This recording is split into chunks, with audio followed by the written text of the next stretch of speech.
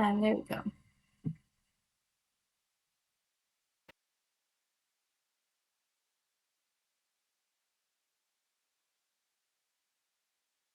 Right. Just double checking a couple of things real quick.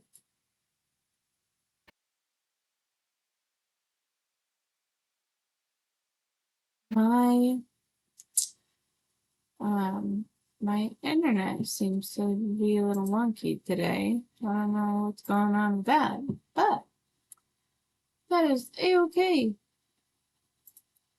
So, um, I decided I'll do a tarot or intuitive reading today. Um,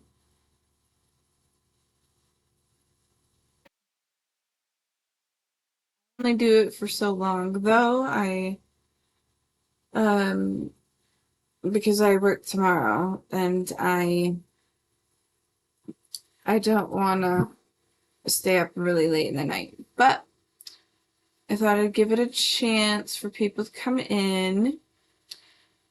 So while I'm waiting, I'll just talk about some updates real quick. So I'm really excited because I've been building my family tree and I have almost 300 people in it now. So that's really exciting. And um I started with like 10 or around 10. So, I'm really happy to have expanded it so far.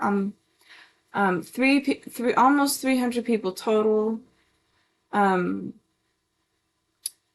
yeah, and it's exciting because my mother's side of the family's been very hard for me to research and find. And I finally found distant relatives. Our DNA matched on it, and I reached out to a couple of them and they answered. And I was so excited to get that information. So I finally know more family on my mother's side. And I'm hoping to update the tree as far and as much as I can, and then I want to collect like documents to put in there. And I plan to make physical copies, so that's like my updated information that I'm really excited about. Um, I'm trying to think if there's anything else that was new. Oh, I tried to I tried to get a remote job that I was looking into and I didn't get it. Oh, apparently a client of theirs recommended somebody for the position, so the position was taken before I applied for it. Oh, I forgot to. That's okay. I'll do it tomorrow. It's not a big deal. But yeah, so I was looking forward to it. So now I'm kind of rethinking what I want to do for opportunities in that field. I think I'm kind of looking at Upwork stuff, so I might go into Upwork for some things and we'll see how that goes. But yeah, so anyway, um I want to check a couple things.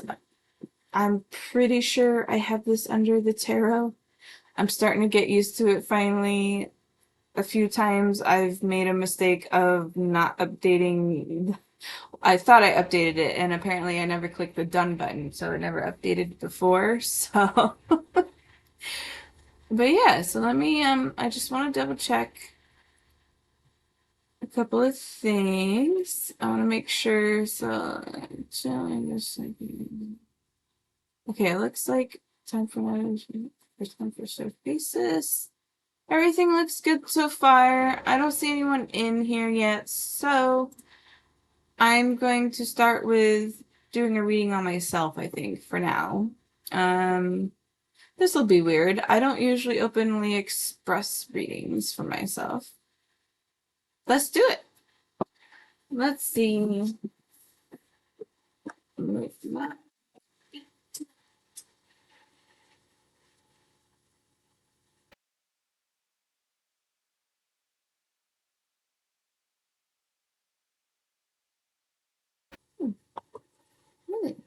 Okay. You're definitely one of them.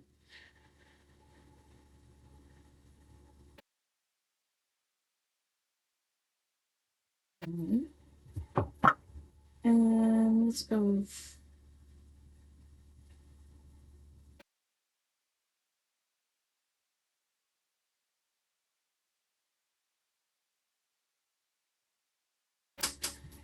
All right, let's go with that. I want one more. Let's go with one more.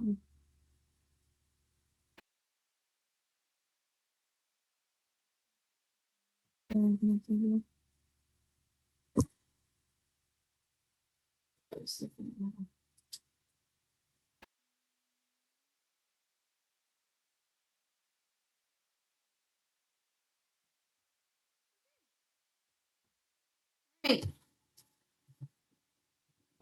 Interesting batch I have going on so far. I wonder which one I should do first. I'll show you each deck in just a moment. I just want to see which one I should do first.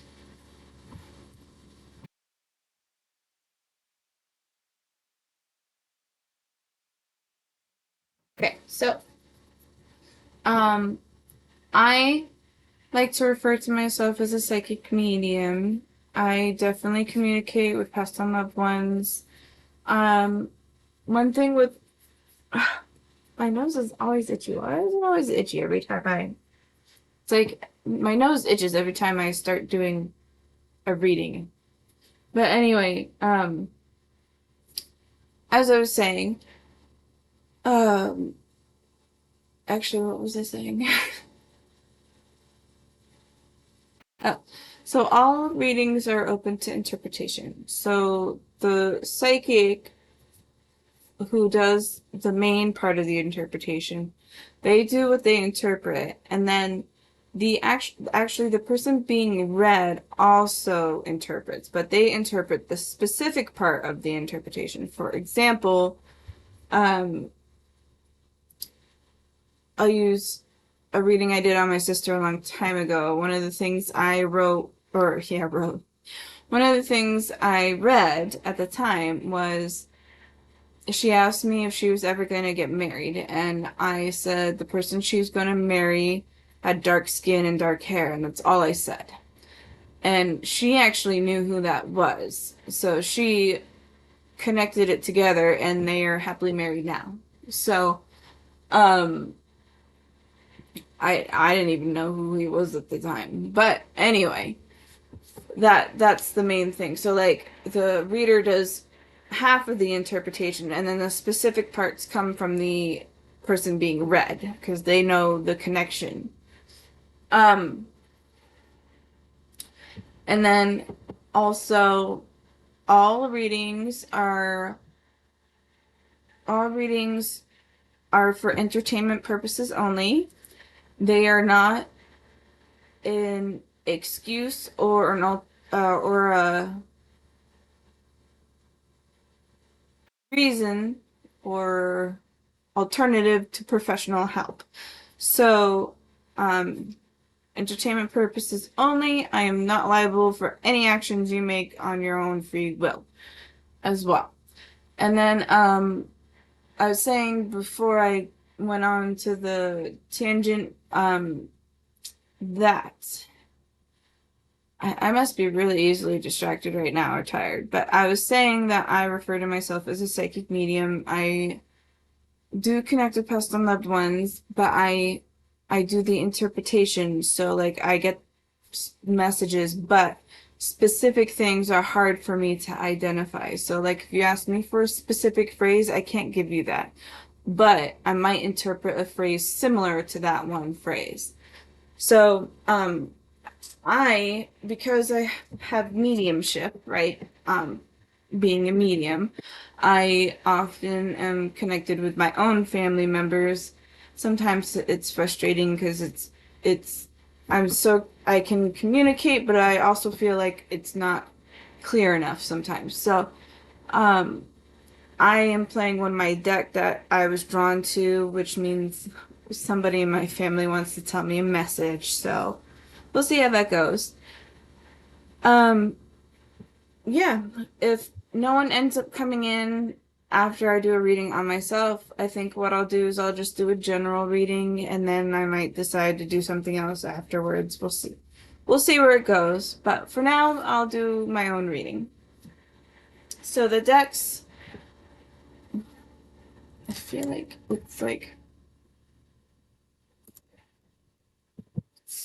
it's weird. Should I do a different side? Oh, but I like the yellow one. Hmm. I don't know. Oh, it's too close. It's too close to the face. Okay. Anyway, sorry, I'm adjusting my light. I should probably do the other one because it's better to see me in, but I kind of like the yellow hue because it feels warmer. So the decks I played on myself, one of the things I often question what I should do as a career, and I've tried so hard to do something spiritual for a career, but it's not easy. And I've maybe I should write a book on it, but I've tried other options too, and I have opened my own business, and I've had to shut it down because I don't make enough profit to overhead ratios. So um, I often question what should do for a career, and I actually been one of the things I love telling other people is that, well, first, if you go to see a psychic, always go for someone who barely knows you. You get a better reading that way. Um, and the other thing is that I also recommend going to multiple psychics. Um, because sometimes they'll either repeat the same thing or they will tell you pieces of information you couldn't get from the other psychic, which is nice. So, I love doing that on my own, and I actually um, have been getting repetitive patterns of what I should do for a career, and I'm considering it more now, but it's something I have to save money for to get certified in. So it's kind of like it's floating right now. It's floating. But I ended up picking some decks that involve careers. So with my own reading to myself, it's gonna probably be something like this. So let's get into it. I've got a Tweety Bird shirt on. It has the back of this upside down as the back of the head of a Tweety Bird. It was my grandma's, I guess. It's a little worn down now, but it's pretty old. Okay, my bangs, they were in the front and they decided they no longer want to do that. So I'm just gonna let them grow back out the way they prefer, you know. Anyway, back to it. So I'm gonna play this deck first for myself. It's Angel Cards, the original Angel Cards by Kathy Tyler and Joy Drake. I also have calling cards, Discover Your Calling, which is actually very interesting that I played this because this is not an Oracle deck. This is like this is a very specific deck where you're supposed to like, what do you call it?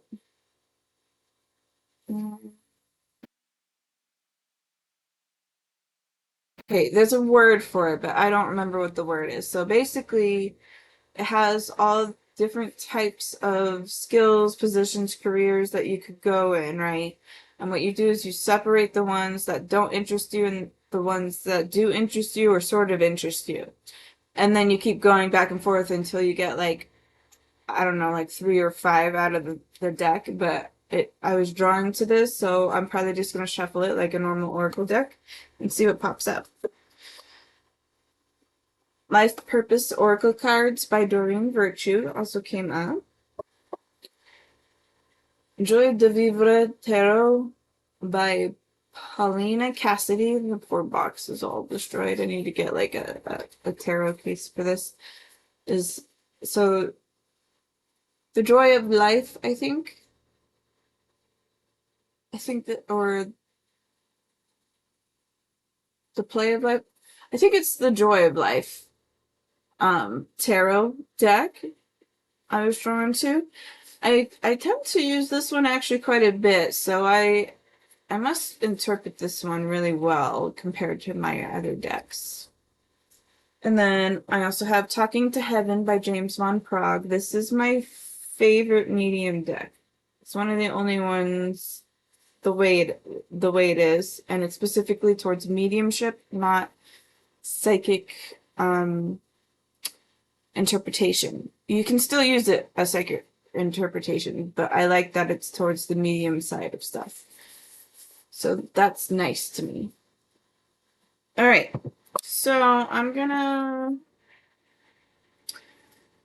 play my angel cards on myself first. I don't really know what I was just drawn to this deck, so I'm kind of just doing a general reading on myself at the moment. Like I said, depending on if anybody comes in, I might just do a general reading later if nobody wants a reading, so we'll see. We'll see how it goes. But for now, I'm going to do a very public reading on myself. So, excuse me. These cards are tiny, by the way, and they're like they're single word cards. So, I'm just gonna do a general reading on myself and see what comes up. I should consider playing some like background nature noises or something with this. Okay. First word is power.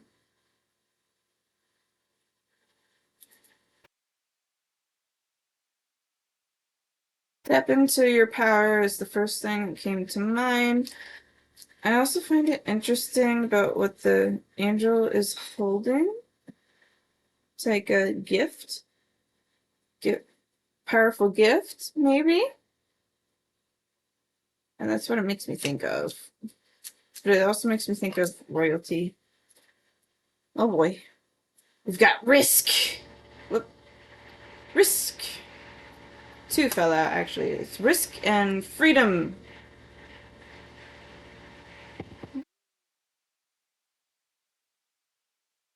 I'm not sure if two meant to fall out, but I doubt it was a coincidence. So, I'm gonna play it. Oh, okay. The angel on the freedom card is nude on the beach. I would never do that. But I get the point. And then lights. So we have I'm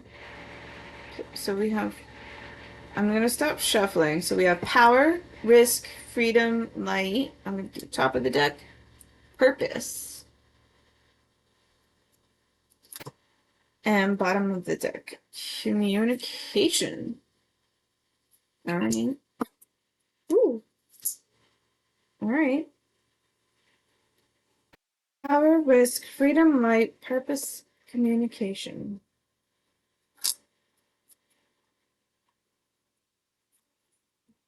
It makes me, just from the images alone, it makes me think of like having a fulfilling life. So like, let me see if I can show you all the images. So like this is the power one, right? If you can see the little character here. It almost looks like royalty or a pope or priest or priestess. Um, then we have risk, and this makes me think of like whitewater rafting, just having fun with adventure. Then we have freedom with this little naked angel on the beach. I would never be naked on the beach, but they exist, and they're for people who like enjoy um embracing that like full au naturalness part of their life. And then we have light, right? And this actually makes me think of like holding two sparklers, like during July 4th or holiday celebrations. It makes me think of sparklers. And then we have purpose. And it looks like they have like a mining axe, but they're totally climbing mountains in this. Totally climbing mountains. and this is communication, and there's just like a whole bunch of angels on the telephone. So like right just immediately off the bat, like for my start of the reading, right, for myself. Or maybe it's a collective reading. It could be for myself and for some of you who decide to watch this, right? Um, it makes me think of someone who desires to have a strong and fulfilling life to start with. Um, I see like obstacles that could come in the way, and it's your job to overcome them or go around them, under, over, around, whatever it needs, break through them, whatever you need to do. It's an obstacle and it's only temporary. Once the obstacle is gone, you're moving forward with ease, right? So I see that. And then communication makes me think of networking.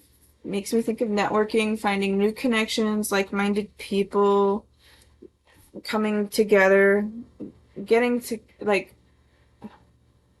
I'm like shaping a ball, but it makes me like a tight-knit group. Like you are with your people, basically. You're communicating, you're networking, you're vibing, you have like-minded individuals with you. Um, for a reading for myself in terms of how I genuinely feel and generally feel often is that I have great friends and everything, but like I often feel very out of place. Like I don't vibe with my closest friends, which is okay. That's totally fine. We just go separate ways, like in different directions, and that's normal. But like it feels weird to me because I don't feel a close connection anymore because we aren't like-minded. So that part is the hard part for me, I think. And um, often that can conflict and confuse me because I want someone who, or I want to be around people who I'm very particular. Like I do enjoy psychic readings and intuitive readings and like just following intuition, following your heart, and like mind over matter, and like very, very self-improving and stuff all the time. And like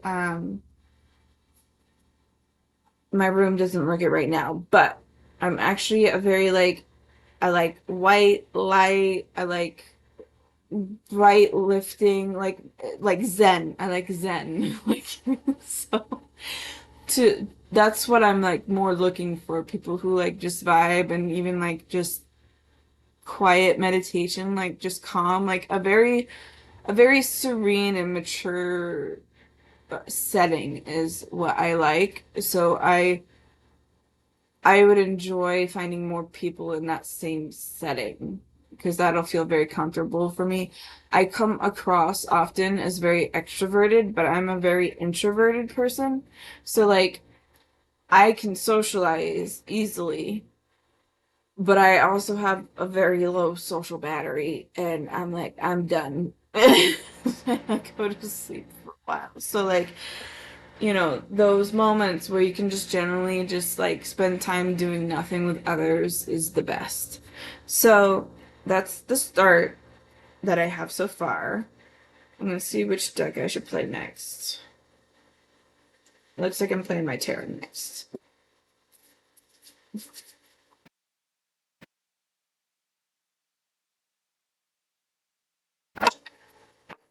I'm just gonna shuffle them up real quick. I also feel like I should smudge myself with the landlord told I don't want to hear it. So I'll do that at a later date.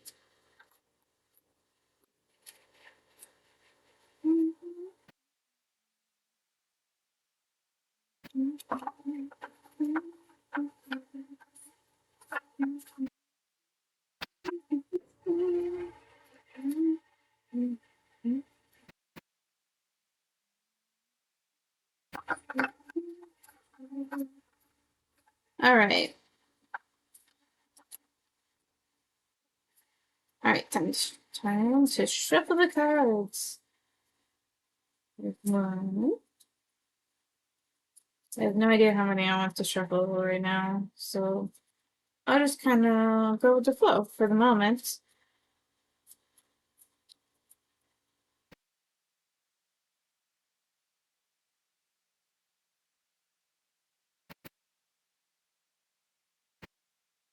Oh, put one here.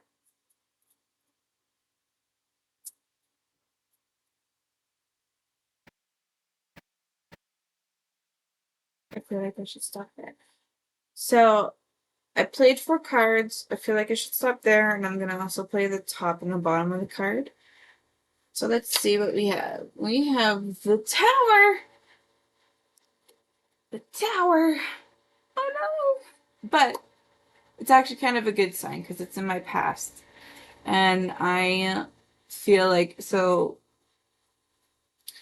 I felt like um that lately I was like I just couldn't get to how I wanted things. Like I didn't feel like myself, basically. I felt very stressed out.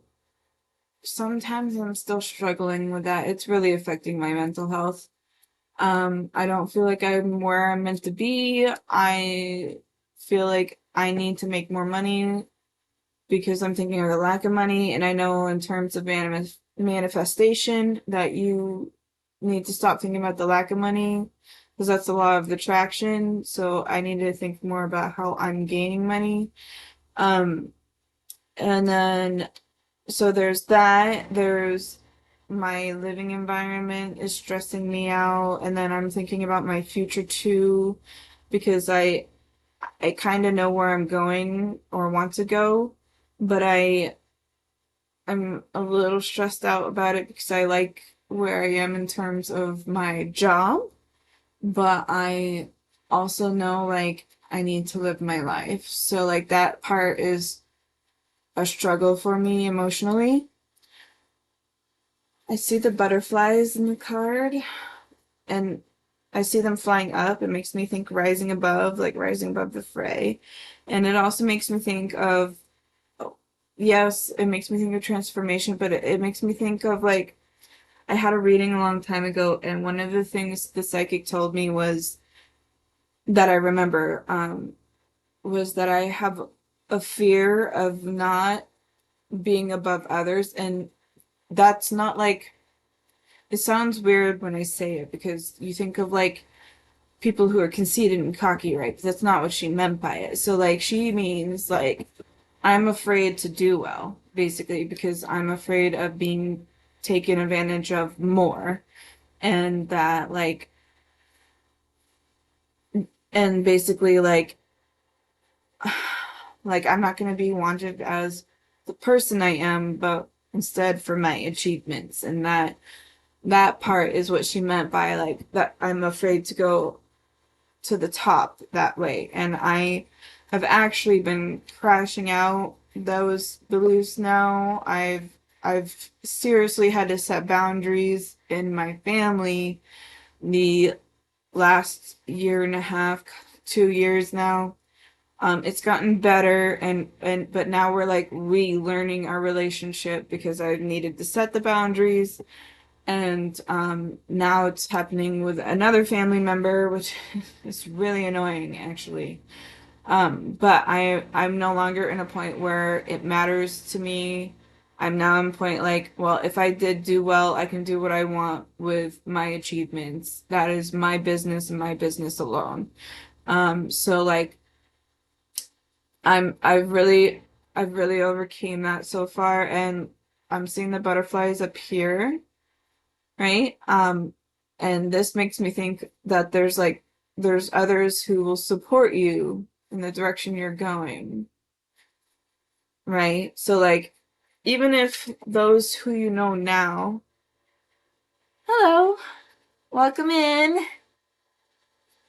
Serendips. Is that supposed to be off of like serendipity?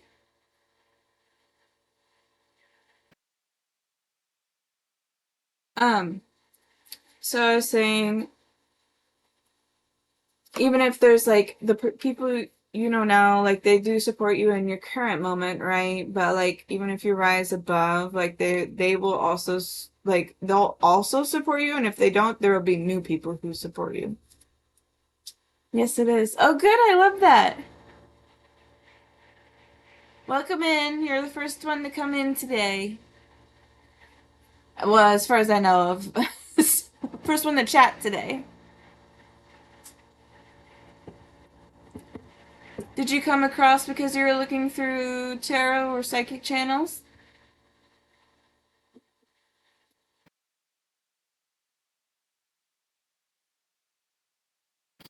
Wands in reverse is my next one. So I just to inform you of what I've been doing in the videos so far. Psychic channels mostly. Oh good. Well thanks for stopping in mine. I started with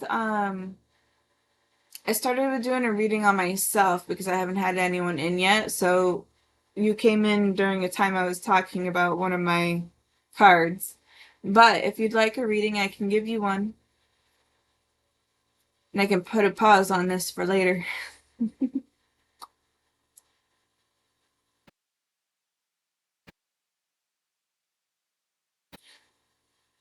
So my next card is King of Wands.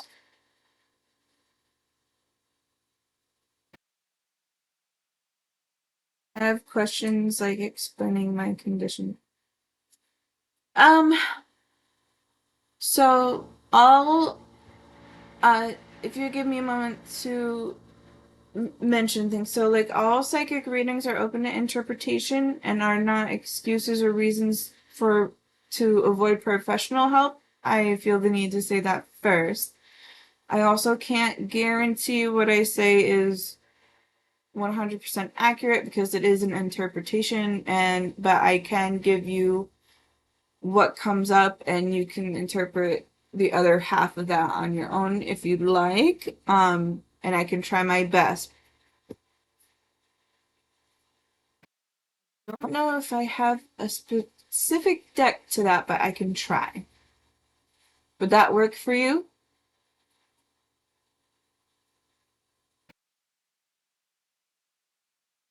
So I feel like yeah, sure thing.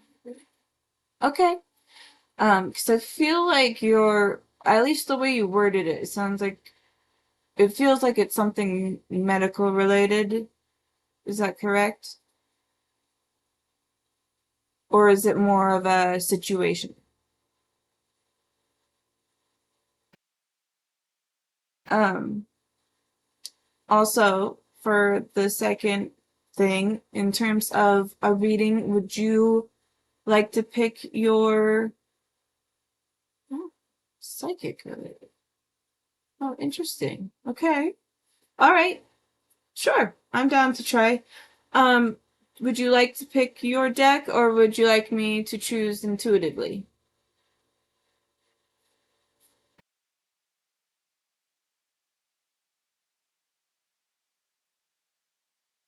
I'm just gonna flip my cards over real quick. Oh, I got a lot of reverse ones this time. You can choose. Okay, great. So give me just a moment. I'm gonna take a picture of mine just so I don't forget where I was. Okay, so let me put these away first. And I'm going to choose your deck in just a moment.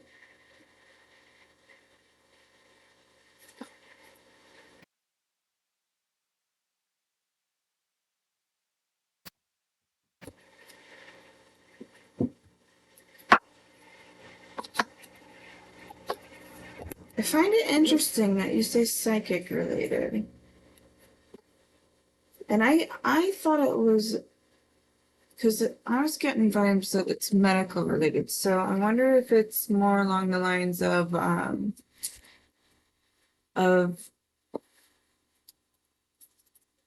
energy that doesn't belong to you. Oh, why'd I do that? I put that away before. Sorry. I try to be quick. Okay, so I'm gonna put these back where they were, just so I can pick the decks. Sand.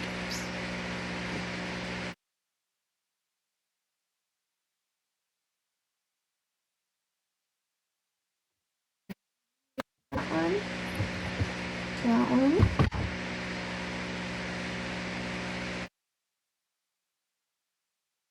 Okay. This one. This one. Oh, hello.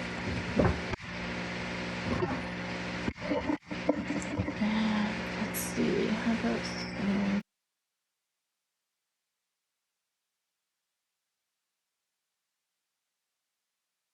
yeah. Okay. All right. I've picked your decks. Would you like? I'll show you what they are real quick before I play cards. I think I'll stick with these because if I grab any more, I'll be exhausted. So I'll just show you. The first one I was drawn to is actually my power deck. I usually use this last in terms of readings, and I usually read just the quote on the bottom as like a powerful final phrase or quote for you to like pay attention and acknowledge. It's like a confirmation cards. But like have a tarot deck too, but I never read for myself. It's always supposed to I understand, no worries. I personally like to go to like I'll do readings on myself, but I will also go to other psychics because of the ego that you're speaking of, because you're biased towards specific things, and then you have to like you need another opinion to get out of the bias. But people call it bipolar, but it's like how many things have to come true before I realize it's something else. Interesting. So, right now, just based on your chat, it sounds like it's a karmic cycle. If anything, I want to be open and honest about, and yes, it's a struggle, but not without merit. Okay. So I am actually an honest reader. I don't sugarcoat anything. I will say it like it is. I try to be polite about it, but I also don't sugarcoat anything. So if anything about flaws come up, I will actively say that. I hope that's all right with you. Okay, so you said you also want a tarot deck. I think so. I have a couple of them. Let me see which one I'm drawn to.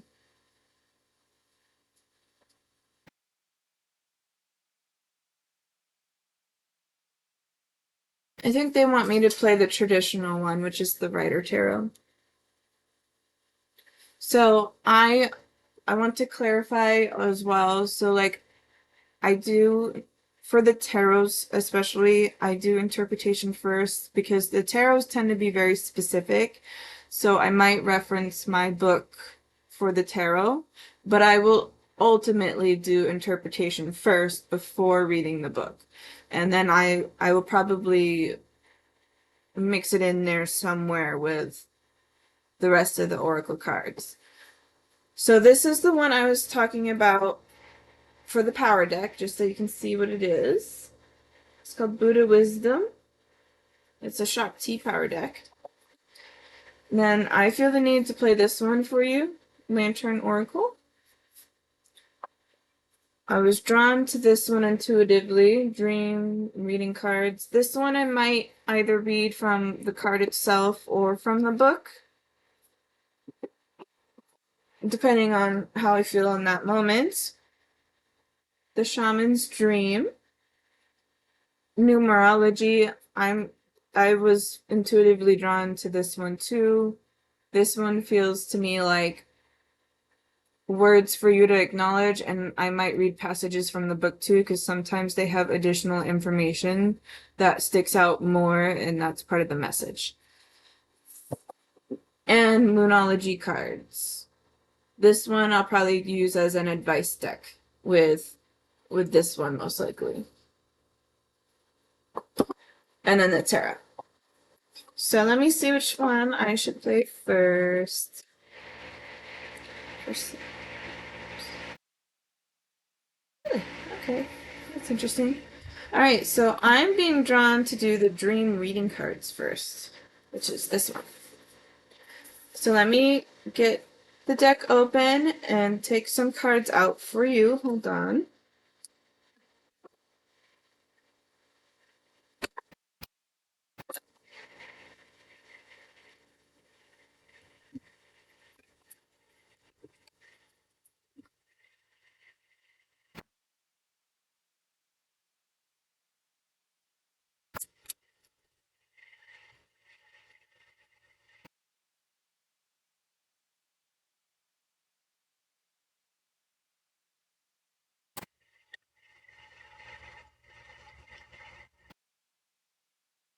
I haven't flipped the cards over yet, so I don't know what they say or if there's anything on it. Sorry.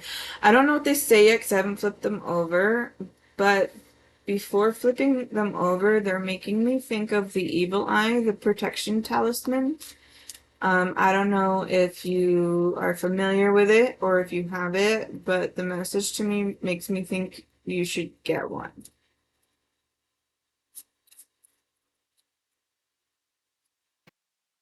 Okay. All right. Um, I'm just confirming you're still here, yes?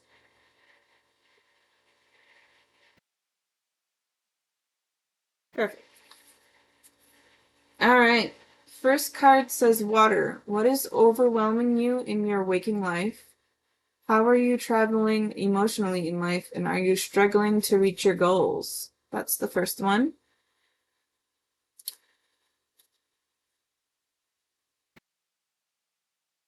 It makes me think of lack of ambition first. And the way she's reaching her arm out also makes me think of someone who always likes to accept what's given, but doesn't necessarily put in the extra work to give back. And also, the way she's looking up also makes me think that she's always observing. Like, she's always observing something, but she doesn't act on it. So, like, I don't know if, I don't know if she's like trying to find something specific or she's waiting for something to arrive and she doesn't know what it is yet, but she'll know it when she sees it. That's kind of the vibes I get out of it. To start with, um, and then in the book, right, we'll read from the book 2. This was 3. So let's see. Water represents your emotional, creative, and spiritual life. Um, okay. Themes are drowning, sailing, swimming, falling in, bathing, drinking, washing. If you're swimming in a dream, look at the surroundings. Is it a peaceful sea or lake? Are you trapped in rapids or are there ocean waves? How you cope in these situations will reflect your emotional dramas in real life. If the waves are engulfing you and you begin to drown, you are feeling overwhelmed and helpless in your emotional life. Clear waters indicates that you will see your way through it, but if it's murky, it means you were confused about emotional and spiritual aspects of your life. If you are diving deep into the deep, it suggests taking a risk and exploring your emotions at a deeper level. So that phrase there, if you're diving into the deep, it suggests taking a risk and exploring your emotions at a deeper level. It makes me it made me think of something I like to do called shadow work, and it's when you really go down towards your, we call it the shadow self, right? So it's really when you like focus on in your own way qualities you consider negative, but like really asking why you feel that way, what makes you think you became that way, and like going into depth that way and journaling about it. Yeah, that resonates. Oh, good. I'm so glad. So, that phrase makes me think of shadow work. I don't know if you've heard of it or if you thought about doing it before, but it sounds like that might be something very beneficial for you. Often some emotions stem really deep and come from something in the past. Flowing water reflects changes, but stagnant, muddy water means you're stuck. Sailing in calm waters. So before I continue reading, that makes me think of mental confusion. There's a lot of mental confusion. Um, Flowing waters reflects changes, but stagnant muddy waters means you're stuck. Sailing in calm waters is a metaphor for an emotionally blissful life. A tempestuous ocean and hanging on for dear life on a boat or raft is the very opposite. Are you headed for the rocks? Do you need a lighthouse to shine its light on a problem? A swimming pool is contained, so you don't like to take risks when it comes to challenging your emotions. This phrase, you don't like to take risks when it comes to challenging your emotions, it makes me feel like you're actually a very sensitive person. And you're actually very in tune with your emotions, but it feels like once your emotions are triggered, they're hard to control. So like you're very sensitive like in your heart, and I can tell that you care, right? But that's also frustrating for you because it almost feels like you care like too much, like too intensely. You're just a really strong emotional person. If that doesn't resonate with you, that's okay. I'm just interpreting what I'm feeling. But it feels like you're a very strong emotional person and you have like you care deeply, but like you also have trouble like isolating the difference between like recognizing your emotion and when you're overreacting is what I am getting. Um, Bathing suggests taking greater care of and pampering body because it's a vessel for your emotions. It's also a symbol of regeneration, so it is important to pay more attention to your feelings.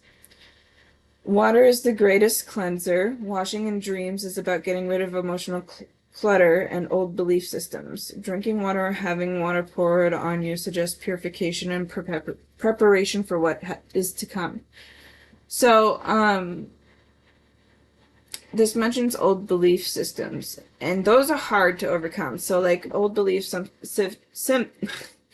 I'm stuttering. Old belief symptoms, symptoms.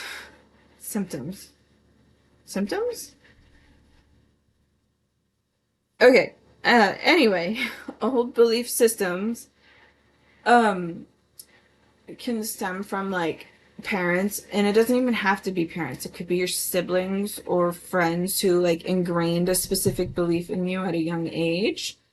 You might not necessarily believe in those now, but when they're not thought about and taken care of properly, sometimes those old belief systems will easily come back up. Yep, I am emotional and I do care. Overreacting is my which is why I learned not to not act on things like ever. Oh, okay, that would make sense with the like first part of what I was interpreting with this card. That makes sense to me. Thank you for clarifying. Um, Falling in water indicates not being prepared for an emotional event. A waterfall, however, is about needing to let go and releasing strong emotions. Floods and tidal waves swamp and overpower the dreamer and are therefore emotionally challenging. The dream is asking whether you can survive the emotional upheavals in your real life. So, this deck is interesting because it has dreams and oracles, and this card that that I just interpreted is a dream card, and the way the book writes things is like it's kind of like dream interpretation. When you visualize certain things that happen in your dream, there's usually a reason. It's either telling you an important message or it's like stating things you're afraid of and so on. Um, so like that was part of the book that was just mentioning it, but that makes sense with all the emotion and how I was saying like it feels like you're like you'll take what's given to you, but you don't go out of your way. And you just mentioned to not act, which makes sense. That to me, that matches with what I said. So I'm going to move on to the next card. This is one of the oracle cards of the deck. It says connection. We are all connected by a universal sea of energy. All that you think and do will have an effect on the world. Reach out and connect with the world around you through love. So this, I don't know why, but this makes me feel your solar plexus. I don't know if you're familiar with chakras. It's like right above your belly, and it kind of makes me feel a little nauseous actually for some reason. Um Anxious, anxiety maybe. Um I'm trying to I'm just taking a moment to look at the card to see what else comes through.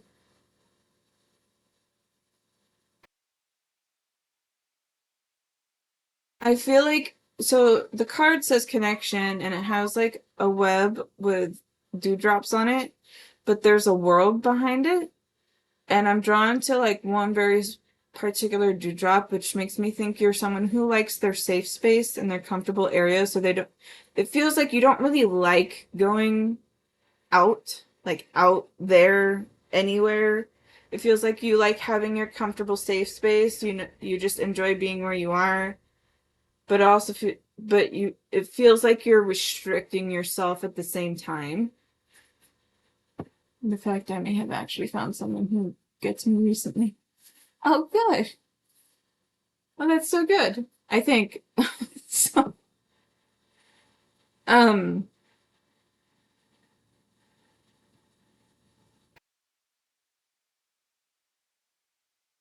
it also makes me think you have more opportunities if you let yourself try. I'm gonna play the next Oracle card with it too. Oh, oh, it's cute. It says play. Find time to. Oh, did I show you this card? I don't know if I showed you. The next card says it says play. Find time to incorporate play into your everyday life. Allow your inner child to experience joy. You deserve to be happy and be joyful around others.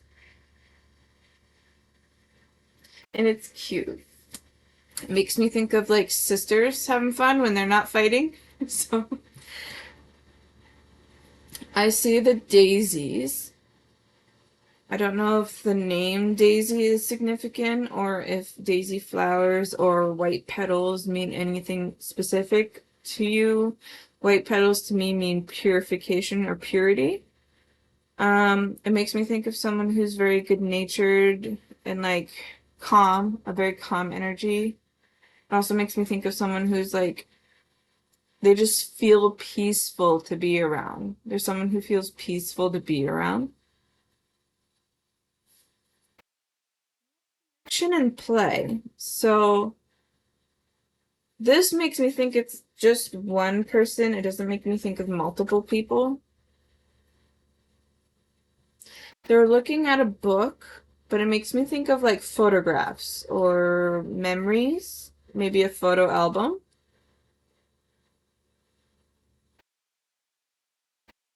Yeah, maybe a lifetime, some kind of lifetime together, but you have connection and play. So I think for this part, so like I feel a disconnect in this card, right? There was a disconnect. And then the next card was connection, and it's playing out like this. So the disconnected card is reaching out with the new connections. And it says play. So this makes me think, I feel like it makes me, I feel like you're very, um, how do I word it? Like mature is not the word I want to use, but you don't feel like you're someone who's like a party person. You feel like you're like a cool and collected person for the most part, but you know what you enjoy and how to enjoy yourself, basically. I'm being told you should do things that make you smile, like naturally smile, not forced smile. You're welcome. Hello, welcome in. Welcome in, Rocket. All right, next card says games. It says, do you feel that you need more fun and play in your life? Is someone playing games in your working or personal life? Do you need a game plan to improve your status or direction? I find that interesting because this is playing games, but this card of games,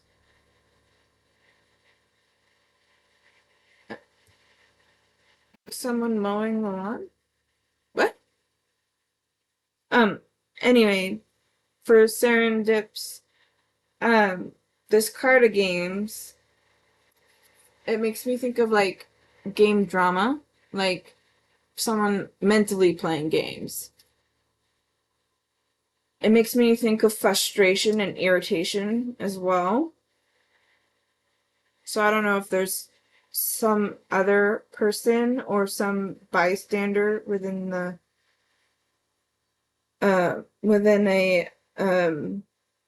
close proximity, but it makes me think of irritation and like annoyance and like just a toxic person. That's how it feels. And then house building. How does the house or rooms of the house represent you? Is it in order or is it a mess? What state are you in? Is the next one out of this deck for you.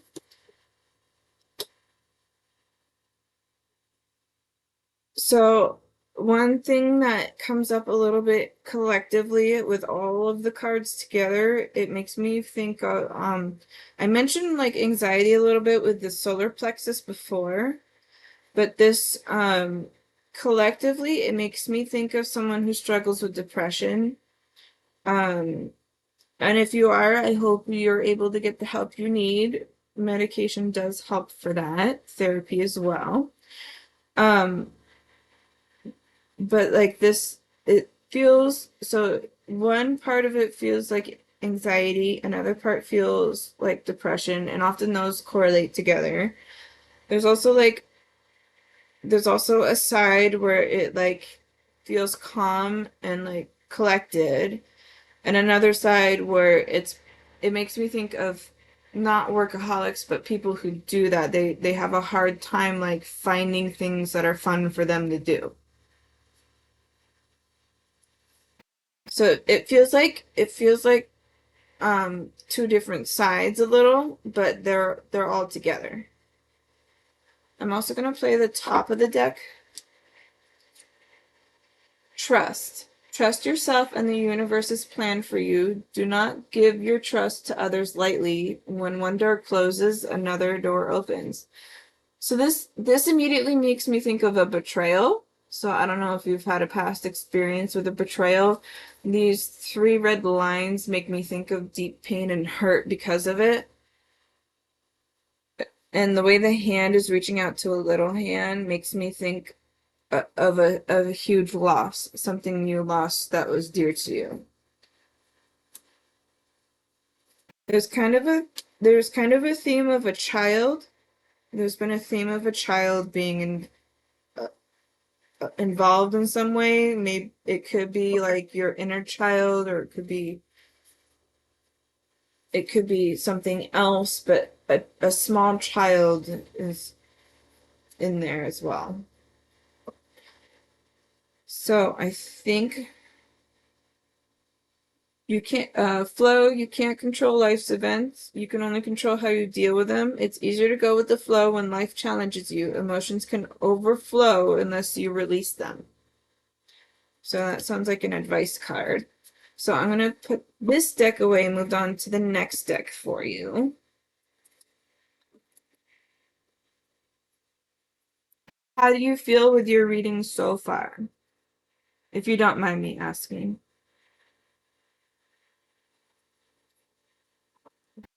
Just the next deck for this person. So I'm gonna play this deck next for you, the Lantern Oracle. Probably flame or something. Oh, you mean noise? My computer fan's kind of loud, I'm sorry.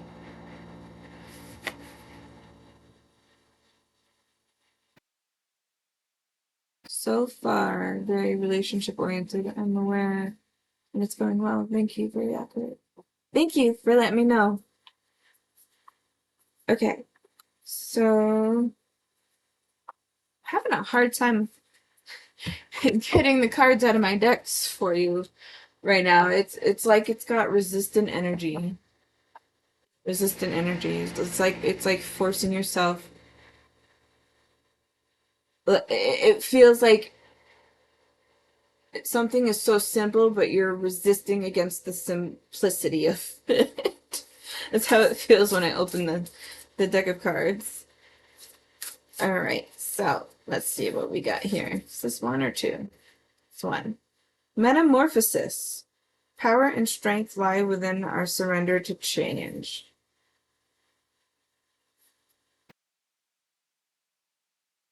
This makes me think of body dysmorphia with the way it comes out, because to me it looks like this character is like looking at themselves in the mirror, and it almost feels like they're like, I know this is me, but it doesn't feel like me.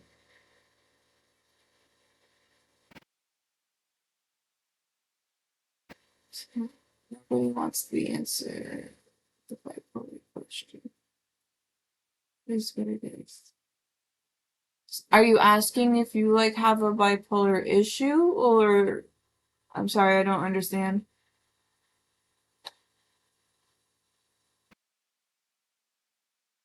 Um, Power and strength lie within your surrender to change. So this makes me think of body dysmorphia first. It makes me think of someone who's in the looking in the mirror, and they like see themselves but they don't feel like themselves. Like it looks, the person in the mirror is like objective versus you acknowledging that you're the person in the mirror. That's how this card feels to me. And it also makes me think that there's room for growth, which probably correlates to the opportunity that I mentioned before. I have no idea. I just want to know what it is. You want to know what bipolar is? Bipolar disorder?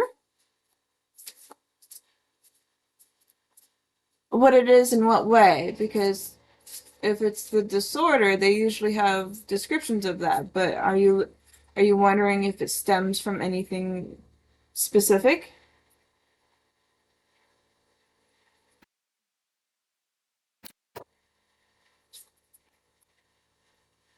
The next card is Lantern. Consciousness is light. This is a very pretty card, actually.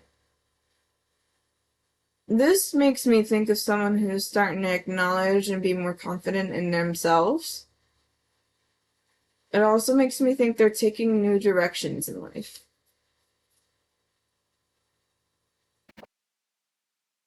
Is it a gift or a curse?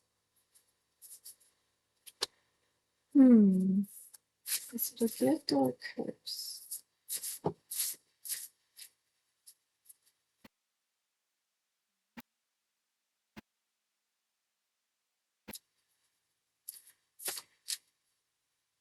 Gift or curse?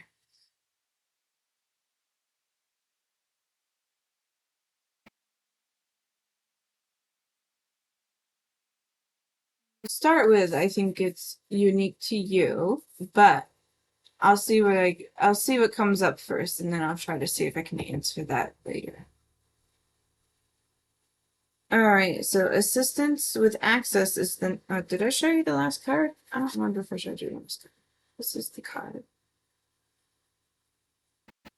This also makes me think of an ambitious. It's like a confidence, ambitious spirit, new direction, heading forward. And then the next one is assistance with access. It is necessary to ask for and accept help in order to receive it.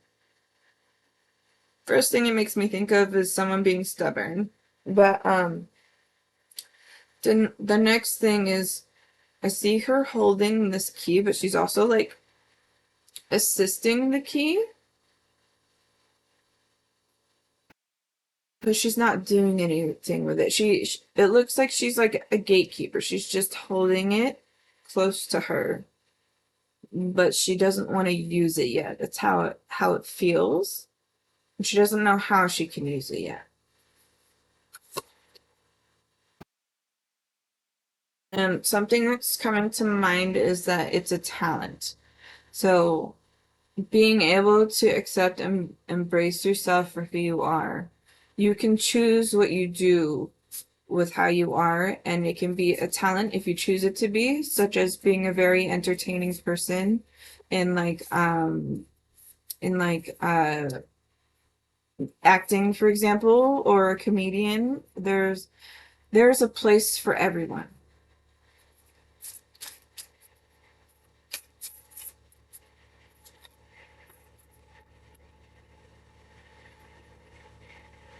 Responding, not reacting. Oh, that's kind of with what you said.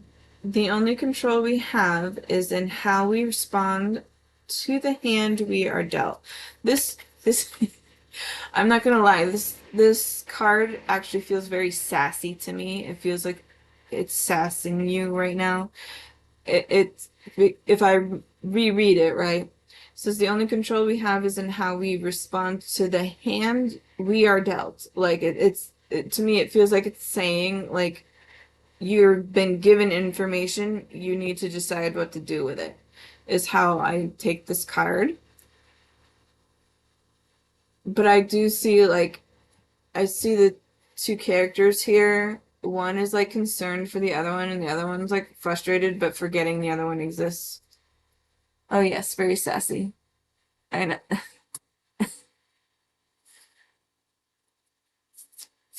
All right. So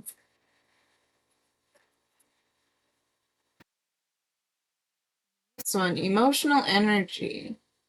Emotions are messengers to be met with appropriate attention, action, and gratitude. So it's a very pretty card. And this card makes me think of, it makes me think, so first, my camera won't show it very well, but first, the like wispy part behind her is very like colorful and rainbowy. It's really pretty. And it makes me think of, um, it makes me think like, it does make me think of a gift. It's saying you have it, you should learn how to use it in a way that's beneficial to you and others. Like, know how you're doing, feeling in the moment. You mentioned you mentioned that you can and agreed that you can be overreacting, right? Which also means you'd be great in drama, for example. So like you'd be great in like theater and stuff and so on. So the way I'm getting things out of your card is it's saying you need to decide what you think it is for yourself. Like, do you believe it's one or the other? So the way I interpreted it is earlier, and with this card, which kind of correlates with what I said earlier as well, is I said that it's a talent. It's a talent, and you having this talent is not something most people have. So it makes you very unique because you have it. But there are no mulligans in life.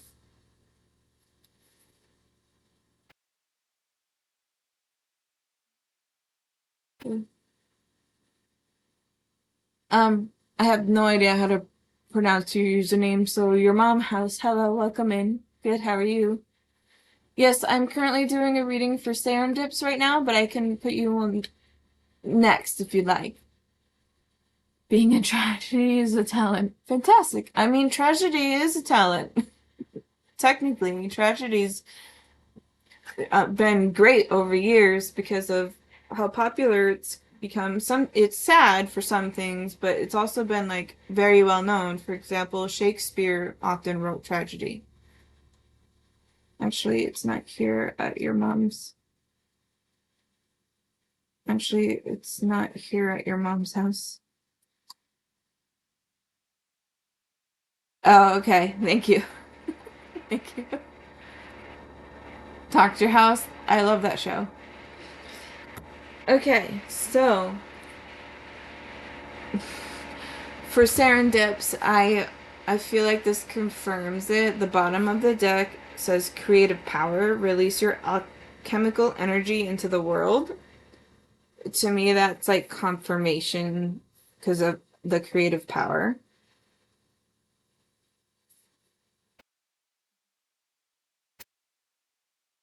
And then we have radical self-love. We can only receive love to the extent that we unconditionally love and live the truth of ourselves. That's your top of the deck. So like I I don't I don't necessarily feel you don't have self-love, but I also feel like you don't actively engage in it either, if that makes sense. So I'm going to move on to your next deck. You have quite a few decks, so it's going to take me a minute. Let's see. Oh, which deck should I do next for sand dips?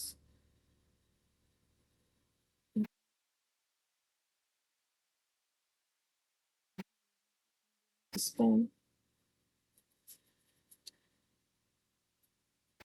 Um, I'm going to play your tarot now. This one I'll probably use my book, but I will do what I can interpret first. Just make sure that's right.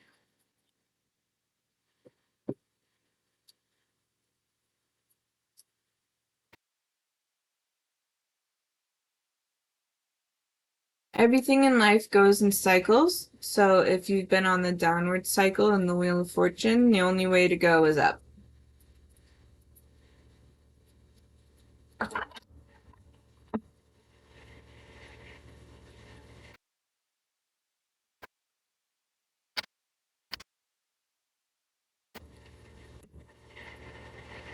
Okay, let's play some of your tarot. Yeah, I think this is the first time I've used this for somebody else. We have the Three of Pentacles in reverse. It makes me think you don't like working with other people, and that's the first interpretation hello. I get off of the card. And then we have Seven of Cups. It makes me think of opportunities, choices again, and it actually I'm drawn to a very specific thing, but I have no idea what it means to me yet. It makes me think of creativity. Are you a creative person? Ah, okay. So we have Three of Swords upright. And that probably correlates with what I mentioned earlier. It feels like a betrayal. And that tarot card kind of correlates with that. And the Seven of Cups now makes me think it makes me think of someone who's trying to explain themselves, but everyone else is not listening. Everyone else is not listening to what you have to say. And I also see a little skull figure in the cup.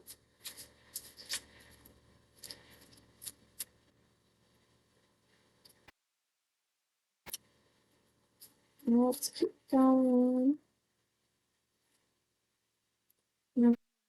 Pentacles in reverse, and bottom of the deck is the King of Swords, and the top of the deck is the Temperance in reverse. Temperance in reverse immediately makes me think out of balance. You need to go back into balance. So let me put these away. Just thinking, pondering. Okay, so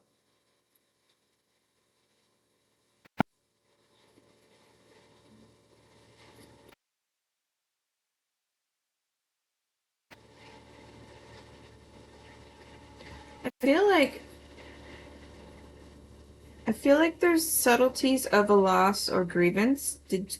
It feels like grief of losing a person. This could be literal or it could also be metaphorically in a way like where you lost someone in a relationship or actually lost someone. It feels like there's a loss and a grief, subtle hints of that. And then the King of Swords makes me think of a father figure, a very stern person, someone who does not have any leeway, relaxing, like a very strict, stern person. There was no like playfulness at all in any way for that one.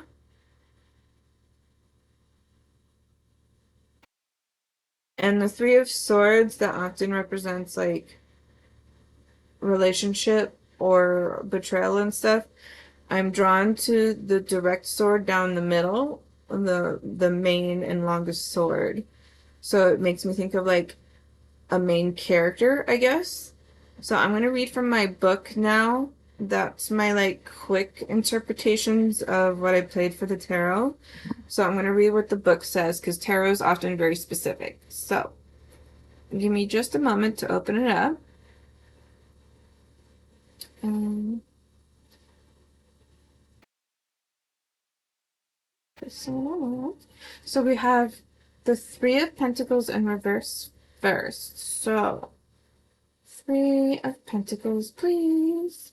Enterprise, success, and that's the overall meaning, and it was in reverse. So it says, when the Three of Pentacles reverses, work is tiresome, and you may not be willing to put in the groundwork or indeed to work at all. Okay, that kind of matches with that mermaid water vibe I said in the beginning as well. This may be because you feel you've seen it all before and have become cynical about finding a career that will suit you, or you take on a role for the perceived glamour.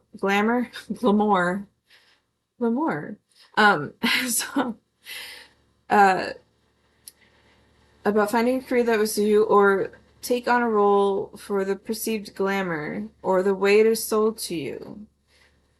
So basically, from what I get out of that is like you're giving a task, you do the task based on literally what you're given. You won't go out of your way, from what I get out of that.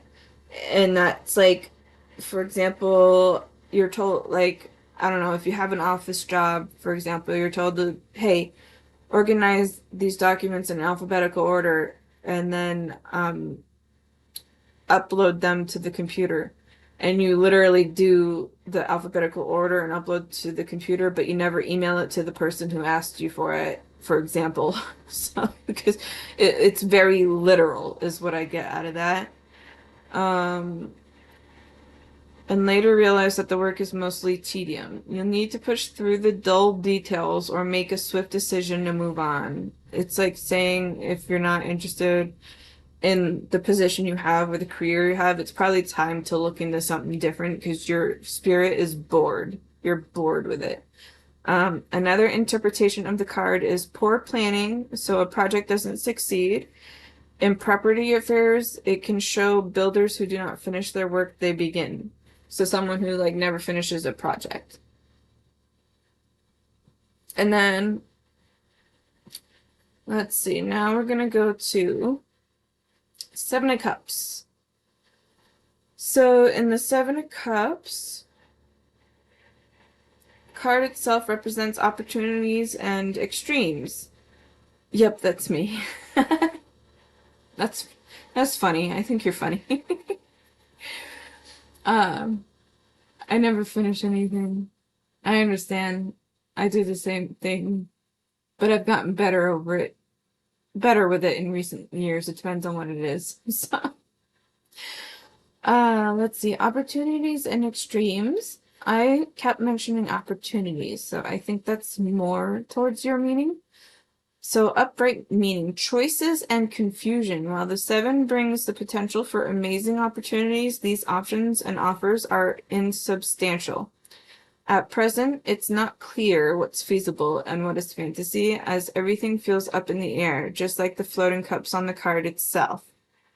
Up in the air. Okay. Be discerning and find out what you can about each possible path. But ultimately, you'll need to choose by paying attention to your instincts and your emotions. Interesting. Okay. This is not a test of logic. Go with the flow and trust your inner knowing. Don't rush. In relationships, this card can show new doorways opening again as joint finances improve.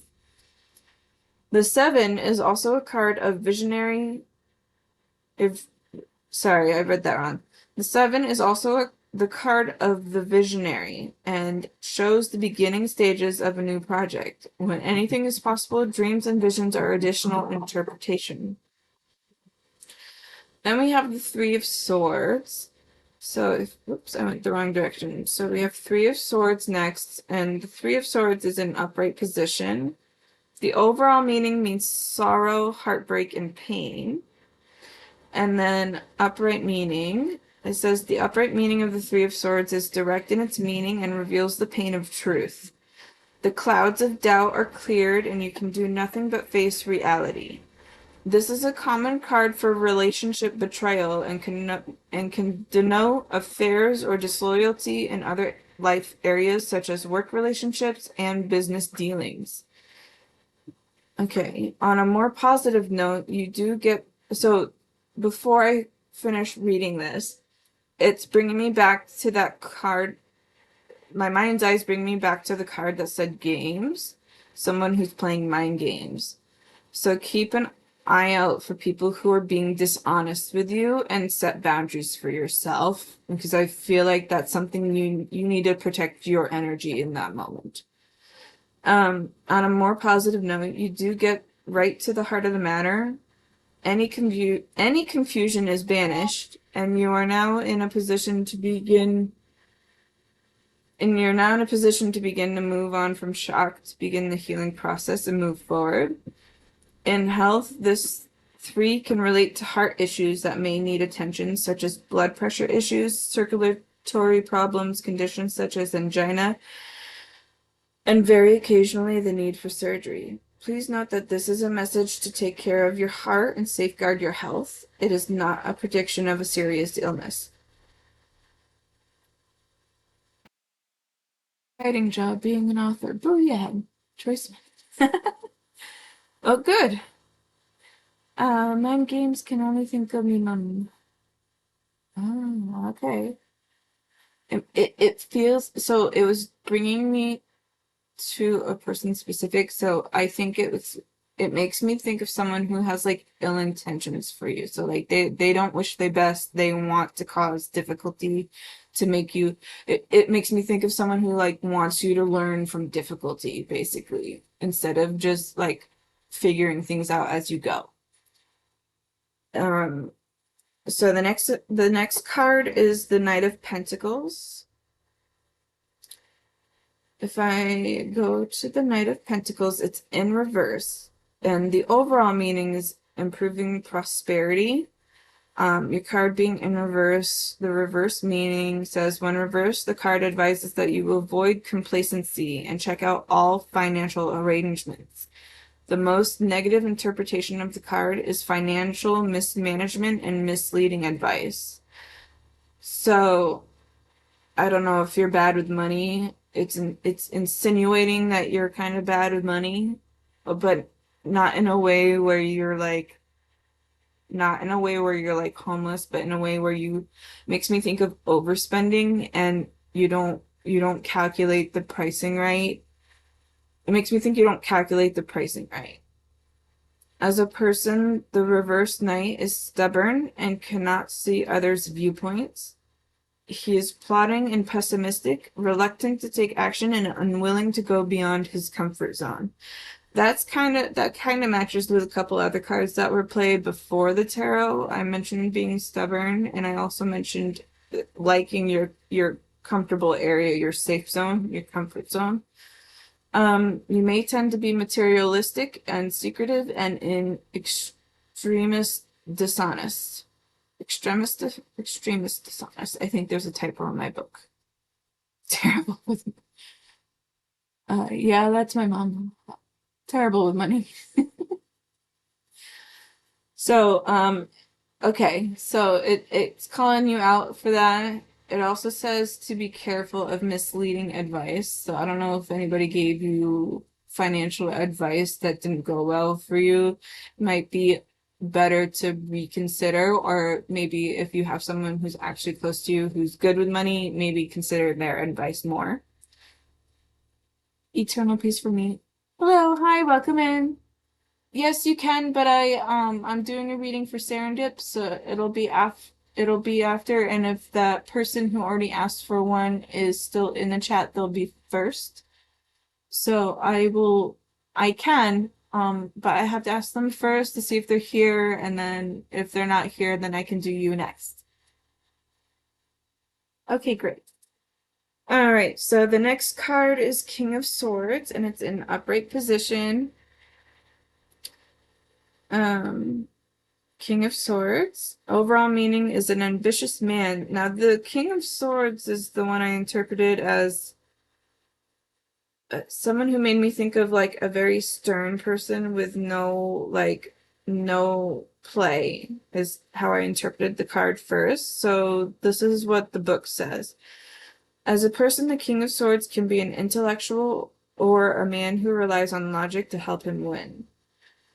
That, for some reason, immediately makes me think of manipulation, someone who's good with manipulating.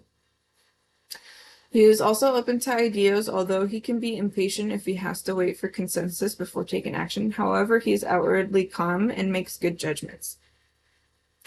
He often has a dry sense of humor and is very charming. In readings, he can appear as a seductive man you meet at work or through other professional connections. His ideal vocations include traditional professions and will often find him in powerful roles: doctor, judge, solicitor, or member of the armed forces or law enforcement. Academic, IT, and research work may appeal, and in business, he's often a manager or director. Whatever profession he chooses, he must be able to make decisions that make a difference and preferably have hands-on involvement. So you mentioned that's your dad. Oh, good. So you mentioned writing job, and you also mentioned the bipolar disorder. And I mentioned like being great for drama and it's a talent, right? So your bipolar disorder would actually be great for you in writing in terms of viewing multiple perspectives of characters and how they would feel in different scenarios. Like that would be very beneficial to your talent.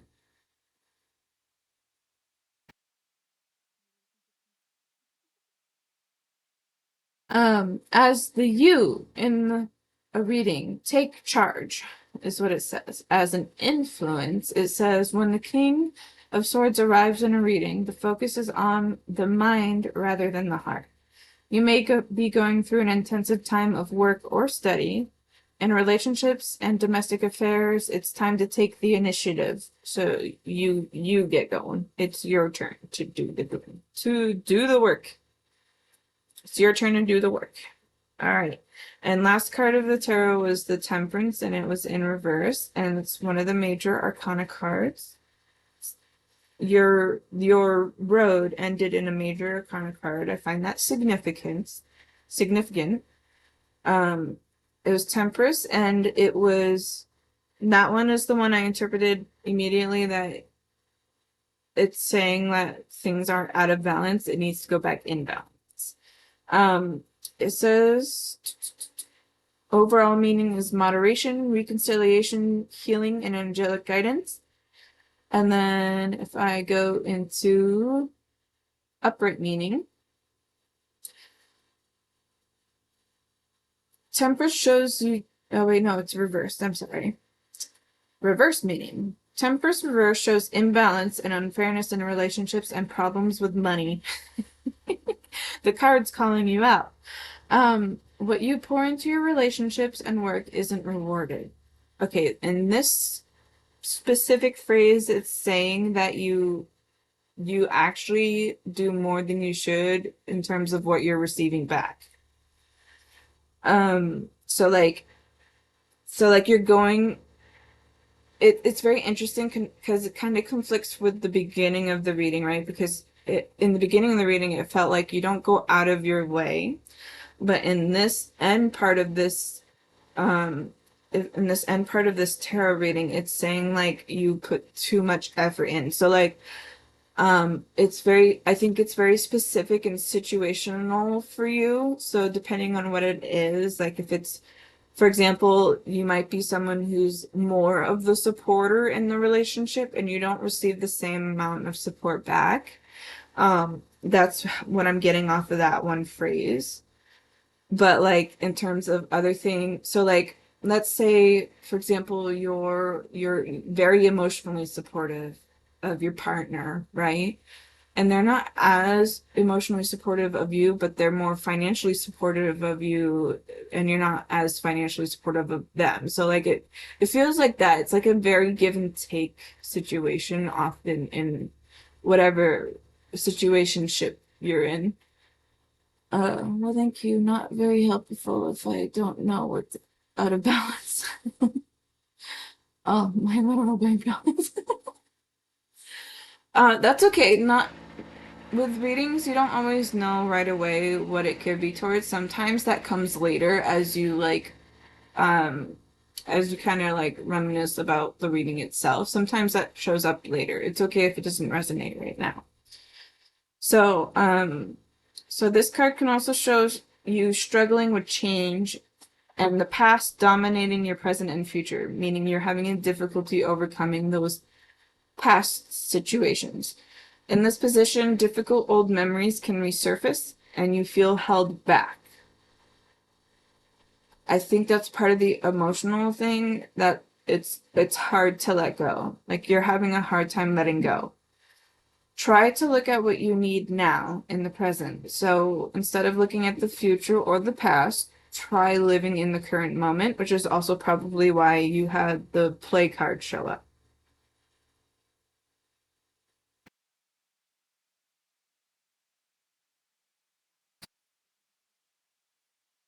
You are guided to find peace is the wisdom message of the tarot.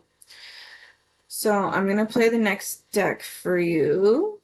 I feel drawn to do the numerology card next. So this is gonna be, it's gonna be more like words like this coming up. And I'm being told that numbers might be significant to you. Pay attention to synchronicity numbers. Woo! Oh, hello. Okay. Oh, when you came in, I mentioned karmic cycles, right? I think so. This this card just flipped over. It says nine, and nine means endings in numerology, leading into new beginnings, and the card says completion. It makes me that makes me think of the karmic completion. So it also makes me think that like you've gotten a lot out of your reading so far, so take time when your reading's over to really like think about it. Um, I'll probably post this on YouTube if you're okay with that. I will wait for your permission first, or I'll cut it out, and you can feel free to reference it later as well. But that nine makes me think of karmic completion. Let's get some more cards from this deck first. Next one is creativity. So you're getting a lot of creativity cards. I actually feel like creativity in some way is relaxing for you. It's actually when you feel very meditative and focused. It's actually also it's also when you feel the calmest. Um, I think you need to do more of that. It feels like you haven't been and you should. Yeah, that's fine. This was a massive read and fun too. Oh, thank you. I'm so glad. Okay, so oh yeah, I do in-depth readings. I've tried to do short readings. I just can't do it. It just doesn't work for me. So okay, next card is leadership. I find this card interesting because it makes me think of immediately of a management position. It makes me think you're someone who does well in a role like management, or someone who's in charge of the job or in work, or like you're not necessarily the owner, but you are the leader and the boss of the situation or scenario. My ascending sign is Leo. Oh, nice. Yeah, so that position is like definitely you. Like it feels like that's where you'll feel very good for career position. So sounds like all is coming up as authorship.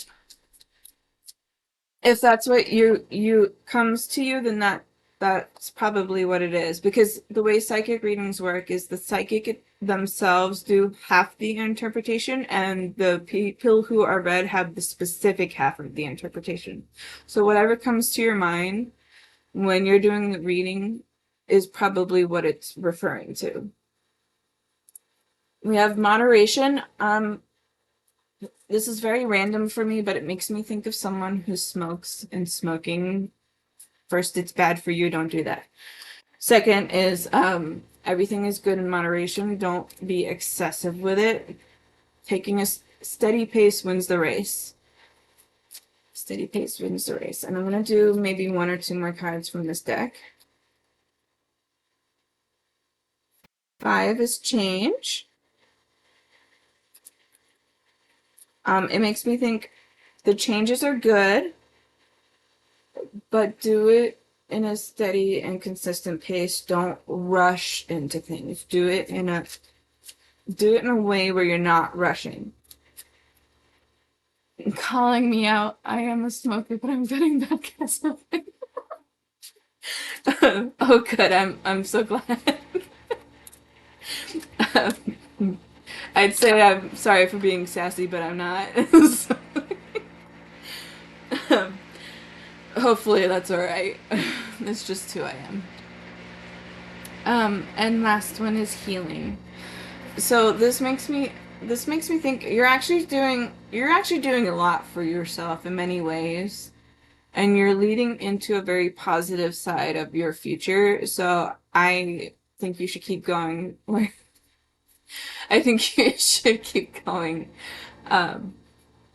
in the direction you're going in. Like, to me, in this particular moment with placing this card, it makes me feel like you have a lot more clarity than you did before. And it feels good. Yeah, Serendips is almost done. I just have a couple more to play. I do in-depth reading, sorry. But I'll be on for a little while. Alright, so we got 3 decks left. Okay, so next deck, I'm gonna do the Shaman's Dream deck for you, Serendips. It was a very deep reading for you. I feel like you've had a lot going on.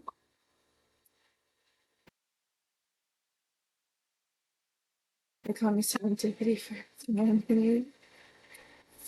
Touche. Alright, so Shaman. Oh, hello. Something wants to fall out. Oh, but it didn't. Okay. 2 cards came out for this.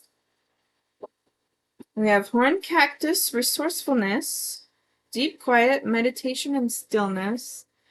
This makes me think there's actually something very meditative that you like to do. Do you like to go outside, be by trees, or like cold air or something? There's something that is actually very meditative for you that you like doing.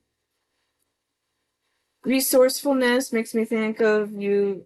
It makes me think of my college days. It makes me think of like citation, finding resources, research information, and everything.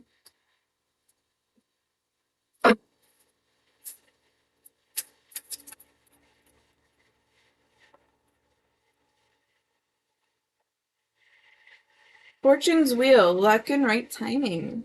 Oh, good. This you mentioned the Wheel of Fortune earlier. Here's the Wheel of Fortune here. It says luck and right timing. And if you've been down and at rock bottom, the only way to go is up. And I said that earlier. This is a confirmation card for this. Self-hypnosis. Oh, interesting. Okay, that makes sense. Yeah, that's good for you. It's saying you should keep up with that. It's also when you're most creative, I'm being told. Your self-hypnosis helps bring your creative ideas to you. We have Whale Song resonating, and I'm gonna play, I think I'll play either one or two more. I'll see what falls out first.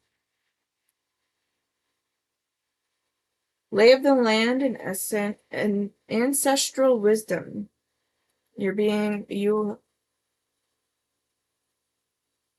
I wanted to say spirit guides, but I'm being told to tell you you have guardian angels, so I don't know if that's something resonating with you specifically. Then we have Dragon's Horde protecting the future is the bottom of the deck energy. Then dances on one foot, balancing act. Okay, so there's those. And now I'm going to get into your advice cards, and that's going to end your reading for the day. And I'm going to move on to the next person. So let me get the cards. I'm going to do the Moonology deck first.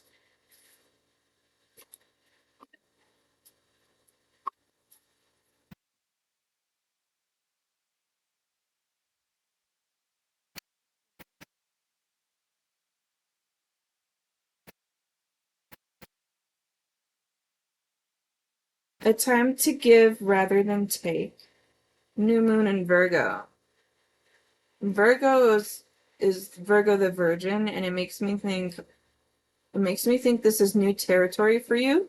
This is a time to give rather than take. So it makes me think of creative ideas, brainstorming, and actually communicating with others because they might inspire you as well. Yeah, there are secrets I can't spill. Angels are there to protect that. Yeah. Just fell right out of my hands. Meditate and contemplate new moon in Pisces. The meditate and contemplate card makes me think of like really take your time to consider what you want to do.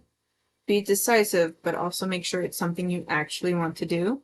And I'm being told to tell you if there's a time that you decide to move forward with it and you're having a struggle or a hard time with it, take time to breathe.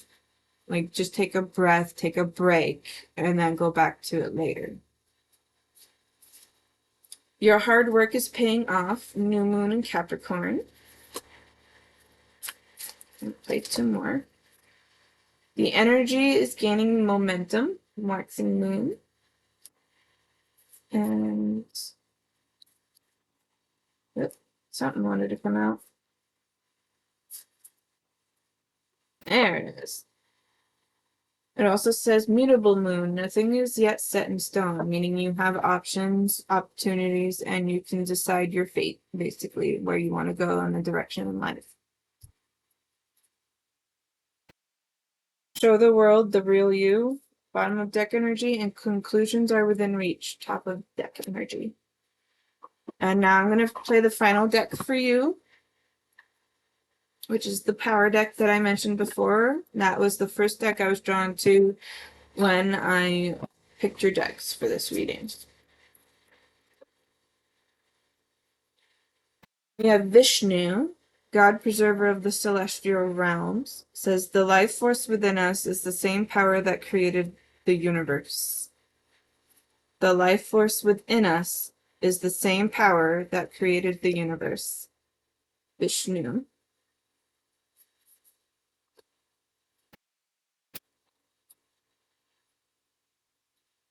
Rahula, confront the things that scare you most. Confront the things that scare you most. It's okay to be scared, but be brave while you do it. So basically, you can admit and acknowledge that you're scared, but still try anyway.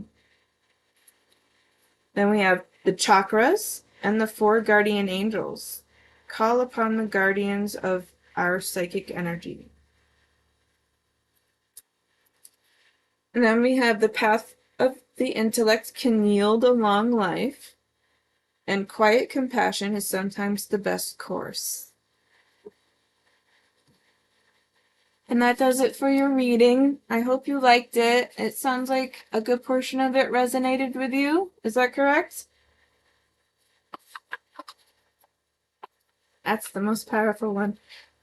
For the deck, yeah, I like it as like the end of all messages, is that it, to me it's very concise. At least how I interpret it. It feels that way for me. Thank you. All of it resonated. Oh, I'm so glad. Do you feel like you got a good portion of answers you were looking for? Just because I'm curious.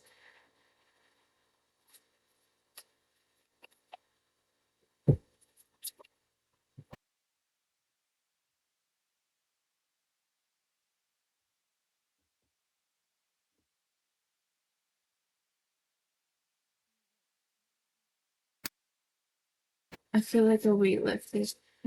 Oh, good. I'm so glad. Thank you for choosing to do a reading with me today. I'm going to take a minute to look back at who was second in line. It was quite a bit up, I think.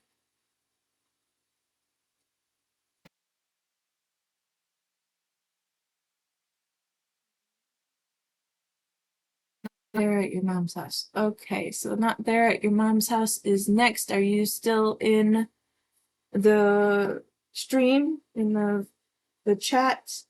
Let me know if you're here. You're next in line.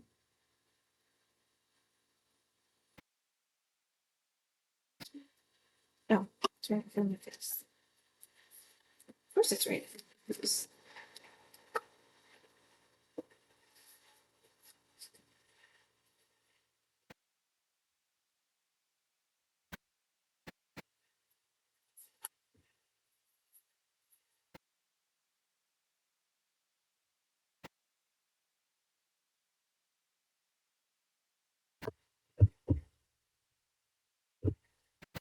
Not there at your mom's house. Are you still in here?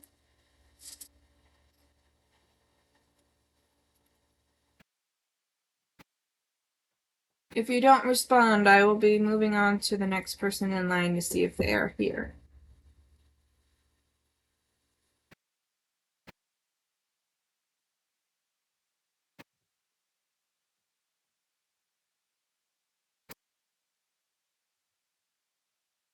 I suppose I could do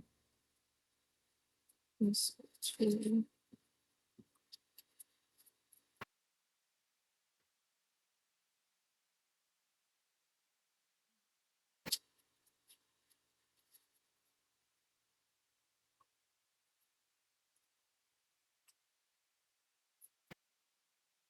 Thanks for waiting.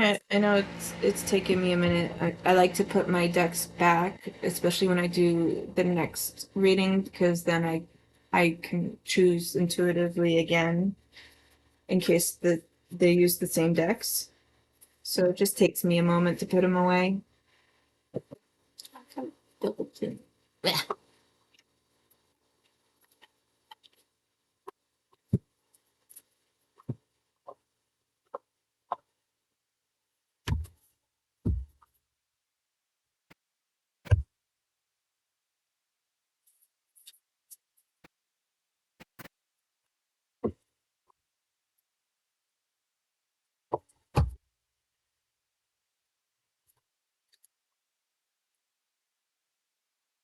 All right, last call for not there at your mom's house.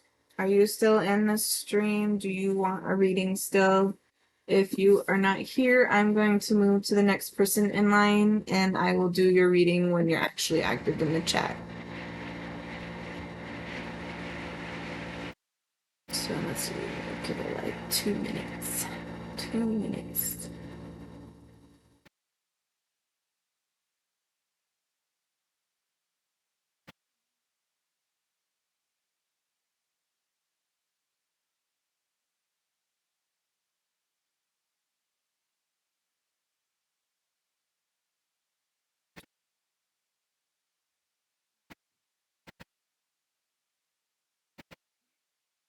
Sorry, I'm looking back through my messages.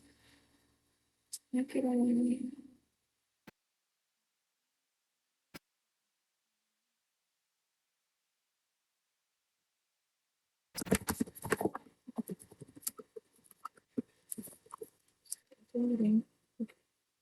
And then let's see who's after. Eternal Peaceful News next. Okay, so scroll down, see if there's anybody I missed here. Okay, great.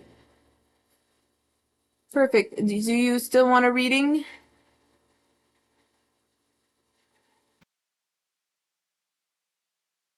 An eternal peace for me. Thank you. I'm doing well. So far, it's a good day. I felt sleepy when I got home, but sometimes those are the best readings. I'm down. Okay.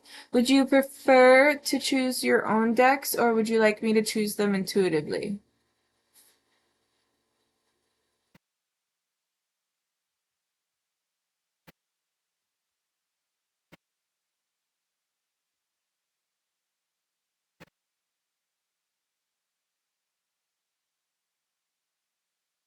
Next one, please. Okay, great. I'm just going to take a moment to drink a little sip of coffee and breathe and relax for a minute so that way I can adjust to new energy for you.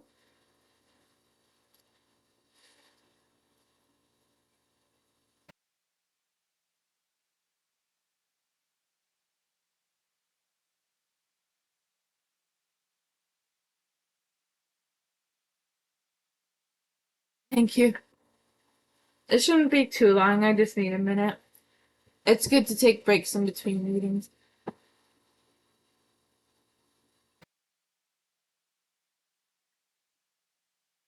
All right. So I'm gonna pick your decks now. I'm gonna see what I feel.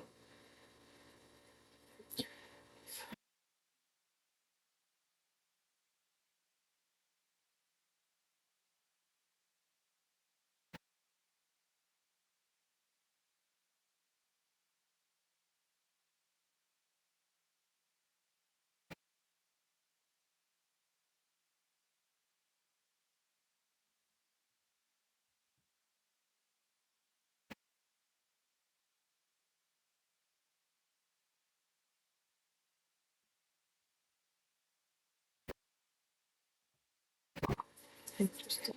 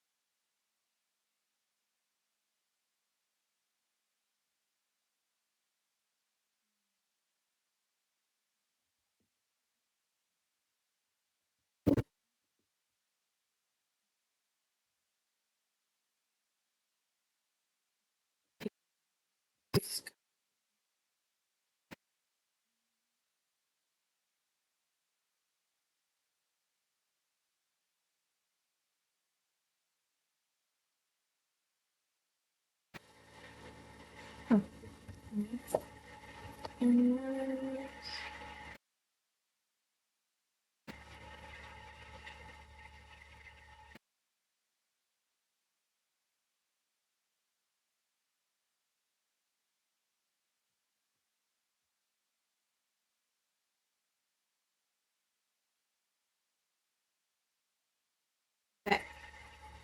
All right. I picked a few decks for you. No tarot decks for you. It's all oracle decks. Um, I'm going to show you what they each are. One of the decks is not technically an oracle deck, but I'm going to be using it as one. So, out of the choices that were I was drawn to, a lot of it's very colorful and like fantasyful.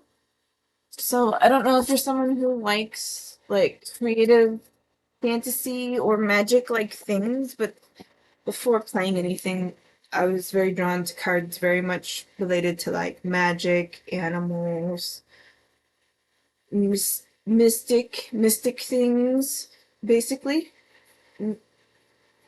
mythology, stuff like that. To start with, so I'm gonna show you the decks that I chose. So we have Fairy Oracle. The Fairy Oracle often has pagan and Wiccan themes. We have Spirit of the Animals Oracle.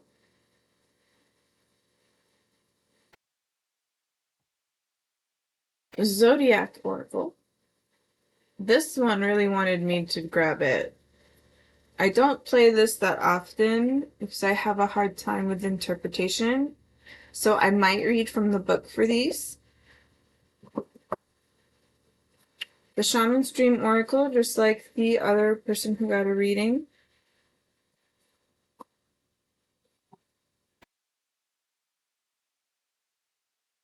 Um, Affirmators. This I like to use as advice. Advice. I always get at least 2 decks. Means you like a challenge, I suppose. Calling cards. This is not technically an oracle deck, but I will be using it as one.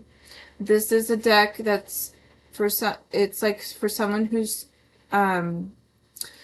it's given to people who have a hard time deciding what they want to do in life. So basically they take all the cards and they separate them the things they're interested in and not interested in, and then they separate the interested ones again the same way, and you keep going till you get like 5. That's what these cards are meant for. But I'm just gonna shuffle them and see what falls out. It looks so long. Oh, thank you. It's like below my rib cage, but I usually have it down to my hips. Most of the time it grows fast. And then Talking to Heaven. I felt the need to get this card. I kept looking at it. I kept trying to avoid it, and it definitely comes through. So this I often do readings with passed on loved ones, and this to me makes me think there's someone who's passed away for you. It makes me think of a feminine energy, makes me think of like a mother to start with, and I'll see what comes through when the time comes for this, because this will probably be played later.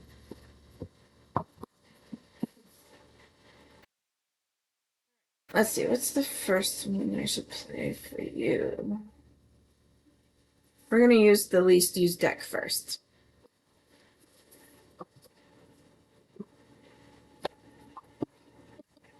Which was the Zodiac deck.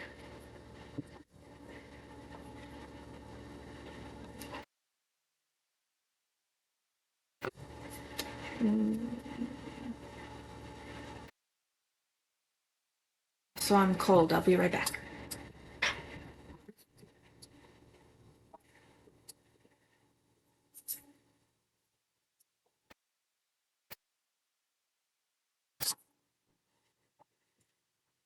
Okay. Sorry, it's getting chilly in my room. All right. Now,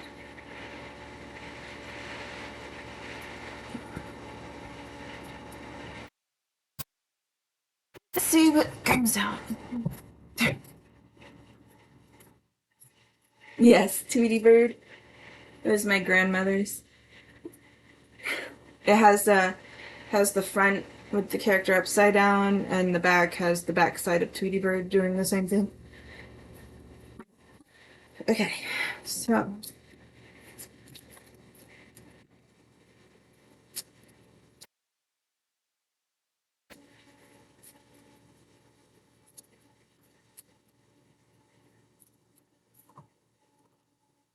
okay, so we have 4 cards at place for you. I haven't seen what they are yet.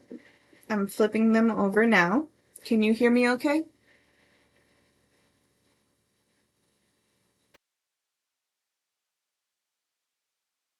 Okay, great. First card is Aries. I'm an Aries too, so I like the card. so, um, so the Aries is often someone who's very stubborn and thick-headed, but they're often someone who jumps head first into things. They usually jump head first without thinking about any consequences or what the result might be after doing it, like at all. It's the first thing. It makes me think of a little bit of confusion in sometimes I'm that. So, the way the image is drawn, it makes me first with the face on the image, it makes me think of a tiny bit of confusion, like which direction do you want to go in terms of your career is what it makes me think of. It's like I kind of want to try this, but I think I should go like this, but I don't really actually know what I want to do yet. But it looks like you have like considerations and you haven't made the decision on which direction to take. Suggestion first would be to take like small classes or something that's similar to it to see how you like it first. Career is my nemesis. I understand actually. So if it makes you feel better, I was in college for 6 years for a 3 year degree. I dropped out of art school. I transferred into taking math, and then I ended up transferring again into alternative medicine and graduated that way. So I understand totally, and I do nothing with my degree, actually. So and then in the image of the card as well, there's like big green silk robe swirls that makes me think of like a dragon. It makes me think of China actually, like how Chinese are they have very elegant robes, and that's what it makes me think of. It makes me think of like fashion with silk and the details. You should write a book on careers. So it makes me think of like, or clothes, fashion design. That's what it makes me think of first. I thought of dragon too, but I don't know how dragon is significant yet. Fire makes me think of like the fate and the direction you should go in. And this is the image if I didn't show it yet because I don't remember. But this down here, you see here, that's the like green silk robe thing that I'm thinking of. It feels very comfortable. It also makes me think of like it makes me think of um historical robes too. Something well preserved. Something well preserved. I'll definitely read from the books from these two, but I like to do my own interpretation of each card first, just so you know. Next one is Saturn. Saturn is a very direct energy. It's often represented as the father energy. He's holding like the spherical thing and he has a very distinct face, like, come on, you can do it. Like it feels like he's supporting you without being involved. Like you're being supported without having the involvement of it. And they're just kind of watching from afar. That's how it feels at the moment.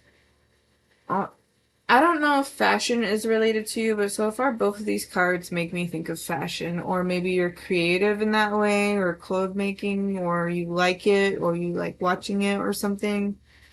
Or even like, I don't know, even like drag queen or something. I don't know specifically, but it's what it makes me think of.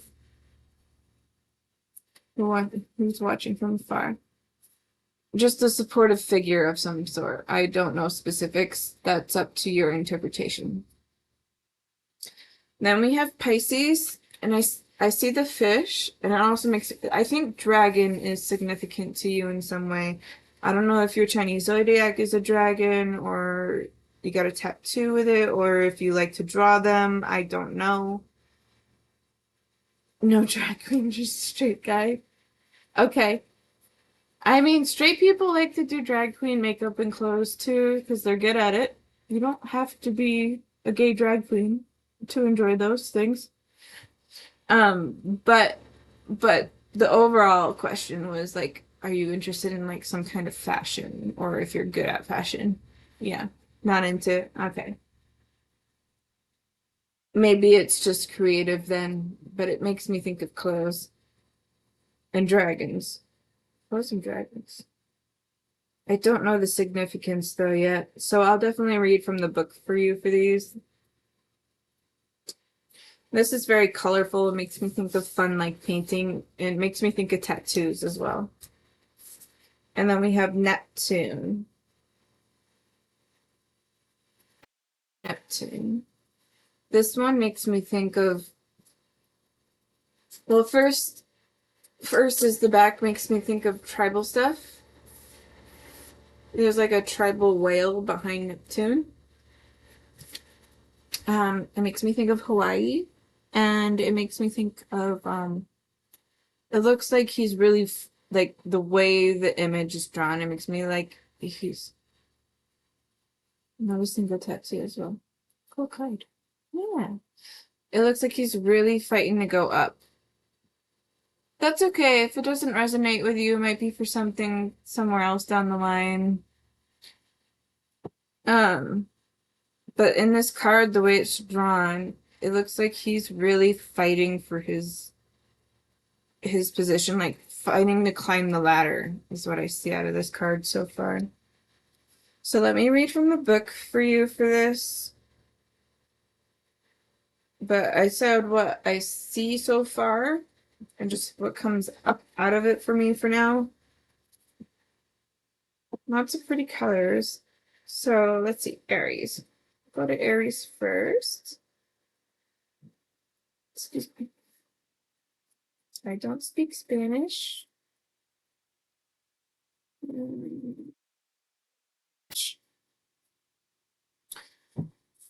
So,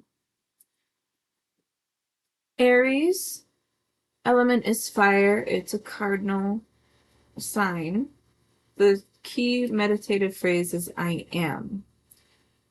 The dynamic energy of fire blends with the cardinal can-do quality and advocates taking action, take charge, take risks, take control. The key phrase I am means that the motivation is centered on the self. In this situation, ask, how does this benefit or affect me? Whatever you do, do it with as much energy as you can muster. The energy of the Aries can be really self-involved. While paying attention to your own best interest can be a good thing, it is easy to get caught up in that track and lost. What? It is easy to get caught up in that track and lose sight of the larger situation. Avoid selfishness is the first one. And then we have Saturn.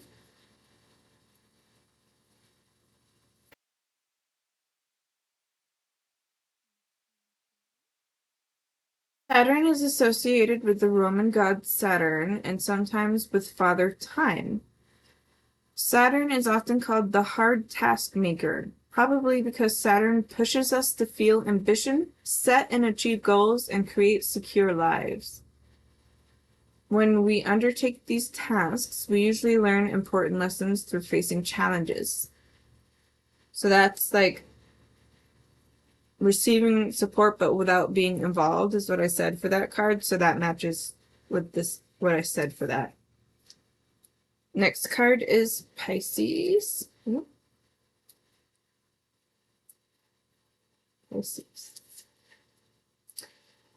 Pisces. Element is water. It's a mutable sign. Key phrase is I believe.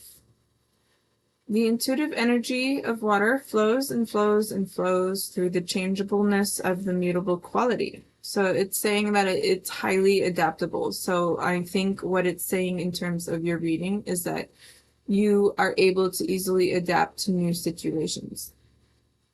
There is creativity and psychic insights available, probably hidden in plain sight. The key phrase, I believe, means that you do believe that the answers are out there and that you, by paying attention as only you can, will find them. In this situation, ask, how can I tap into the compassionate heart of the universe? Listen and see with your heart.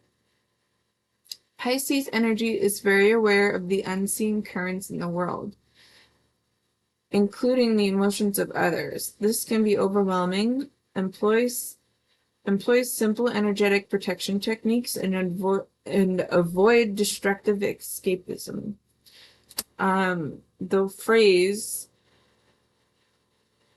Pisces energy is very aware of the unseen currents in the world, including the emotions of others, makes me think of the phrase itself is being obvious of someone who's observant, but it makes me think of a person who sees more than just the surface level of observation. Like it's to me, it's saying like you're someone who sees the like underlying situation. Like for example, if someone was in an abusive relationship on the outside, right? They look like they're a nice and perfect couple, but you see through that. You're very perceptive, is what I'm getting out of that description of the card so far.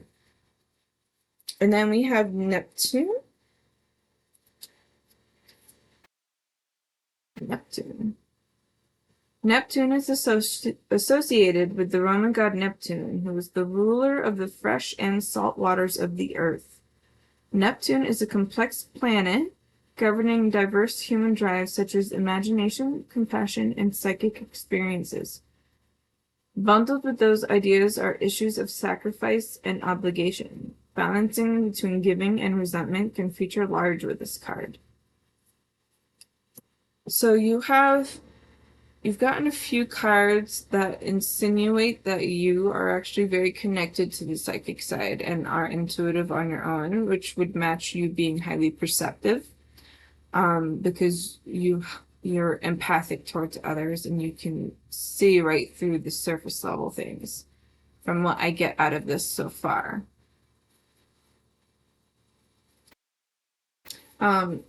In my mind's eye, they're showing me as someone who kind of also resists getting advice from others.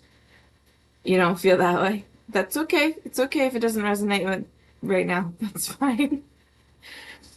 Um, in my mind's eye, they're showing me someone who's stubborn about, I get doubts. Doubts about your current reading or doubts about others doubting you.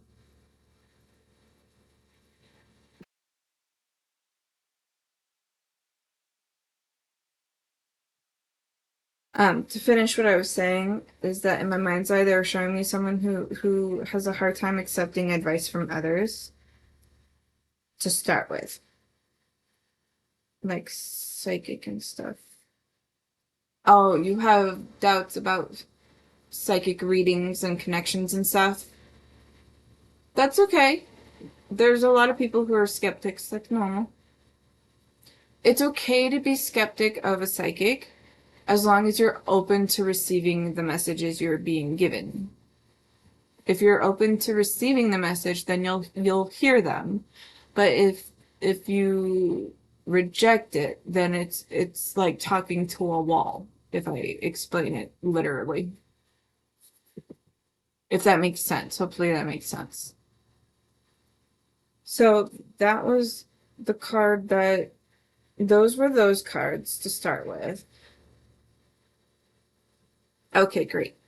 Thank you for clarifying. So let me see what other decks I'm going to use. So that was tough. Those cards are tough for me, but I did my best. So I'm going to move on to a next deck for you now. I just need to decide which ones. Okay. The Fairy Oracle will be the next one.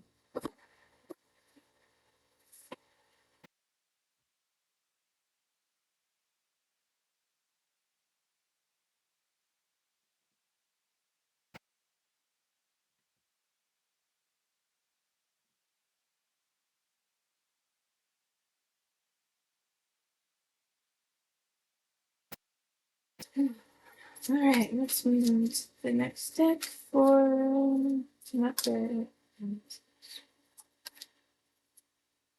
first card is Into the Woods. Stranger in a strange land. New experiences. Feeling uncertain and transition zones.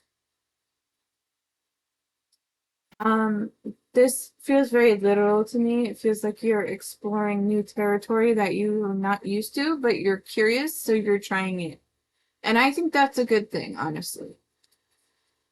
Um, because new experiences become old experiences, so you gain what you want and acknowledge what you've been given, right?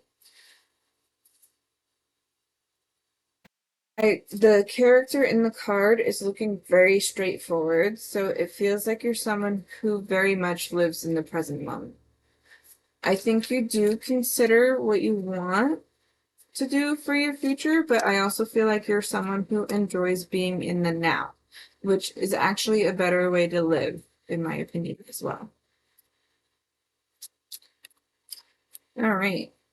So the card also says transition zones, and me mentioning drag queen earlier might just be something specific to like transformation and transitions, because that's something they do in modern day, right? So that probably is just like you're moving into new stages and new cycles, new experiences, things you've never done before. It feels like an experiment, kind of. It feels like you're experimenting right now. Okay, next card. Oh, there's two that played. Oh, there's two that played. So we have Fairy Tales, Letting Go, Detachment, and Moving On.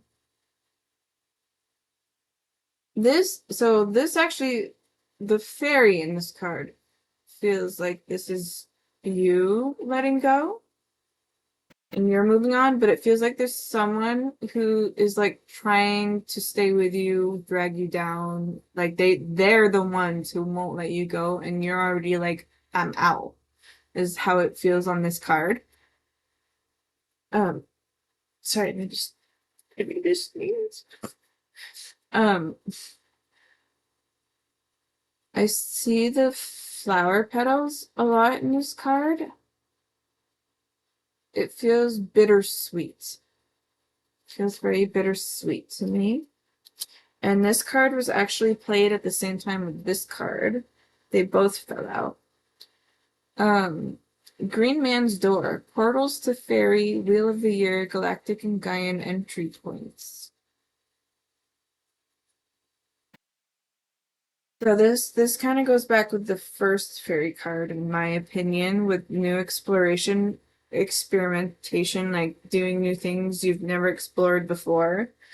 They're like little new doorways you're opening up for yourself, and you're creating opportunities for yourself to gain a lot of experience that can be beneficial to you later on. So far from this.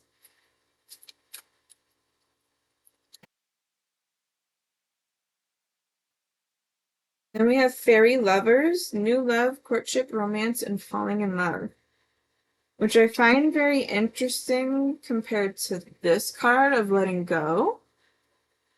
So we have the letting go, detachment, and moving on, and then the fairy lovers, new love, courtship, romance, and falling in love. So I don't know if this is saying that you have this coming in your future, or if you have this in your present moment as of right now.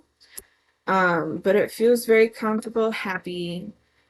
Like it feels it feels like it's meant to be. And like this is the person you want to have a future with, is what it feels like. I'm also drawn to the bare feet walking onto the branches. So it makes me think of being grounded in your decision and resolute in the decision as well. All right, I'm gonna play one more from this deck, and then I might consider reading from the book from this too, but we'll see. We'll see. Catch Me, trust, surrender, leap of faith into the unknown. So a lot of cards that are playing for you right now is very much like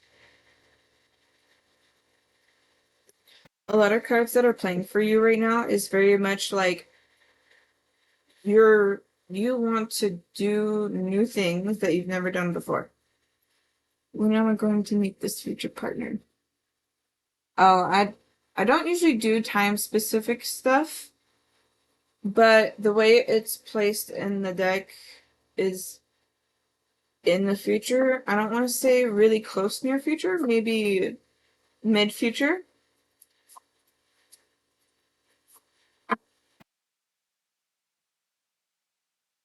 It feels like it's someone you're going to meet on your journey of new things.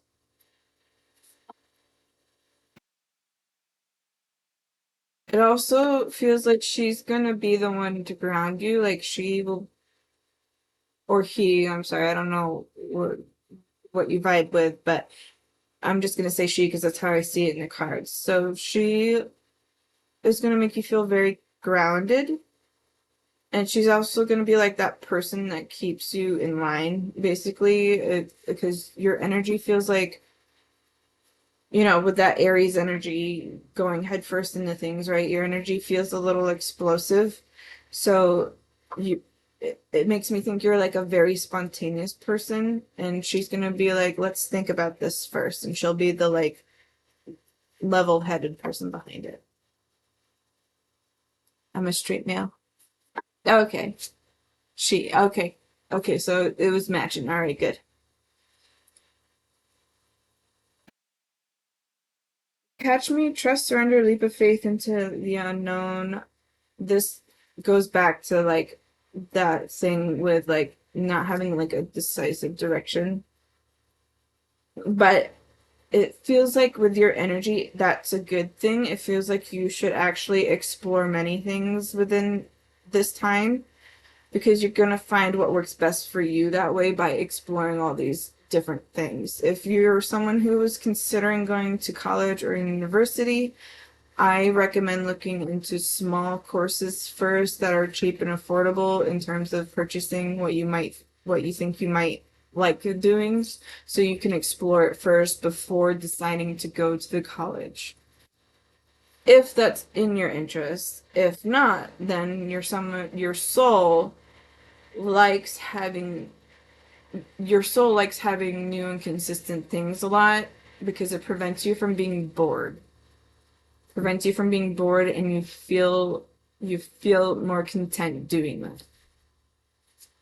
I think I'll play one more. Oh, all right.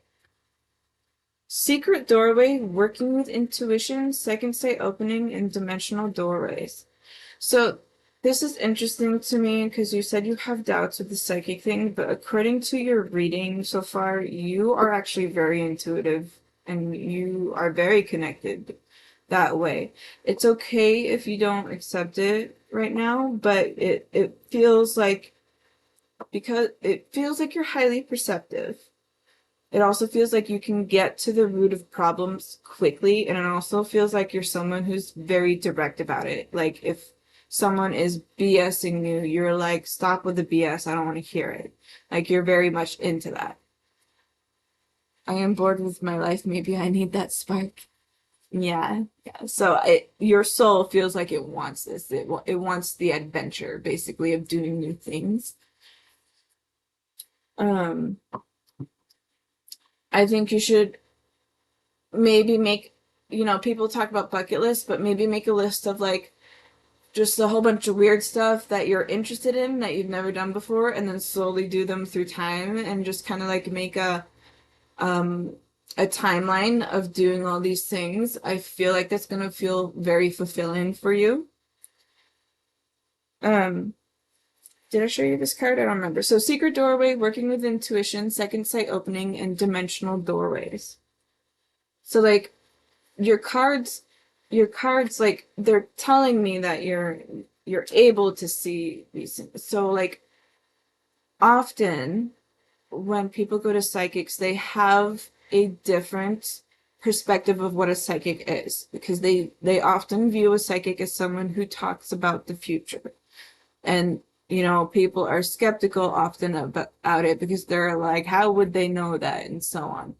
But the way psychic arts work is often very intuitive and based on energy. So, like, yes, some can do future predictions, but depending on your decision that you make today can determine what your future is tomorrow. So, if you go to a psychic, they say this is going to happen at this area tomorrow, and you choose not to go in that area, then of course the future will change. So, like, that that's one of the things.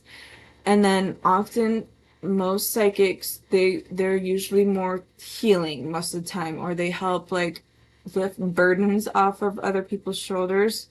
And usually when people come to look for them, it's when they resonate more with the psychic than the scientific side of stuff. For example, psychic readings are never an excuse or reason to be an alternative to professional treatment, but some people find it more comfortable to talk to a psychic than they do a counselor because they get different things out of the reading. But you know, for that's because of their own beliefs versus the scientific side of it, but both often work together. Um, so the way the psychic readings work is usually based on interpretation, and then the person being read, they interpret this specific part of it. So when you go in with an open mind, you often get more out of the reading. And it's also better to get readings by people who don't know you because the reading is often better that way. So, but, you know, there are, just like everything in the world, there are people who try to scam and con. There's people who do that all the time. It doesn't even have to be psychic. It can be, it can be anyone trying to get money, you know? But anyway, so back to what I was saying. So this to me, it tells, so like, your cards keep insinuating you're more on the intuitive side. And it's okay if you don't believe that, but in another interpretive way of saying this is you're someone who follows your instincts. You follow through with your instincts. And you trust your gut, you follow through with your instincts, like those are all correlated together. All right.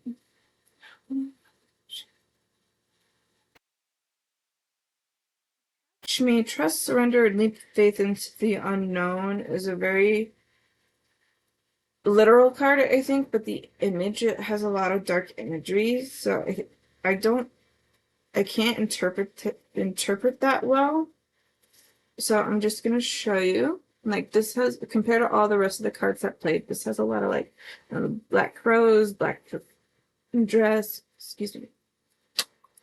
Maybe in terms of interpretation, it's insinuating that like you're getting over the grievance part of what you're dealing with and you're finally stepping out into something new. I think that might be part of that. And this I don't, it's okay if this doesn't resonate with you, but this makes me think of um the Green Man makes me think of cannabis. Makes me think of cannabis. So I don't know if that's involved with you, but that's what it makes me think of. The proper terminology. I'm gonna move on to another deck and see what else comes through.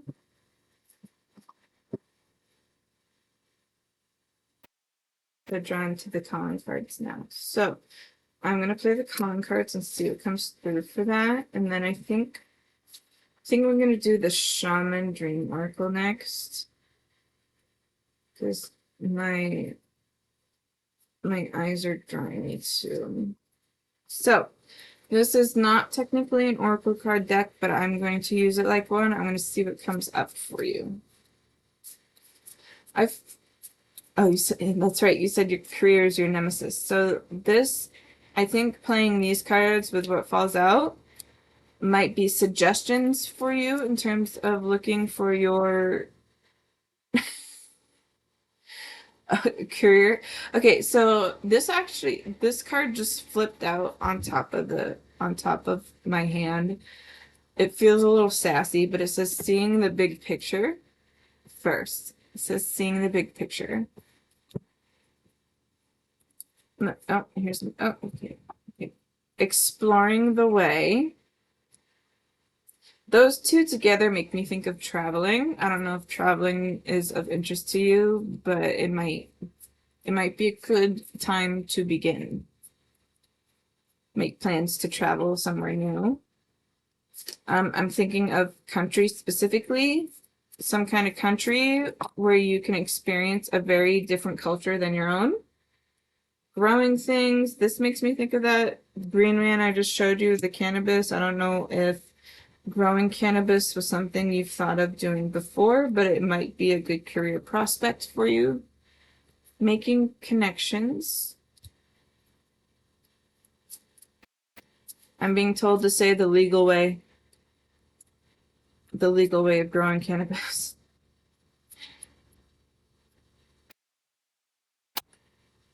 Facilitating change. And I'm going to play one more because I've been kind of grouping these into twos. Oh, it's stability. Facilitating change and making deals. I understand I also want stability, at least the financial one. Financial stability. So it sounds like you're very entrepreneurial. So consider things in an entrepreneurial way and how you can rise above. It also takes time. Investigating things is the next thing. So using this time to explore in new ways is probably going to be very beneficial for you. You're going to learn and experience new things. I'm being reminded of the phrase it it takes money to make money kind of phrase. So like people purchase courses, right, to get a degree that's supposed to make them more money, for example. So using it in a constructive way might benefit you in terms of finding what works for you later, but do it in a way that's, as you put it, oh no, you didn't say that. So do it in a way that's structured. Do it in a structured way, step by step, but make sure you also explore other opportunities at the same time. So like put a little money towards this, see if you like it. If you don't like it, then move on to the next thing, kind of like a stepping stones, small stepping stones, but make sure it's within financial means and your financial bracket. All right, is there any others from this card?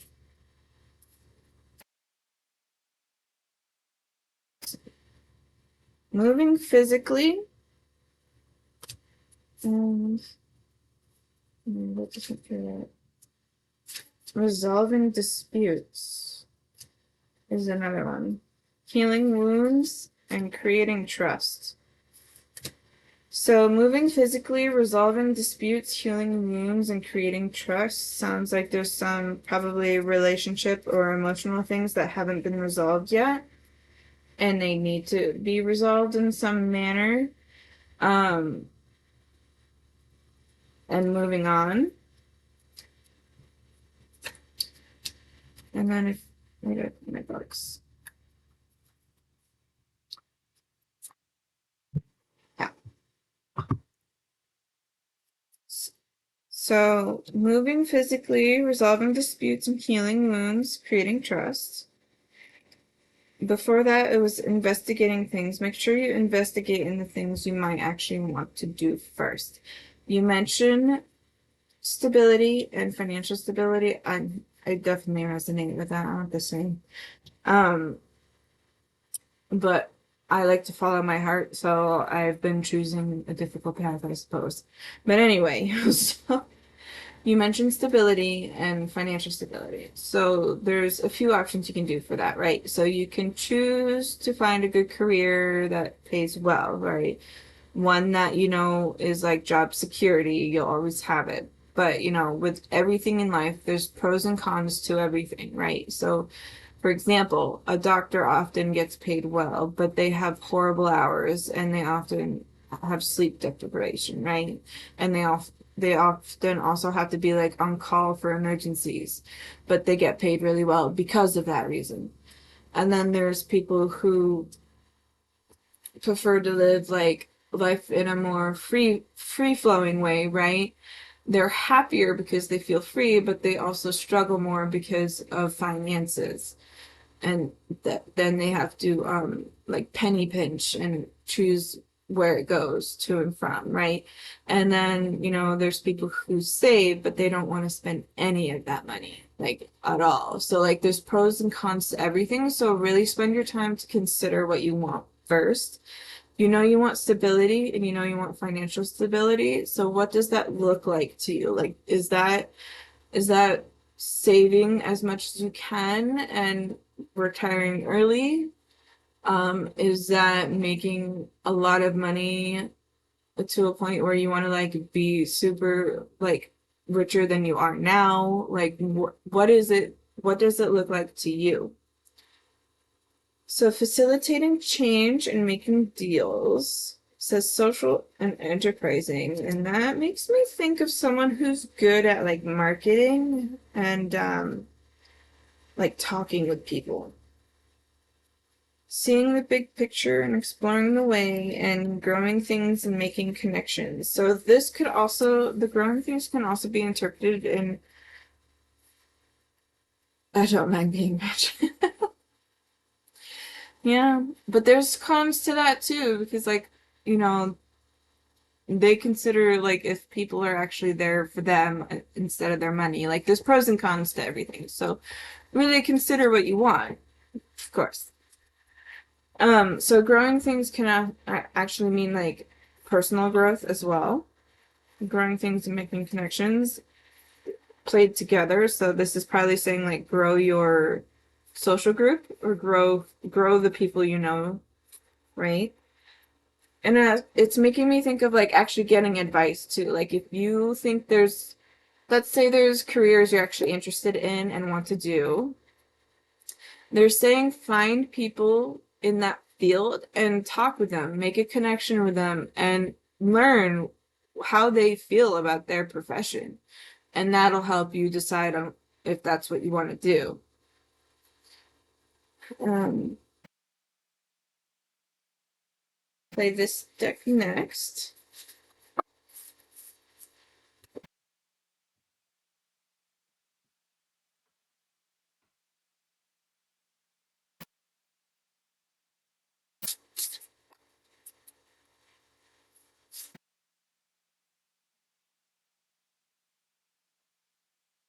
We have Hollow Bone and Teachability.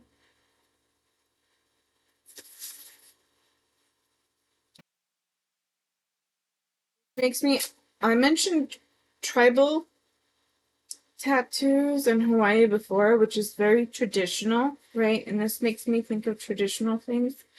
I don't know if you're someone who prefers to stick to traditional ways, but that's what it makes me think of first. I don't know if I see turquoise. I don't know if it's significant. It might be a gemstone that's good for you to wear. You have Watchers Transpersonal.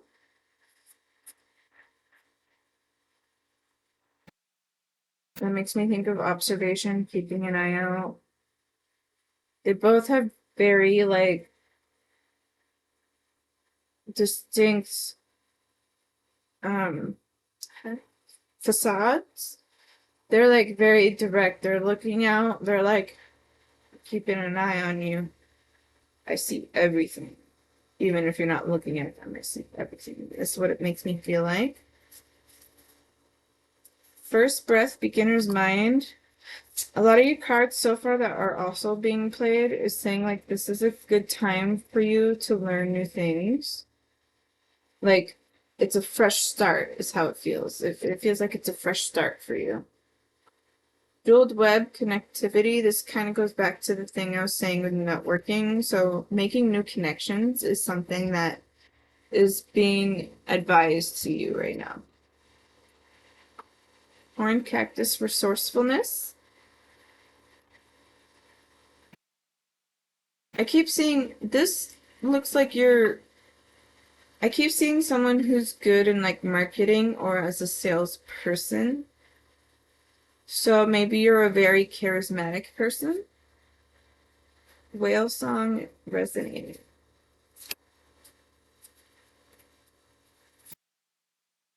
That's the second whale in your deck. So Lay of the Land, Ancestral Wisdom, and Galactic Mushroom, the Divine Wisdom. So that's you have a couple gathering around the power of community as well. I don't know. I see you as like a leader. I see you as a leader in some way, or I'll rephrase that. I see you as a self motivator. Um, whale, whale is significant. So maybe if you look up like whale totem or whale spirit animal or something that might be significant with some meanings to you in some way, even if you don't resonate with it now, it might be for something for you down the line. But you've got two whales in your reading so far. There's a lot of ancestry thing. I'm being told you should look at what your ancestors used to do, because you might find it interesting to see what your past family did in terms of careers, where they went, where they located, and everything. Um, there's a lot of community and like networking, so that's something that's coming up often for you. I don't vibe with the ancestors, to be honest, in terms of beliefs or just what they used to do.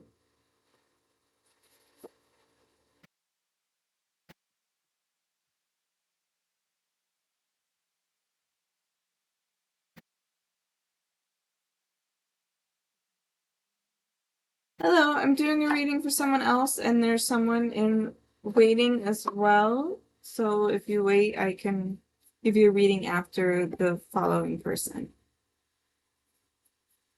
Okay, so not there at your mom's house. I'm gonna move on to the spirit animal deck. Sure, if you get 50 points. So let me move on to this next one. Giraffe, visionary, rise above earthly matters. Glide through life with grace, you're able to see the right path. Stand tall in your self-worth and love with a big heart is the first one.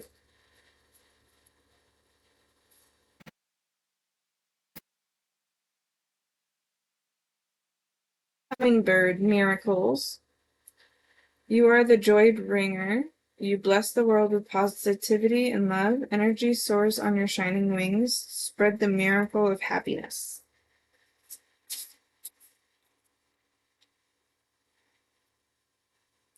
Sea turtle, protection. You are the master of finding life's flow. Be in harmony with the rhythm and your path will unfold. Okay, so this card is telling you to go with the. Oh, did I show you the other cards? I don't know if I showed you that. So, giraffe, hummingbird, and sea turtle. And this is basically telling you to go with the flow and see what arrives. You have everything you need to be protected and happy.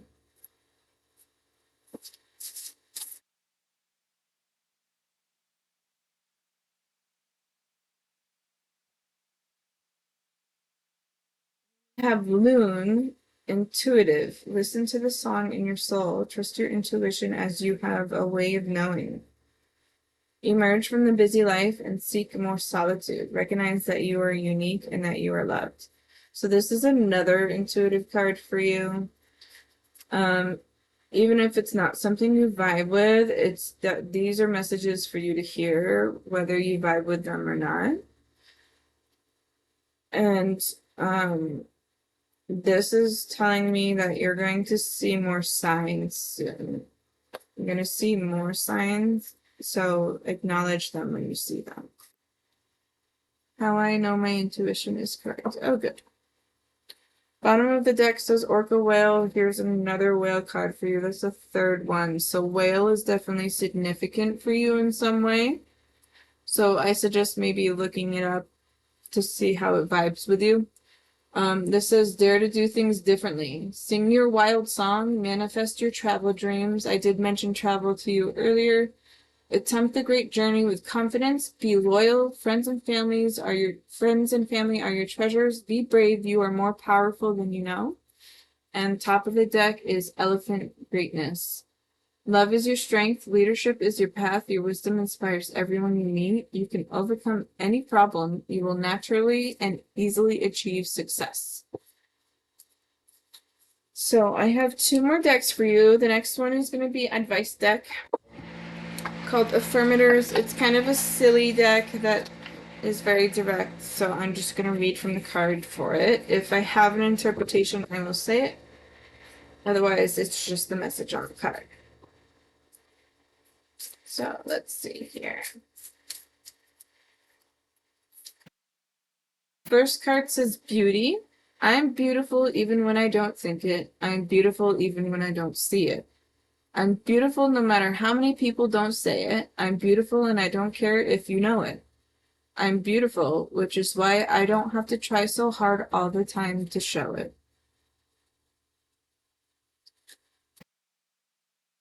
Hey, welcome in, Indy. All right, next one is abundance. Congratulations. It seems you're due for a little cross out an infinitely big piece of abundance pie. Feel like you don't deserve it? Knock it off. It's already plated and ready to hit your table. Reluctant to take it? Shut your hole. Abundance pie is big enough to serve everyone. So get your whipped cream ready, unless you're lactose intolerant, and enjoy your well-deserved metaphorical dessert. Is the next one. Say hi, I hope it's going on. Hi, thank you. Yes, thank you for stopping by. I'm on my second reading right now. I got another one to do and another one after that, I think, maybe. So, thank you for saying hello. Then we have manifestation. If you could have anything you wanted, what would it be? Get specific, get greedy. You are holding the magic wand and you can conjure up anything. Could it be that when you declare your wishes out loud, you're actually casting a spell for your dreams to come true? Or is it just that in every practical sense, the more people you speak with about your desires, the more folks there are who know what you want and might have the means to help you make them happen? Excuse me. Either way, stop waiting and start manifesting, but don't use the word if you don't want to.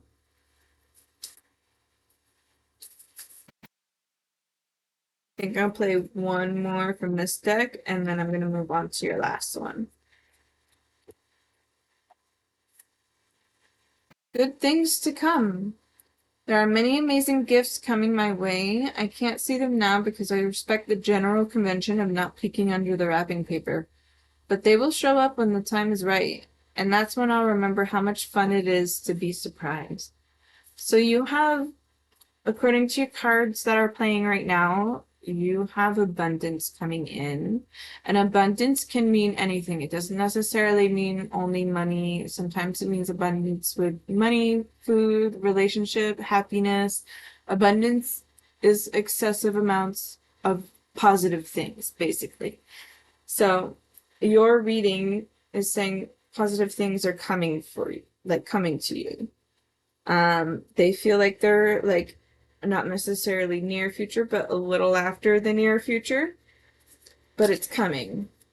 So just stay open-minded to it. And then courage. No one is fearless. No one. But even though I'm not fearless, I am courageous. When fear shows up, I don't run away from it. I use my courage to conquer it. My courage allows me to walk right up to that fear and kick it in the nuts, then quickly hide behind someone bigger until it goes away. Let's see that. So that so far has been the overall reading for you.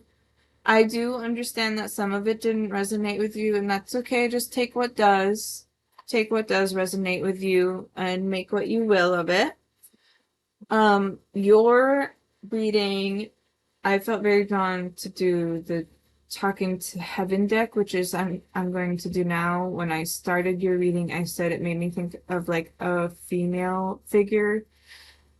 For me, it feels like a motherly figure. It doesn't have to be a mother. It could be someone who has mother energy, whichever it may be. I don't know if it's someone you resonate in particular that has passed away, but I am going to play cards for you because I felt the need to draw from the deck.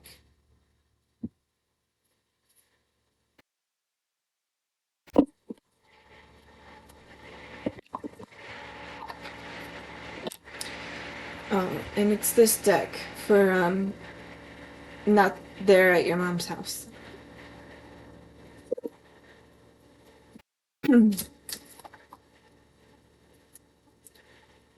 First one is I have no more earthly worries, and I feel like sunflowers is significant in some way.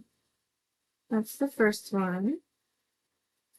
It feels very like very positive vibes, very peaceful and calm. Interesting. Right.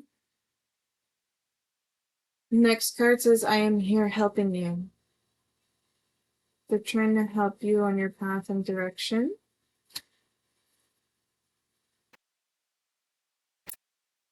It makes me it's kind of funny to me because that card that I just played makes me think of like they're trying to help you in your direction, but it also makes me think of someone who's going in the wrong direction and kind of like circling around.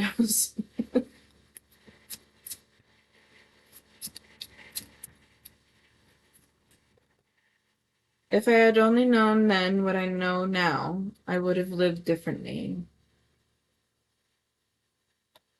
It feels like this card feels like it's someone who feels like they could have done a lot more with their life and they wish that they did. But, you know, even though they didn't do as much as they could have when they had the chance, now they know that there's more out there. Don't be afraid. Don't be afraid. This to me has two meanings for you. First meaning is it matches with another card that says that I played that said courage and to not be afraid. So I don't know if there's specific things that are scaring you in that way that you're thinking of during your reading that's making you frightened. But they're saying don't be afraid and be courageous. It's okay. And the second part of this don't be afraid makes me think like, I spoke of a passed on loved one and it feels like you're kind of on the side of the energy where you're like afraid of hearing things from people on the other side. Like you're afraid of it, like people who are afraid of ghosts kind of thing. You're afraid of that like connection is what it makes me think of. And that's okay. You don't have to vibe with that if you don't want to, but you should know that those who loved you who've passed away are here to support you in your decisions moving forward. And then let's see here. You have nothing to feel guilty about. This feels like this is also part of that don't be afraid message. It feels like your heart, like it feels like a heavy heart who maybe probably has some regrets. But don't be afraid and you have nothing to feel guilty about. They want you to know it's not your fault. It's not your fault. And things happen. Things happen. Now I have no pain.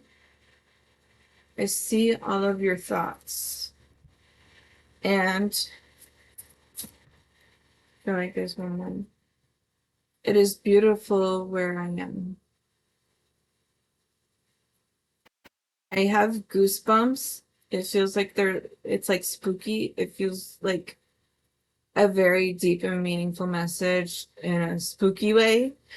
But I feel like the messages itself are very powerful. If I reread them in order of don't be afraid. You have nothing to feel guilty about. Now I have no pain. I see all of your thoughts and it is beautiful where I am. Feels like a beautiful message to end off on. Remember me by the happy memories we created together and believe in yourself. You can do it.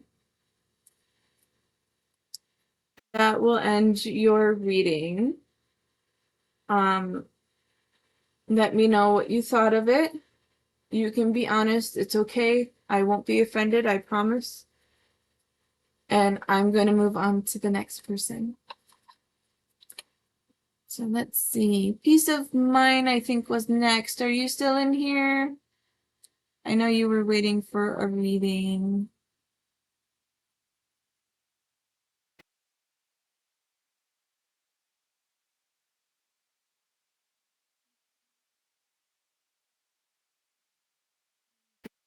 Oh, good. Thank you. I'm so glad you like it. You're here. Okay, great. Um, oh, thank you for the follow. Eternal Peace for me. I'm gonna pack up the decks I have currently laid out, but I would like to know if you would like to choose your decks or if you'd like me to choose intuitively.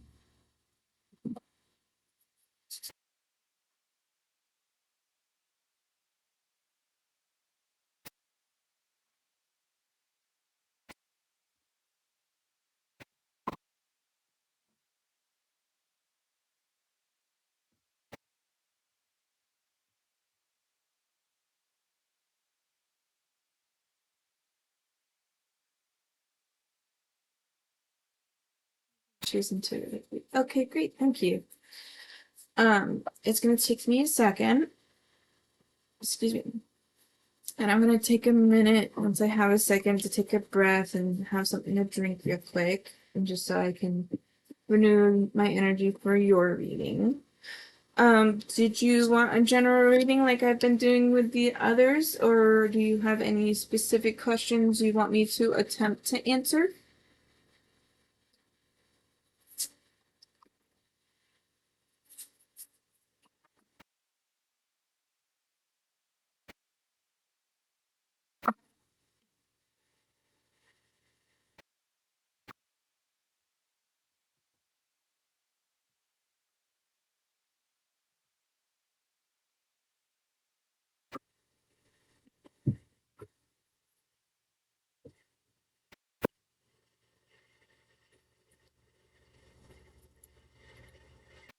With issues in my love relationship. Okay. I'll do my best to interpret a reading for you.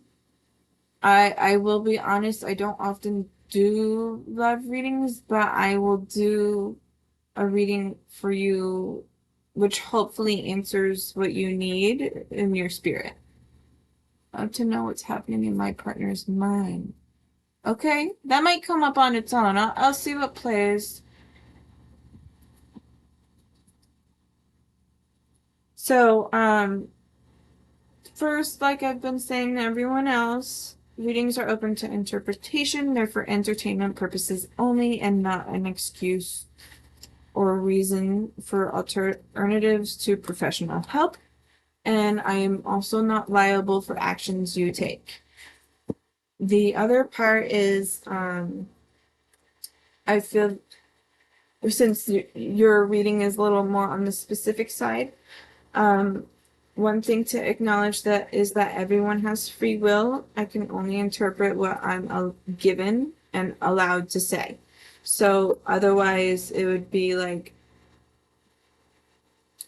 it's like so like they'll give me the messages to answer to you, right? But like I can't give you very specifics because it's also like well one I have a hard time with that anyway, but two it's kind of like in its own weird form like an invasion of privacy kind of thing. So like I can give you what I'm allowed to give you if that makes sense. Because of the free will everybody has.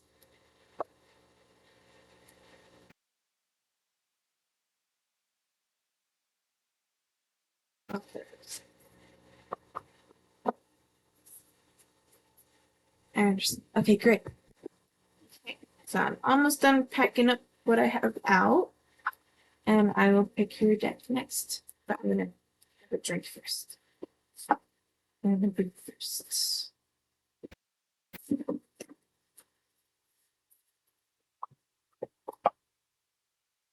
I have one deck they're showing me in my mind's eye already to play through, which I actually did play in an earlier reading. So I'm going to take that out first while I think. Okay, just a moment, and I'll finish grabbing the other decks for you.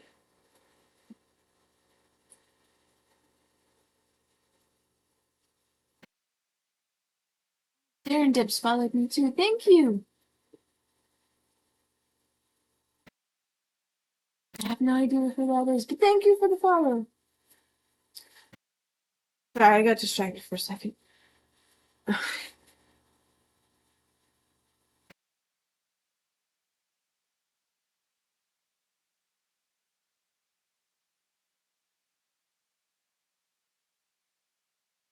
Also, kudos to you. You waited quite a while. Thank you for your patience.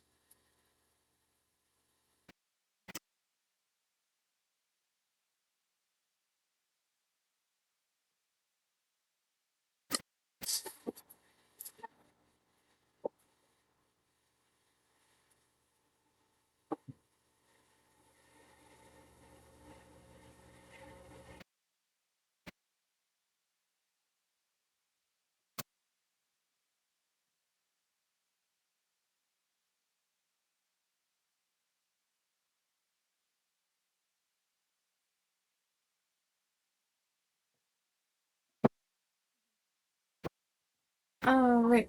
Let's see. I have one. So let's see what's the other one. Actually, I'm staring at this, so I'm gonna draw that one.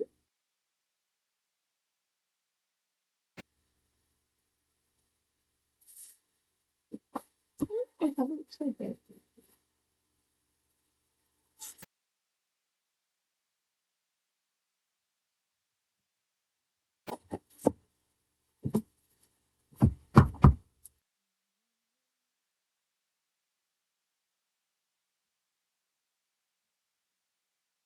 Okay.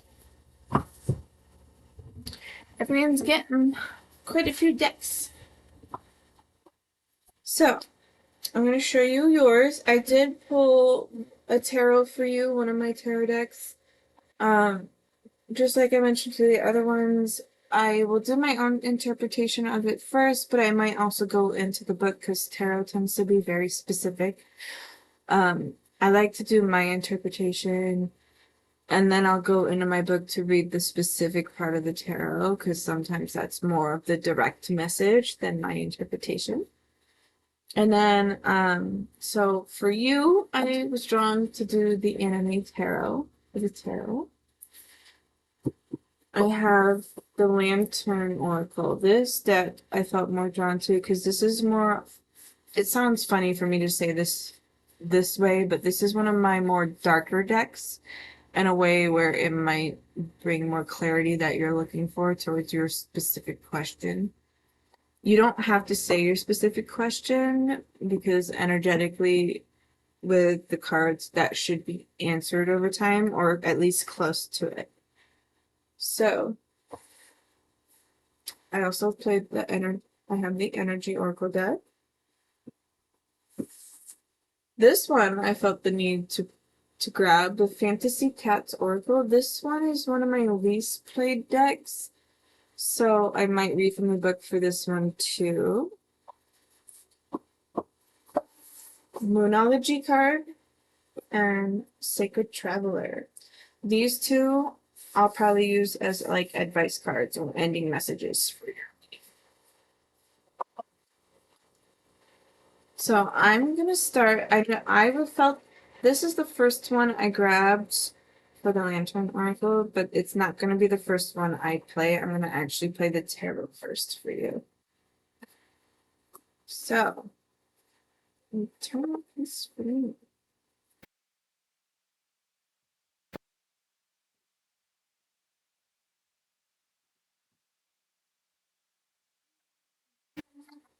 No. Hello. The cards are flying out already. You might use the book. I'm not sure yet. I have a different book I use for tarot, but sometimes there's a different message in their own book. I don't feel drawn to do that yet, but just saying it in case I do.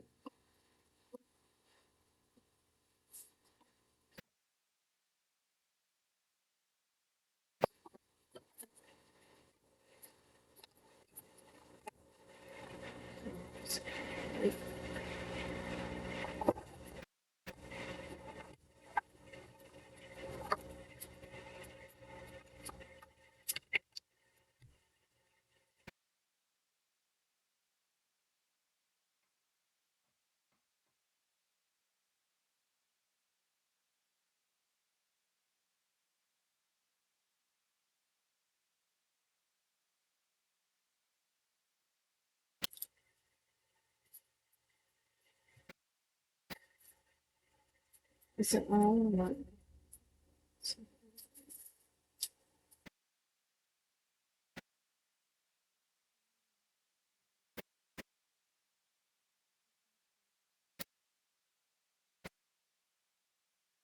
Second. Thank you. Well, I feel drawn to the number 7 for you, which is often correlated with the brow chakra, psychic vision, intuition. It's also connected to the other side. And number 7 makes me, or I want to play 7 tarot cards for you. So that's what I'm gonna do.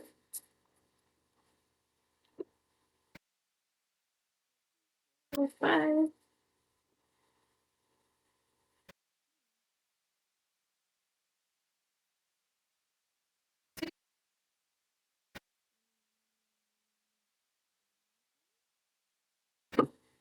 So many others. Yeah. Yeah. Interesting. So I actually ended up playing 8 cards for you. 7, there's like 2 cards for 7, which makes me think there's the 7 is gonna be like, or the 7th card was supposed to be like the overall part of the message of your tarot reading, but it's also something that like goes in the future section. And because there's 2 cards at play, it makes me think there's 2 future directions. Doing anything actively. I just want to say that first. You can hear me okay, right? By the way.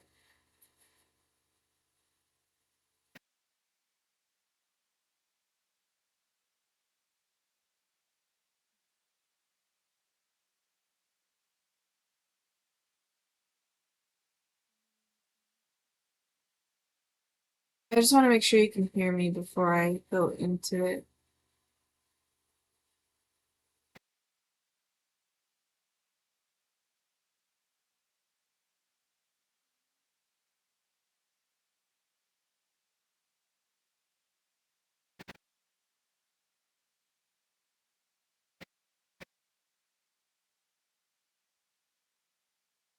Yes, I can hear you. Okay, great. All right, so I'm gonna start flipping over your tarot now. First one is the Devil, just so you can see what it looks like first. And it's in reverse. The Devil tarot card often correlates with being stuck in a way where you can't get out of it. So like it it often correlates with like basically outside influence is what's weighing you down and preventing you from moving forward. Um, like being chained up, not being able to resist and not being able to escape. Basically, you're forced to wait until things calm down. And it's in reverse in your past section, which means you're moving forward and overcame that. But it intuitively it feels like you've had to deal with that for a very long time. It feels like it was too long. You were there for too long.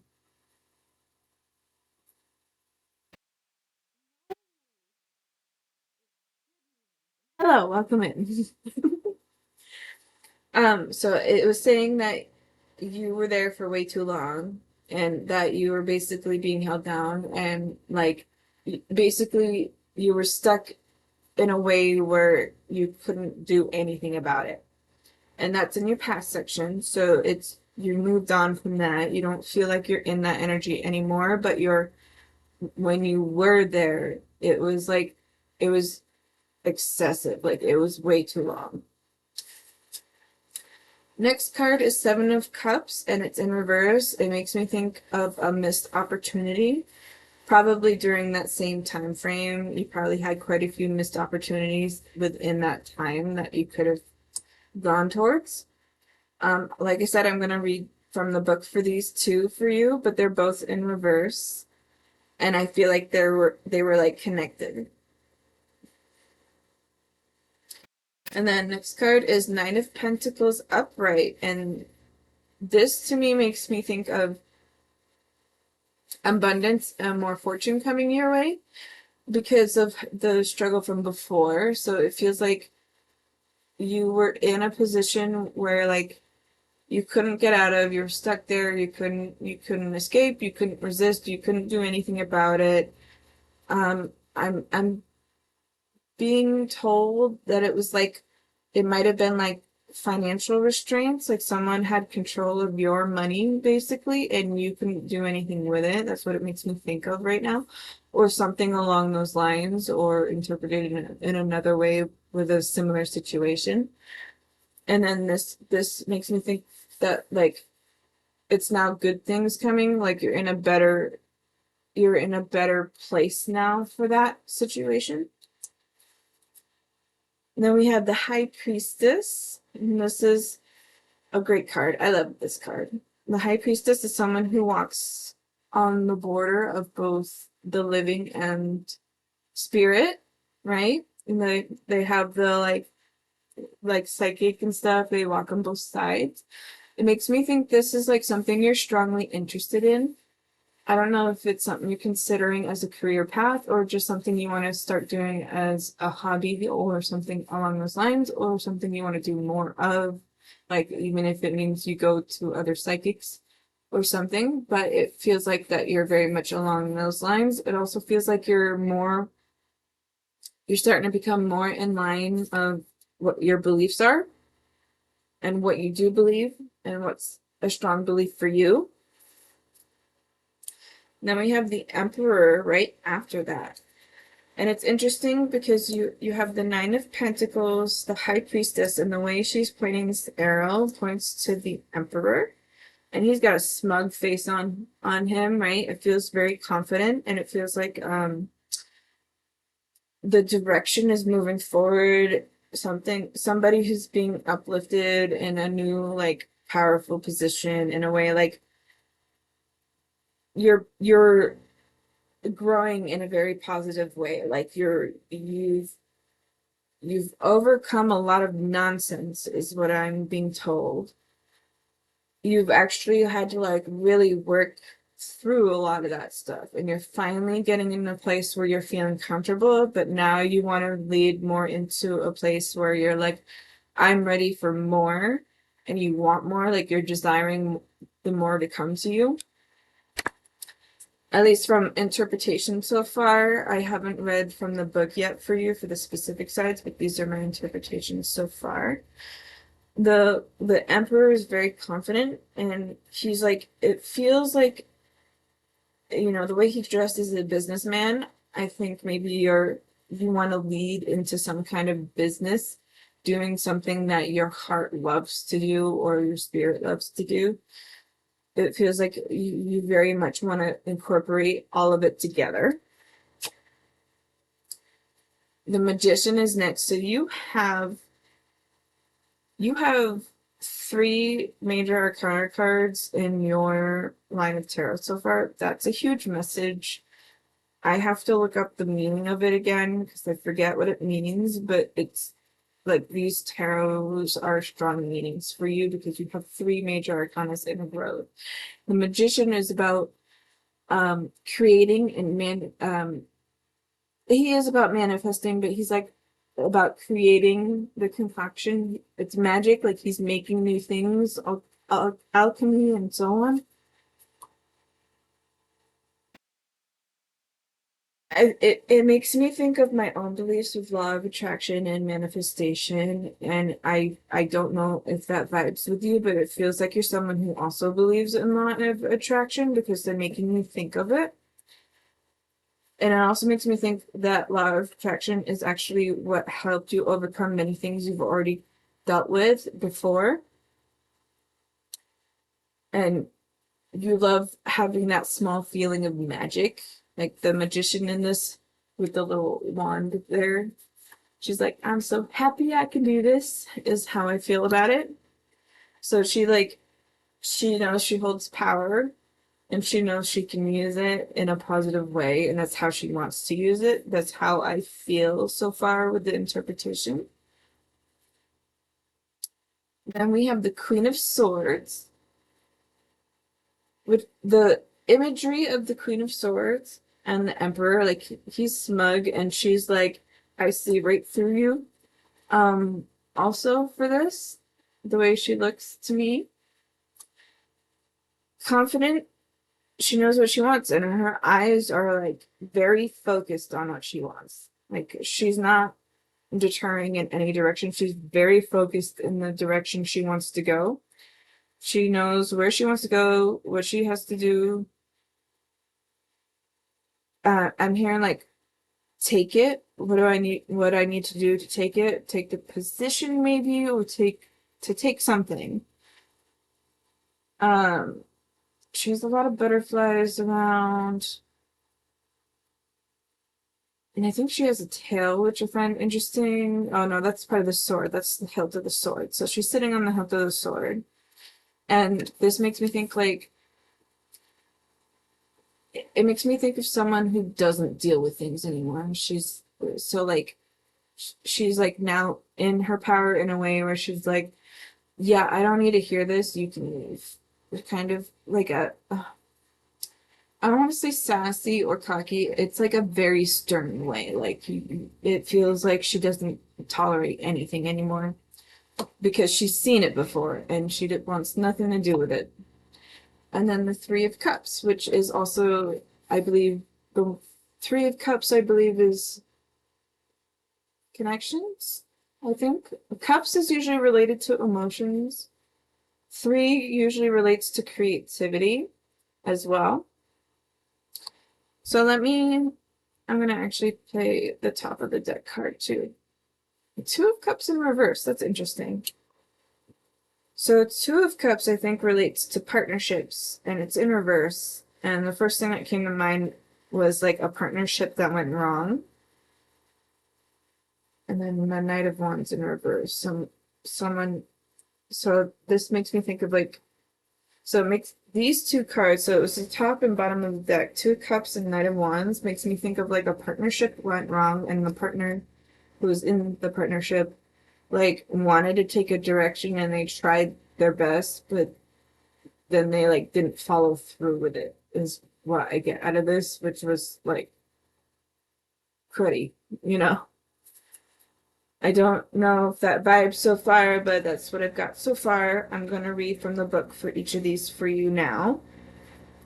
The major arcana, though, is impressive to me. I'm gonna look that meaning up first. Where did I number first? So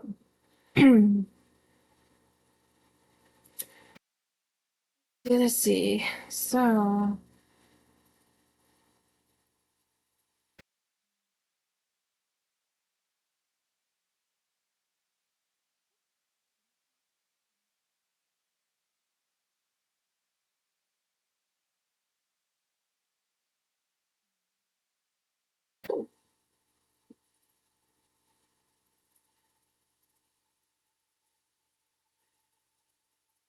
and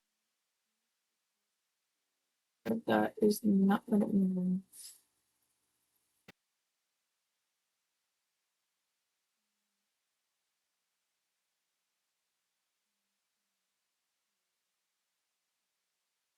Oh, significant focus on major life themes, journeys, and turning points is what it says. And we had High Priestess, Emperor, and the Magician. Connection, ambition, creation, basically. So that's what the three major arcana is like, according to Google search. Um, I'm going to read the meanings of each tarot now from my book for you since I've just done the interpretation. Ow, I just poked myself in the eye. The Devil in reverse is a good sign. It's a good card when it's in reverse. You are 15. 12, 13, 14, 15. So key meanings and overall meaning is enslavement and temptation, right? And then it's in reverse. So let me read the reverse meaning from the book for you. When reversed, this is one of the few cards whose meaning becomes more hopeful. With the upright devil, it's time to acknowledge how you may have been trapped, to begin to search for the light. When reversed, the devil suggests the decision you need to make will be easier than you think. When the card is upside down, the chains around the couple are more lax than they appear. So the situation is not quite as drastic as you first thought. Now is the time to make your move. In terms of health, the difficult cycle is about to end. Addiction and bad habits become easier to manage and eventually vanish, and you or those close to you can look forward to the recovery. And then we have Seven of Cups in reverse. Overall meaning of the card is opportunities and extremes. And then reverse meaning says the reverse Seven of Cups has much the same meaning as the upright card, but here extreme emotions are in play. Be aware of the danger of idealizing a situation and avoiding a difficult truth. In relationships, the card can mean being deceived by appearances. A new lover may not be faithful. This is not the right time for commitment. Avoid becoming embroiled in drama. Step back until your options are clear. That is the two cards in the past section of your road, which is what it's called when it's played this way. Then we have the Nine of Pentacles. Overall meaning is comfort, accomplishment, and prosperity, and it's in the upright position. The nine ushers in a time of financial stability.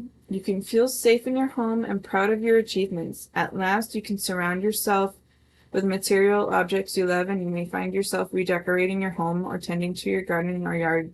So before I continue reading the upright meaning of this card, with what I just read, they're giving me a new message about be very careful with where your shared finances will be going.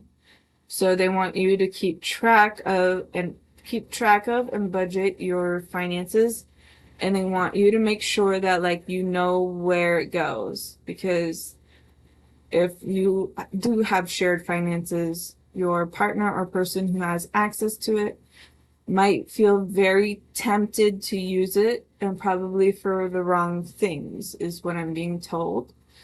I'm also being told that they don't necessarily want to do that, but they're very tempted to, and that part is the hard part for them. I'm also thinking of gambling all of a sudden. Maybe they have a gambling addiction or something along those lines. But they're saying like keep a very strict eye on your finances. So, where was I? So, redecorating your attention. It is time to appreciate all that you have. So, leisure time beckons. Treat yourself to whatever makes you happy and enjoy the fruits of your work. You will be able to focus on your own needs without feeling guilty. The nine also brings a sense of serenity and relaxation, so the card predicts you can feel at home and at one with yourself. Excuse me. This card often comes up in a reading to show a woman of independent means who is generous and well-balanced. In this way, the Nine of Pentacles is similar to the Queen of Pentacles, although the Queen's influence is generally greater. In work matters, the card can predict financial rewards such as a bonus for your efforts. So that might that might be like a small additional message saying like you might come into some finances soon. You might get a bonus or a raise or a gift maybe. But it's saying it's going to come in soon from the card. Then you have High Priestess for the major arcana, first major arcana that was played. And what number are you? Oh, you're 2. Overall meaning, secrets, wisdom, and the spiritual world. Upright meaning, hidden knowledge, intuition, psychic experience, and significant dreams are the gifts of the High Priestess. This is a time for incubation and privacy to go inward, deepening your relationship with your higher self and trusting your internal knowing. That phrase that I just said makes me think you need to trust your instincts, trust your intuition, and follow through on it. You're second guessing yourself. Stop second guessing yourself. Your first initial reaction is the true one. In your everyday life, confidentiality is key. If you have a secret or a project you're nurturing, it is better to keep your own counsel. Keep it to yourself for now. On the spiritual path, the High Priestess predicts learning and a mentor as the card of psychic gifts along with the Wheel of Fortune.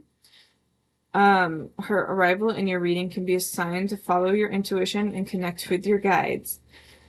If the High Priestess shows up in one of your first tarot readings, this is often a sign that tarot is a part of your spiritual journey. Oh, I was like, that was me. That was the first card I ever played on myself, was the High Priestess. It came up in your present position of the road in your spread. So I think this is very in tune with you in some way. I think you're someone who follows this a lot, actually. Here are some other signs she can reveal. In home, it's quiet time. Relationships between family members can be calm but little distant. You may be buried in your separate lives right now. In relationships, this can mean being single for a time, or if you're in a relationship, you or your partner choosing to keep a part of your life separate or secret. Career and money, success is coming, but contracts and new work are taking time to nurture. You can only be patient, and that's in your present section right now. Those are all the possibilities of interpretation of the card for specific meanings. Then we have the Emperor, who is for... Did I click the right one? Yes, I did. Control, security, order, and ambition is the overall meaning. And then we have upright meaning. In a reading, the Emperor can denote a powerful man, the traditional man aspects of rulership and ambition. As the consort of card 3, the Empress, he's significant. I'm sorry, I'm stuttering. He signifies the husband or other intimate partner who is constant and trustworthy. He is in control of his emotions and comfortable with who he is. Less appealing, depending on your perspective, is his need for conformity. Although he may have ambition, tradition is essential to his happiness. As a general influence or symbol of the self, he brings balance, security, and conventional values. He reveals mastery of life and control over territory, and predicts that problems can be overcome with careful planning and single-mindedness. He shows a return to order, so his arrival in your reading is a welcome sign of improvement in your circumstances. That phrase sticks out to me the most, so that means to me that that's the most significant message of the card.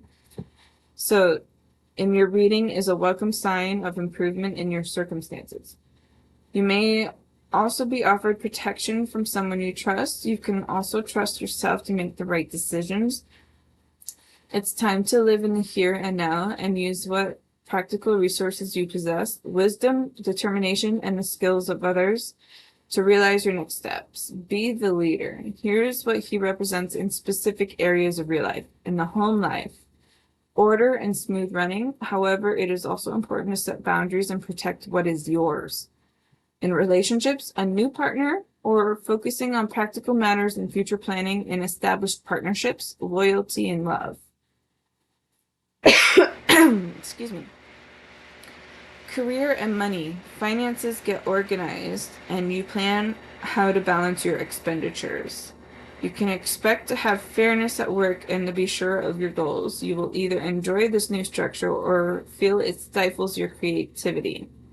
His wisdom message is take control. You are protected. Let me go back to the High Priestess. They have a wisdom message as well, which is explore your spiritual side. Okay, and then we have the Magician next. It's the third arcana. Overall meaning is action, creativity, and success. Upright meaning, it is time for action, for communicating and expressing your ideas and desires. This is the card of the inventor, the traveler, the self-employed, and the entrepreneur as it beckons you to broaden your horizons. You will have the drive to spur your plans forward and perhaps to take new creative approaches, to think laterally, ask questions, trust your internal guidance, and let go of procrastination. Blessed with a magic wand, you have the ability to transform whatever you choose, and in this way, the Magician is a very positive card in a reading. He directs you to make the most of your skills and talents and the step in your power. Focus on your projects and capitalize on your personal strength.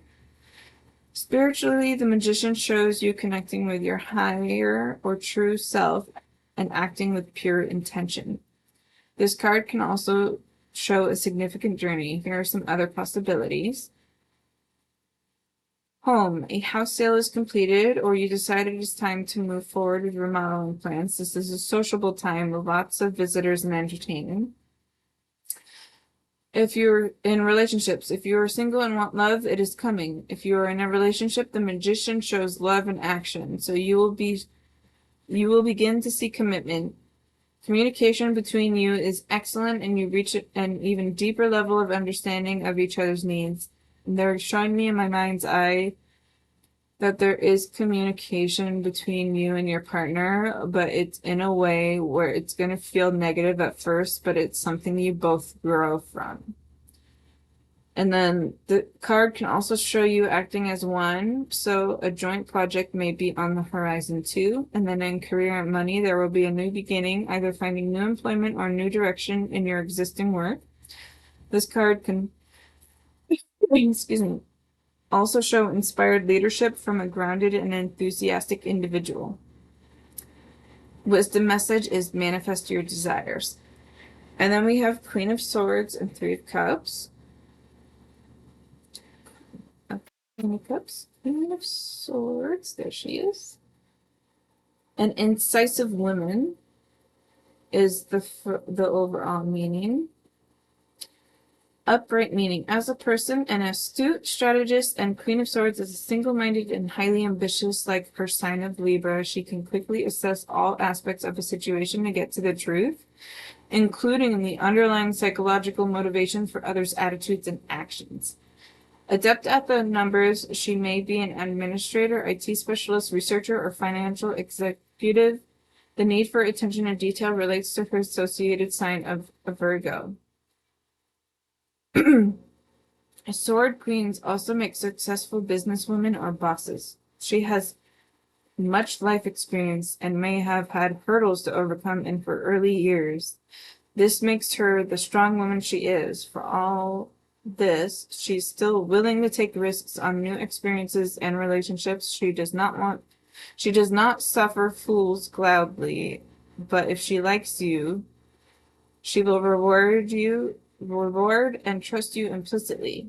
Traditionally, this card is known as the widow, but means in general a single woman or a woman who has to make her own way in the world, which is common card for single parents. As the you card in the reading, be determined and stand strong. As the influence, Queen of Swords offers wisdom and intelligence, perspective, and the ability to see the bigger picture. While placed close to a negative card in a reading, the Queen shows strength in adversity. And then we have Three of Cups.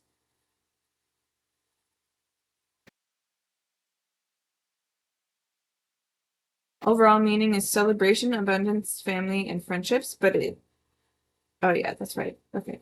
And it's upright, meaning it's time to celebrate. 3 shows parties and reunions from anniversaries, christenings, weddings, and birthdays to a great night out or weekend away with family and friends. This is time for indulgence and reward, to enjoy others' companies, be carefree, have simple fun, but there is also flirtatious air about this 3. So if you're looking for a relationship, you'll soon be in a perfect situation and mood for lighthearted love.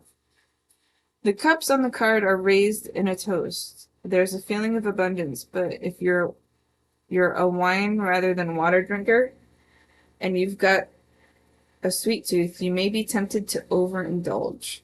However, whatever your pleasure, the 3 ultimately reveals emotional and or physical healing. Spending time.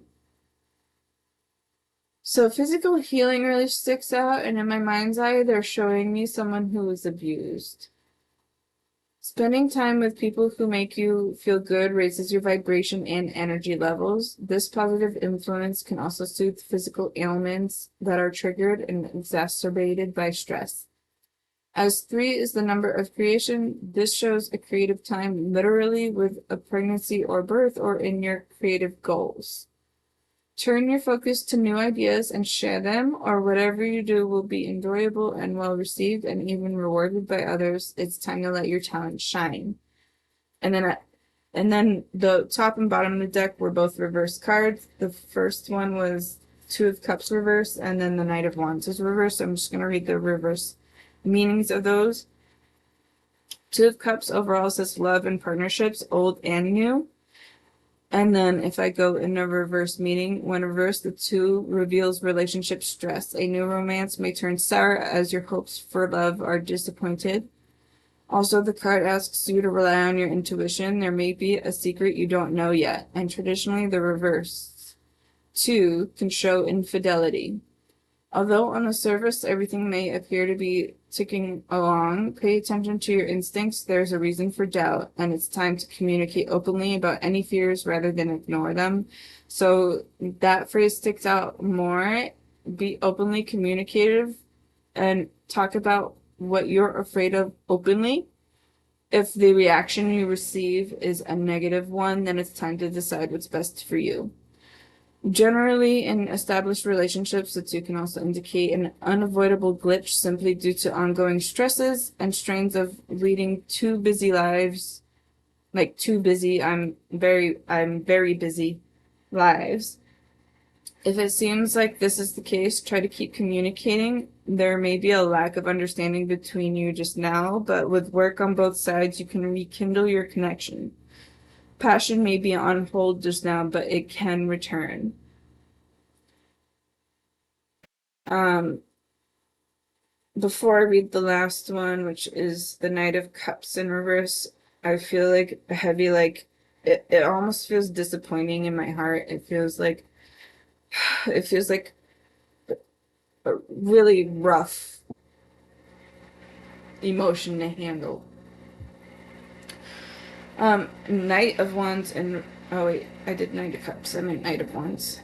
Let me find the correct one. Sorry. Knight of Wands in reverse. There it is. Huh? Overall meaning is a proposal, and it's in reverse. Reverse meaning says, in general, the reverse Knight of Wands reveals creative blocks or miscommunication. So emails go astray and other messages are not delivered. That makes this, it says something very literal, but what comes to my mind's eye is that, like, there's miscommunication even in person, physically. Like, the communication is just not getting through to the other person. It's not being understood. It's not being delivered properly. The reverse Knight also indicates delays for decisions. You may feel frustrated at the lack of progress. Know that this influence is temporary and will pass. In the meantime, hold fast to your plan and your self-belief. As a person, the reverse Knight is egotistical. You thrive. That makes me think of narcissism. He thrives on status but is generally unwilling to do any hard work to deserve it. Regardless, he will step up to take the credit. Insincere and attention seeking, he acts out of self-interest. Welcome in. Hi. Thanks for stopping by. So, peace, eternal peace for me. That's the start of your tarot. I'm going to move on to your oracle cards now. So, I feel the need to go into more towards your question about what's happening in your partner's mind, and I'm going to use the Lantern Oracle for this now.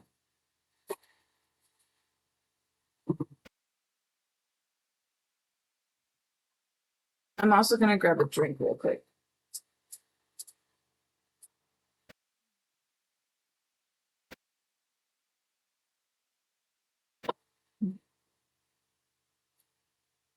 Oh, you guys know each other? Oh, fun.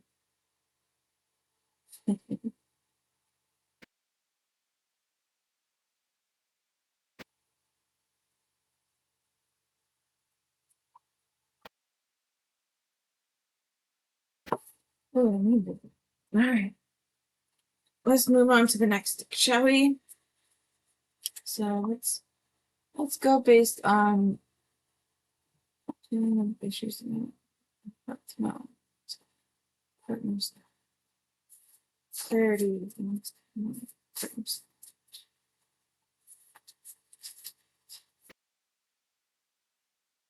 First card is enough. You were born enough.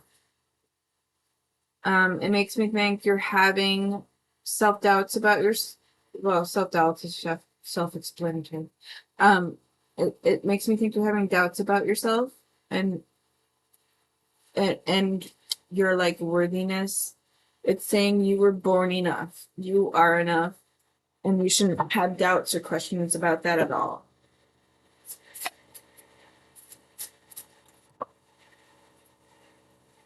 It also, as a side message that I'm currently getting before I move on to the next card, because it was based on what's going on in your partner's mind with the question and the intention when I played the card.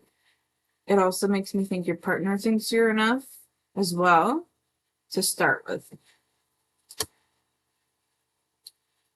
False beliefs. Once the untruths that we believe about ourselves are illuminated, so are the ways we can release the false limitations they confine us to, is the next one. Cards, like I said, the intention was based on what you asked earlier, and these two cards, so like it's saying you are enough, right? And then the next card was false beliefs, and in the tarot near the end, that it's talking about, it made me think of someone who's very narcissistic, and you know, people can be like that, but like it's it's telling me that this person is someone who projects a lot. So like what they call other people out on is actually them calling themselves out, because they're the ones who do that, is what I'm getting so far.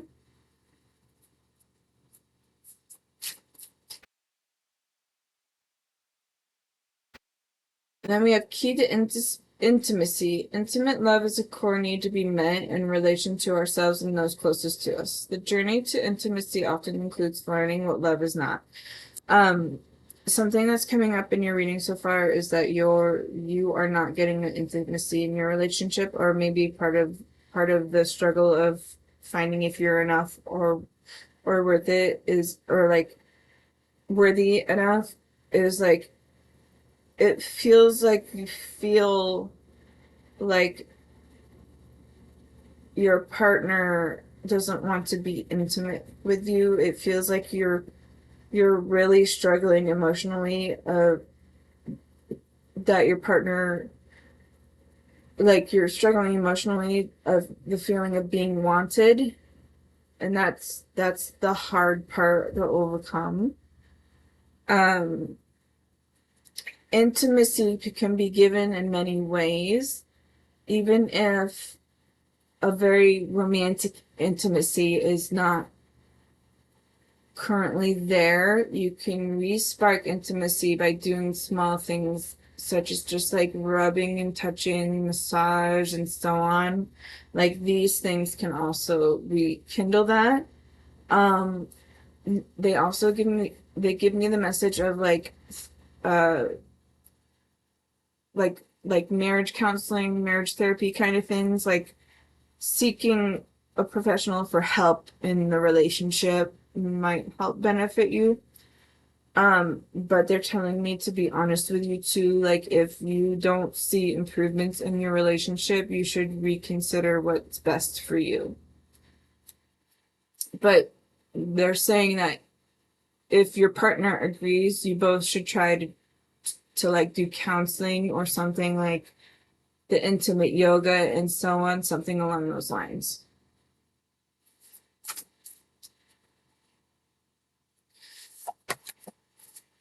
Accountability, responsibility is a gift of love to yourself and others.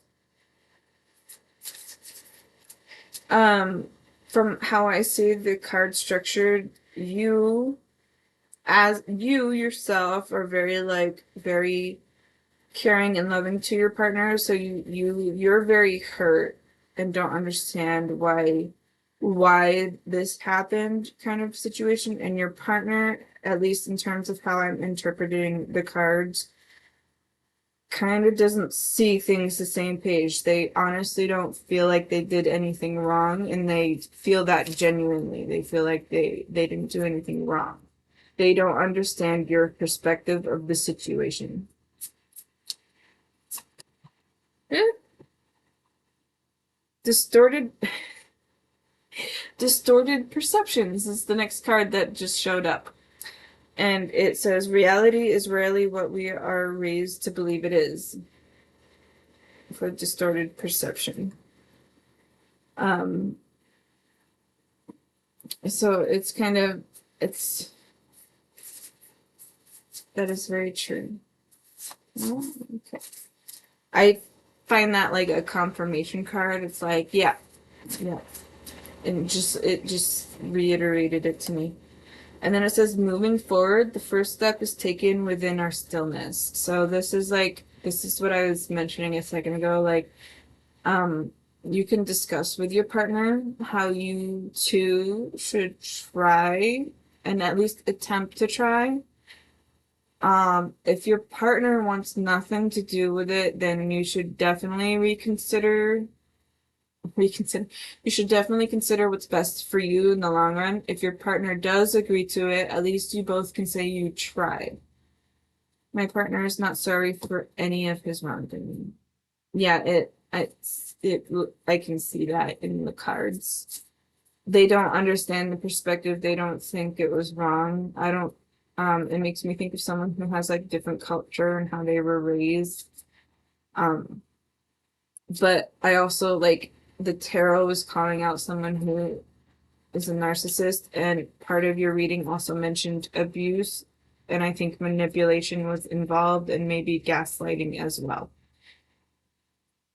So I'm going to play one more card from this deck, I think, and then I'm going to move on to the next deck for you.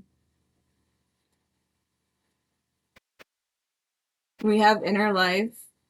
Your inner life is a garden to be cultivated, and I'm very drawn to this card. I think this card is meaningful, and because it makes me feel like a grandma, I'm hearing the word Nana. Nana's here looking after you, looking out for you. She wants you to do what's best for you.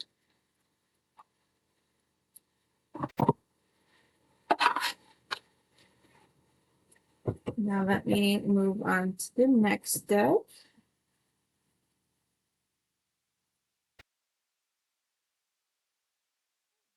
Okay. I'm being told to play this deck next. Ow! I hurt my foot. Which I'm surprised on actually, because I thought it'd be an advice deck, but I guess it's going to be part of your interpreted part of your deck.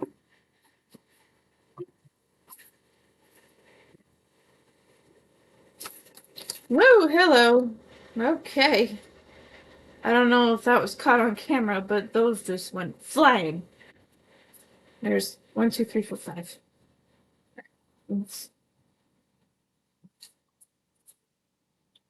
Is it all?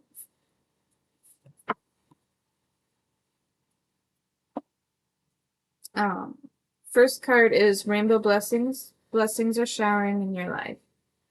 And normally most people associate this with like good things coming, right? But this to me has a different message for you. This is saying, look at what you have. Like, look at the things you're grateful for having. Look at the blessings you already have. What's abundant with you? Like, do you have love of children? Do you have love of your family, your friends that support you? Um, are you financially stable? Like, it's telling me that you should focus on the blessings you already have and acknowledge and be grateful for those, because that's going to raise your vibration.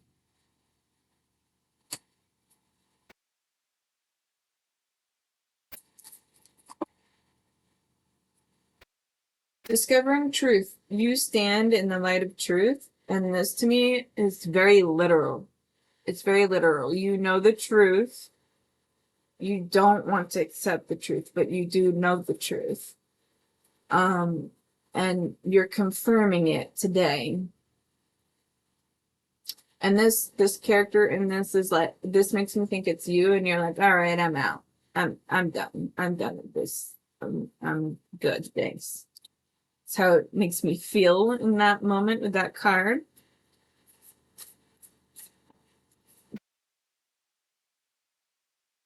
Great adventure. Take a risk and venture forward.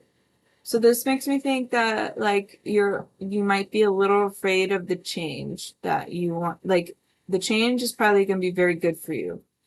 But it makes me think that you're a little bit afraid because it's different. Like it's not what you're used to, and it makes me feel like you have like this clutch because it's been consistent and the same the whole time, and you like things that are consistent, and that's like an attachment for you, but like it's not good for you. So it's something you actually need to let go of. And then it's it's saying like that part is the scary part for you, is to the dramatic difference of what you're used to and what's new for you.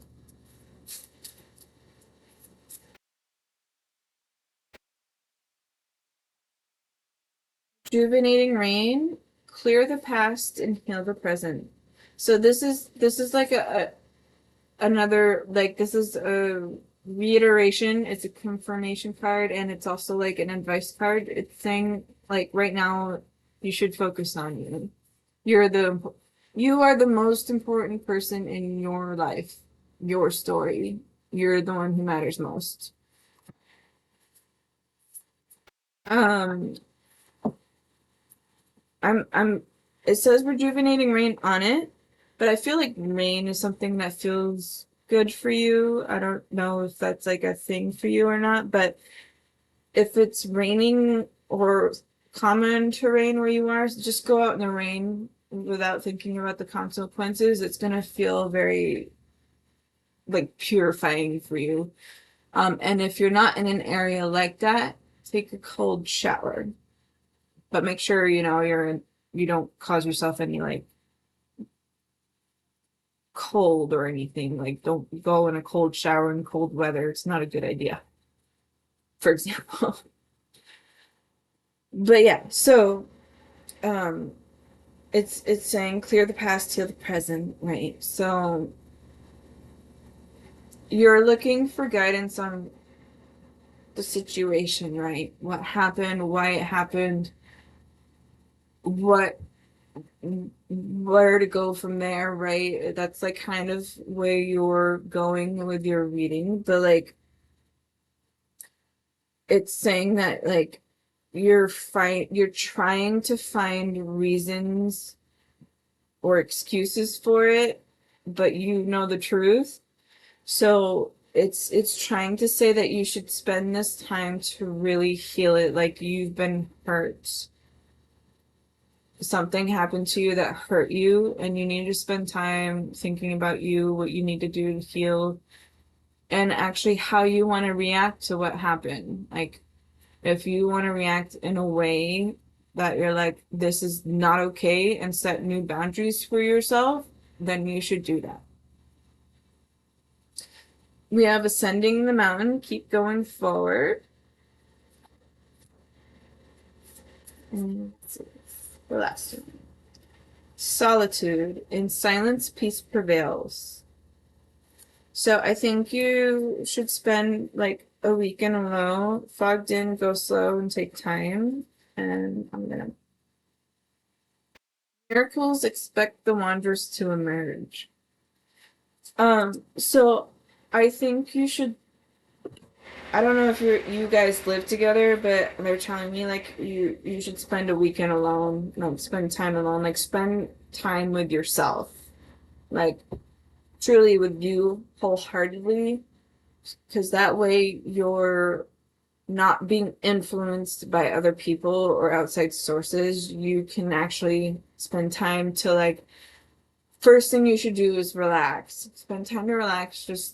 Just don't think about anything for the first day, and then the second one be like, all right, and then like really consider the overall and whole situation. Okay, so I'm gonna move on to this because I keep looking at it. So I think it's time for the Fantasy Cats Oracle cards. First card, or first thing that comes to mind in this, is comfort. I think you need comfort. I think you're trying to find things in a way to comfort you in your own way, but I think fuzzy things and cute things comfort you at this time.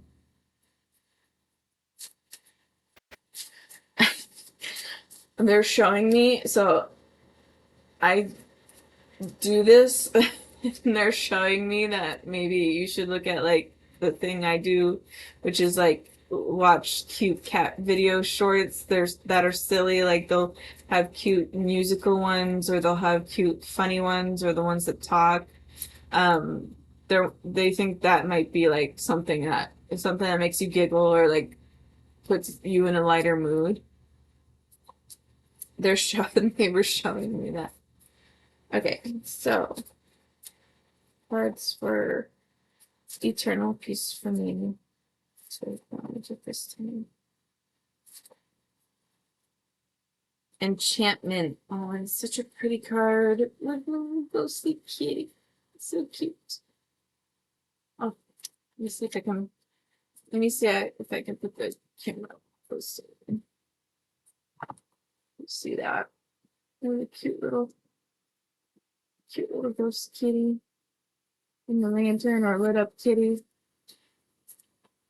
It says enchantment. And actually, it's interesting. It's giving me energy that you might consider getting a kitten or a cat, or look to, or want to go to like a humane society to take a look at those who haven't been adopted and like just vibe with them. That's kind of what I'm getting out of that card so far.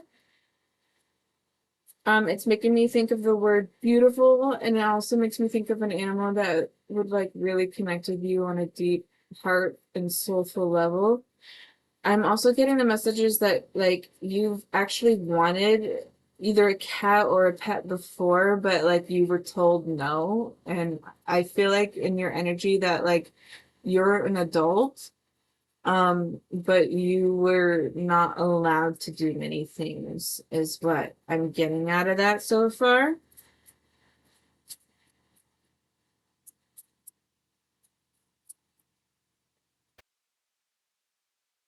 We have desiring transformation next.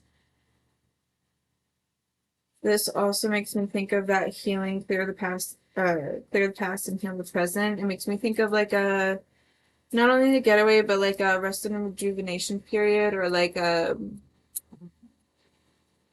what do you call it? A retreat. It makes me think of a retreat. Maybe a retreat would be good for you and your energy. And you might make new connections and meet some new people in the retreat as well that would make you feel good.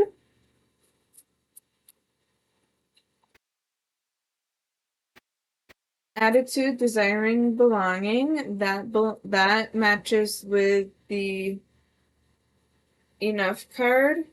Wondering if you're enough and everything. You are enough and you are worthy. Um, in my mind's eye, they're showing me someone who's saying, why did it happen to me? Like, why was it me? There is nothing wrong with you. Your character is good. Your partner's character is the one that should be in question. Grooming is the next one. Spend time to really take care of you. Like, spend time, have a spa day, do some self-care, self-love rituals, whether it be for you. I also see the ladybug in this card. It's right there on the leaf, and it's very drawn to me, and I associate ladybugs with good luck. Oh, hello. Okay, two cards flew out. Let me see what it is. We have traveling and ruling. So like this is like taking charge. Traveling might be also traveling came up in a couple of readings, but it might also benefit you. Like I mentioned retreat. And then ruling, like I think you need to rediscover who you are as a person. Because I feel like in this moment or in this time, you're forgetting yourself. Like you're forgetting who you are. And you might have had like a loss of your power in the past. It feels like you're someone who ended up being very submissive and you weren't that person to begin with. So take this opportunity to really like reevaluate, even if you don't want to be the same person you were, reevaluate who you want to be now. Empowering is the bottom of the deck energy, and the top of the deck energy is watching. Being with that, actually, the watching card makes me think of like you're watching yourself. So like as you're growing, you're seeing where you were, where you are now, and when you get to the future part of it, where you've been, or where you've been, and it's like you're viewing what your journey was like, kind of like you're reading your own novel. Love guidance.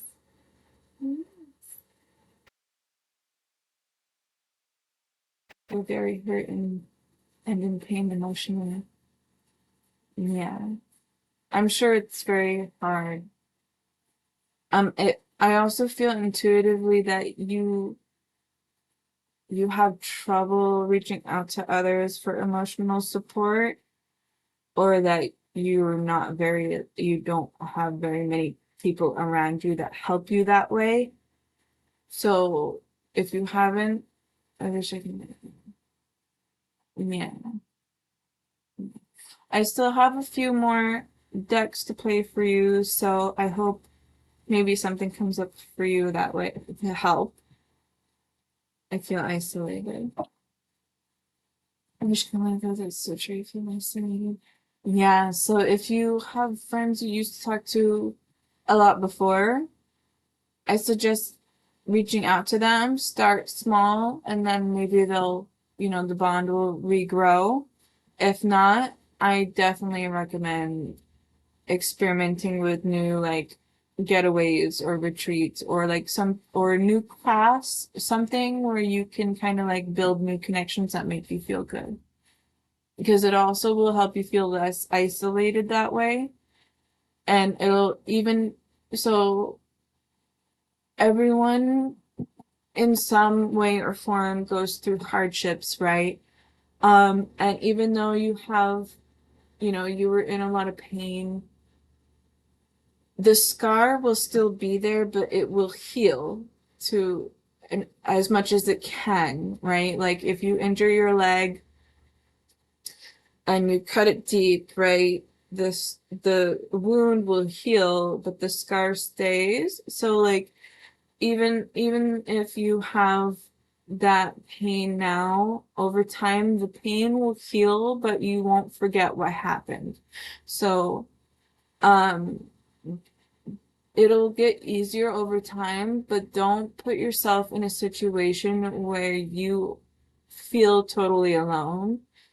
Choose to do things for yourself from this point forward and like make new connections, or if you don't have therapy, or even if you do have therapy, start scheduling sessions or more sessions so they can help communicate with you in it. Um, yeah, and I think that would be a good start first in terms of advice. But let me continue on to the next deck for you.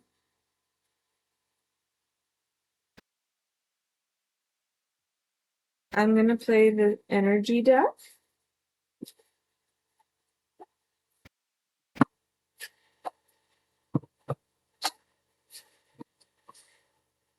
Okay. Oh, it fell right out.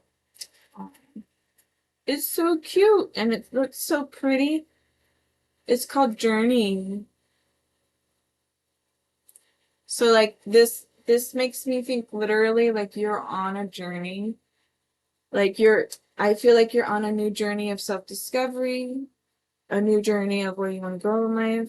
Literally a new journey. I think considering traveling and places you wanted to go that you couldn't go to before, I think you should try to, even if it's short distance, long distance, a different country, or just like visiting a family member. Like I think traveling would benefit you. It also makes me think of like a person. I'm thinking of the Crocodile Dundee movie. He calls it a walkabout. But it makes me think of a person who's like a nomad. They just travel around for a while to find themselves. Um, I think Native Americans call it a spiritual journey, spirit walk, or something along those lines. And it feels like you're like this is where you're stepping into. You're stepping into this new journey for you. Next card is Caring Connections.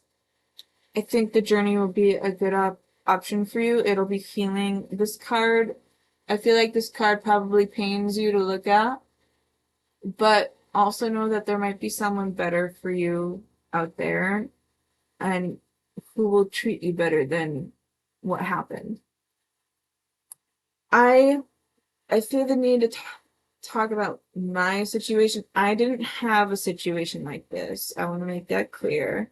So I can't understand you in the same way, but I do understand the pain and difficulty it is with a partner who you've been together with for so long and having such like a deep feeling for them without it being returned. And when I'm still friends with my ex, we get along and we're good in terms of being partners and friendships and stuff. But like when we separated and we broke up, I took my time to heal. First, I took my time to heal, so I stayed single for a while. I decided to try dating. I actually never dated in my adult life. That was a new experience for me, honestly.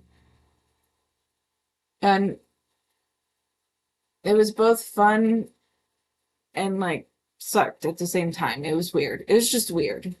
Um, but it wasn't bad. It was just different than I'm used to. And so I took my time to stay single, and then I started to try to actually look to dating seriously after the breakup after a while. It was probably like over a year after the breakup. And um I was trying to find someone serious because I want to be married and I want to have children in the future. Like, I have strong ambitions for this. And I want a partner who expresses and shares the same depth of love that I give, is what I wanted. And I was looking for that. And, some I came across very different people. Like, I came across one person who was just like, who said all these sweet things, but all they wanted was like nude photos, and I'm like, no. And then um another person said they wanted this, but he was like much younger than me, and I couldn't get over that he was like the same age as my brother and they did the same career. I couldn't, my brain couldn't separate it. It was too weird. And then I was finally like in a point where I was like, I was about to give up even trying, because I'm like, I don't want to have to wait like another 5 to 10 years for this. I'm like, I'm a ticking time bomb at this point. Like, I want to be able to actually have children when it's easier, not more difficult. And I almost gave up, and I was like, I'm a spiritual person, so in that moment with my strong emotions, I decided to talk to spirit, and I was like, there's got to be someone who wants the same things I want. Like, there's a world filled of thousands of people, and there's got to be someone who wants the same thing I want, who will treat me the way I want to be treated, and who will reciprocate the love that I give. And like that was like the major thing I wanted. Um, and I went to sleep, and the next morning I it wasn't just a message from some random person. I need to clarify that. Um I like to use language apps because I'm studying a foreign language, and I received a message from someone who spoke to me before technically, but it was very, very surface based. It was it was like very what do you call it, small talk. It was like, hi, how are you? Good, how are you? Good. And that was like it. So like after I spoke to spirit about like there's got to be someone for me, like there has to be someone for me, like I shouldn't have to be waiting forever. um and the next morning, that person that had the small talk before messaged me like immediate, like right as I woke up, there was a new message. And I consider that a strong sign because it was too coincidental. So to me, that was a sign. And he at first said the same small talk, and then I realized that he doesn't speak English well, so I spoke to him in his language with the little bit that I knew, and then we spoke ever since, and now we're dating, and we've been dating for 6 months today. So I'm happy with that. But my point was like it would be hard if like during the time it would be hard to let go, but there might be someone better for you. And that's what this Karen connection card makes me feel, is like if your direction ends up going that way, like do what's best for you. If you want to try to fix it together with your partner, then I say go for it. But if your partner not only disagrees, or you tried but it didn't go anywhere, like definitely consider yourself first, and then you might have a new connection down the line that is more suited to you and your needs. And then, especially with this journey card right before it, like to me, that's connected together. So let me play a couple more cards. Yeah, like it's so nice. It's silly for me because I got exactly what I wanted and asked for. Thank you. But there's like parts, like, one thing they tell you is that like be specific with what you want in terms of manifesting, but there's like parts you have to also accept, like being adaptable to some things too. So like I'm a spiritual person, so I'm a spiritualist, right? And my partner is religious, and I don't usually associate with religion, but one thing he wants is like when he marries, he wants the partner to be part of the religion. So we had like a very long discussion about it, and I told them that I'll be okay as long as my beliefs are accepted, and that's what we do. Thank you. So So like there's small things that you adapt, but if you're specific, I think it would work for you too if that's what you end up doing. But I want you like you should decide what you want first. Like what you want. Do you want to work with your current partner and make things work, try to overcome it together? You probably should see how your partner reacts if you do decide to do that first, or if you want to decide what to do next. Some people who aren't used to rejection might react in a very strong and negative way. Know that it's not your fault. It's just that they don't understand how to acknowledge rejection and take it, so they're doing it in a weird way. Um, but focus on you first. Like I said earlier, you are the most important person in your story. You're the one who matters most. We have rest and rejuvenation. This comes with that rejuvenating rain as well card, and it's reiterating, so it makes me think that your stress of the situation prevented you from getting proper rest and feeling at peace. So you need like self-love and self-care. You need time away. You need space. Definitely need space. You need time with yourself.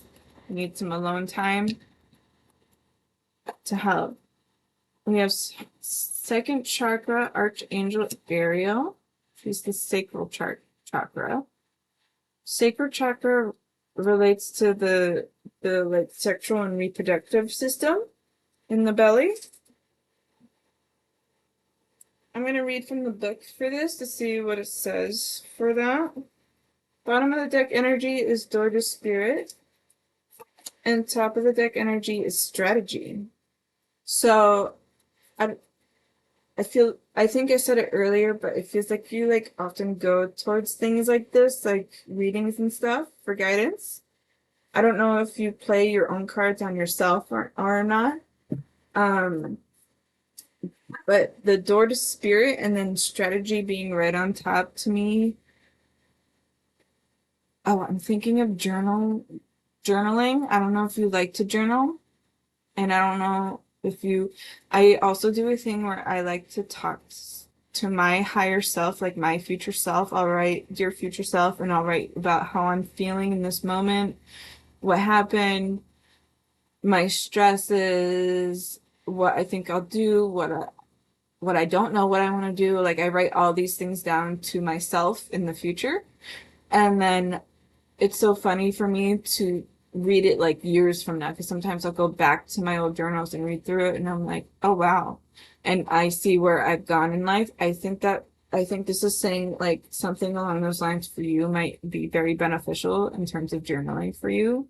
Something along those lines, or writing to like your younger self, your future self, or to your current self, like writing in that way to you makes probably the most comfortable. All right, so 36, and I keep flipping past it. Wait. There we go. Okay, so 36, intimacy and creativity. A lot of people say sometimes pain is creative inspiration. So I don't know if you're a creative type or not, but maybe you can use this to make something that makes, just let it all out, like throw paintball balloons at a blank canvas to get your aggression out and stuff like that, and just see what the paint shows up at. I will start journaling. Oh, okay, great. Okay, so this card I want to read from the book from you, because I don't really quite know how to interpret it. I just know what the chakra means. So the second chakra vibrates in the energy of the beautiful angel Ariel. She sends a bright orange energy promoting inspired creativity and a greater comfort with intimacy. Okay, so it's a lot of intimacy cards, which makes sense because of the pain, right? When this card appears upright, it's urging you to get creative. Let yourself reach out into unexplored areas of self-expression and new projects that may have more creative approach. This is also a time when the energies of closeness with others and nurturing yourself can flow more freely. So nurturing yourself is definitely coming up often. You can now open yourself to the emotional intimacy that may be coming your way. So nurture yourself and be ready to receive the affection and camaraderie. Sorry, I probably should read that better, but I can't. So, of the resonant souls around you. Camarade. It's hard for me to say. So, yeah, a lot of it's saying you need to focus on you, focus on nurturing yourself. Like you got to focus on you right now. And I'm gonna play the last deck for you for your reading. It's gonna be I'm gonna choose this deck as advice cards for you. I'll probably read it very literally because that's how I usually like to read these cards.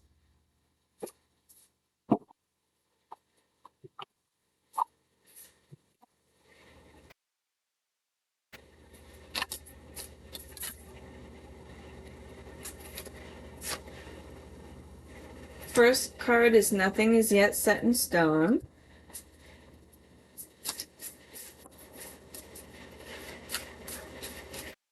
Therapy's coming to my mind again, so I don't know if therapy's what's been considered, but if I'm being very blatantly honest with you, because I don't usually sugarcoat any readings, I don't see your partner easily willing to do that because they don't understand your perspective and they don't think they did anything wrong. So I don't particularly see a positive outcome in terms of it actually happening. However, I don't see the harm in trying anyway because you'll get your answer either way.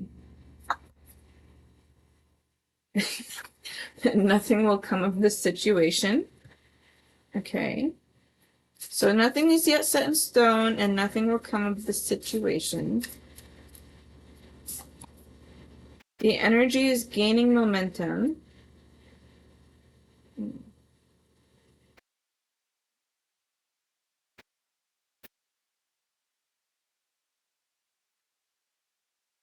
I'm hearing a fresh new start. New things, new start for you. A time to give rather than take. And normally people interpret that as like you give to others instead of taking from others.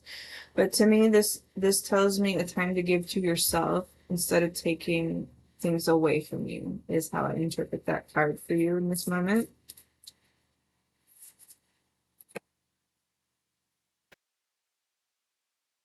A fiery climax approaches, full moon in Aries. That makes me think there's you have like it's already very emotional for you, but it feels like there's gonna be an intense emotional time coming up for you.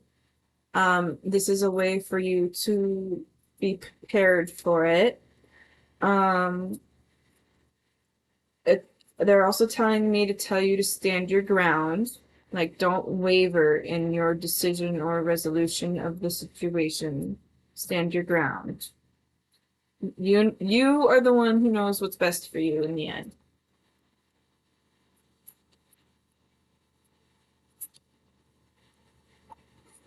Hold your vision. I think that matches with what I just said about standing your ground.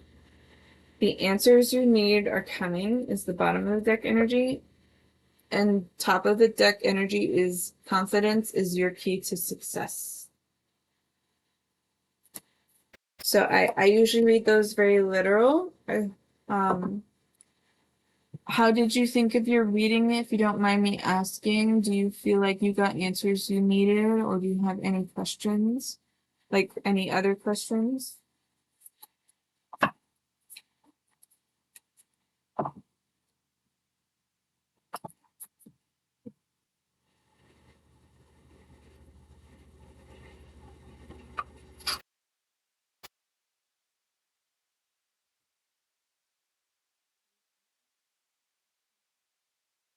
I'm still connected. It was very detailed.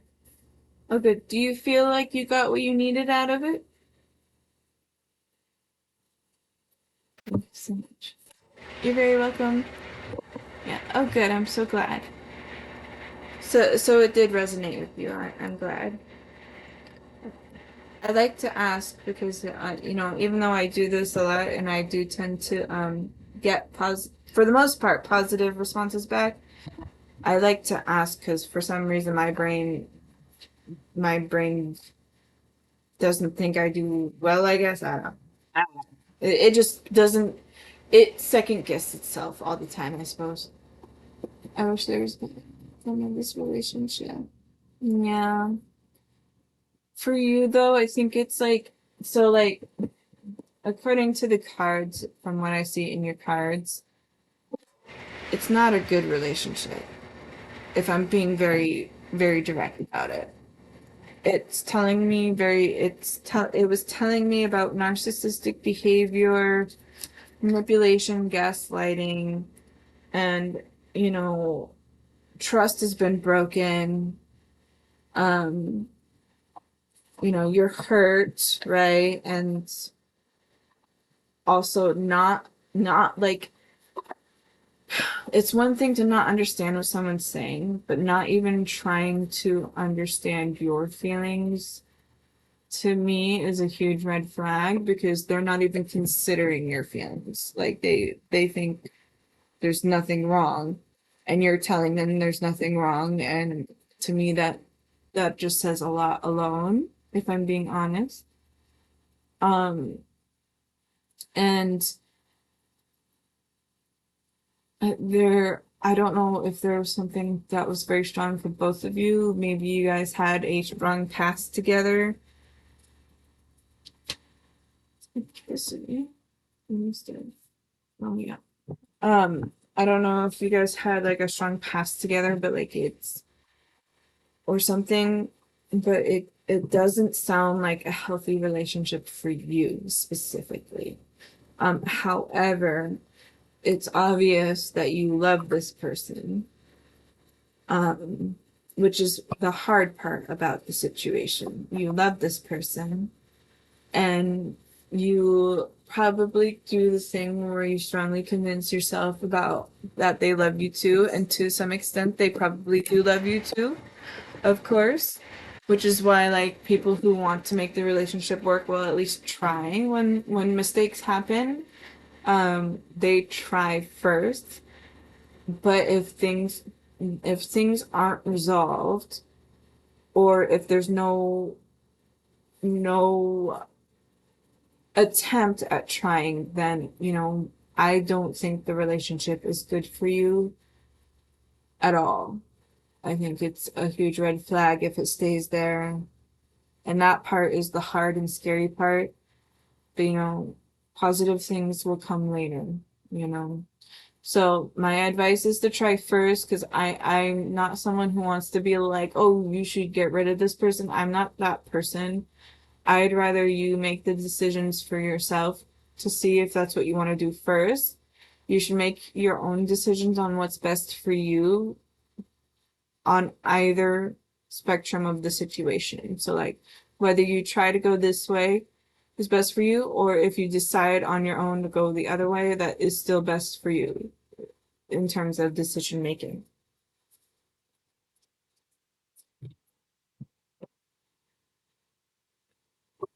Because, like, it'll probably always be hard, but at least, at least you do it, At least you get to it. I do wish the best for you though, as well. Thank you for wishing me best wishes too. I know it was a lot in your reading. I'm happy that you received a lot for messages that you needed at the time. And I wish you well on your journey.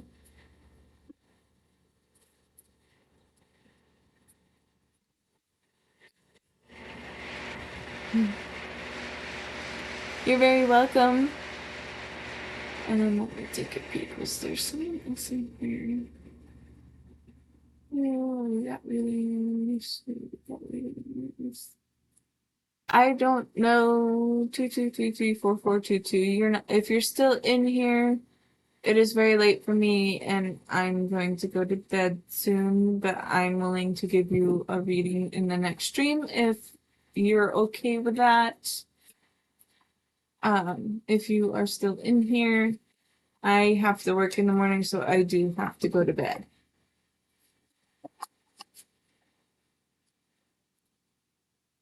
In case of love.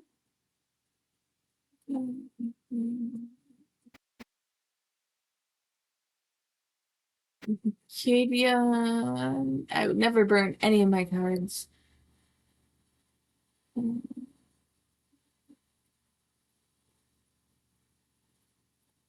Appreciate the reading of time. You're very welcome. Thanks for stopping in and getting a reading from me. I think I'll stop the stream now. Have a good night, everybody.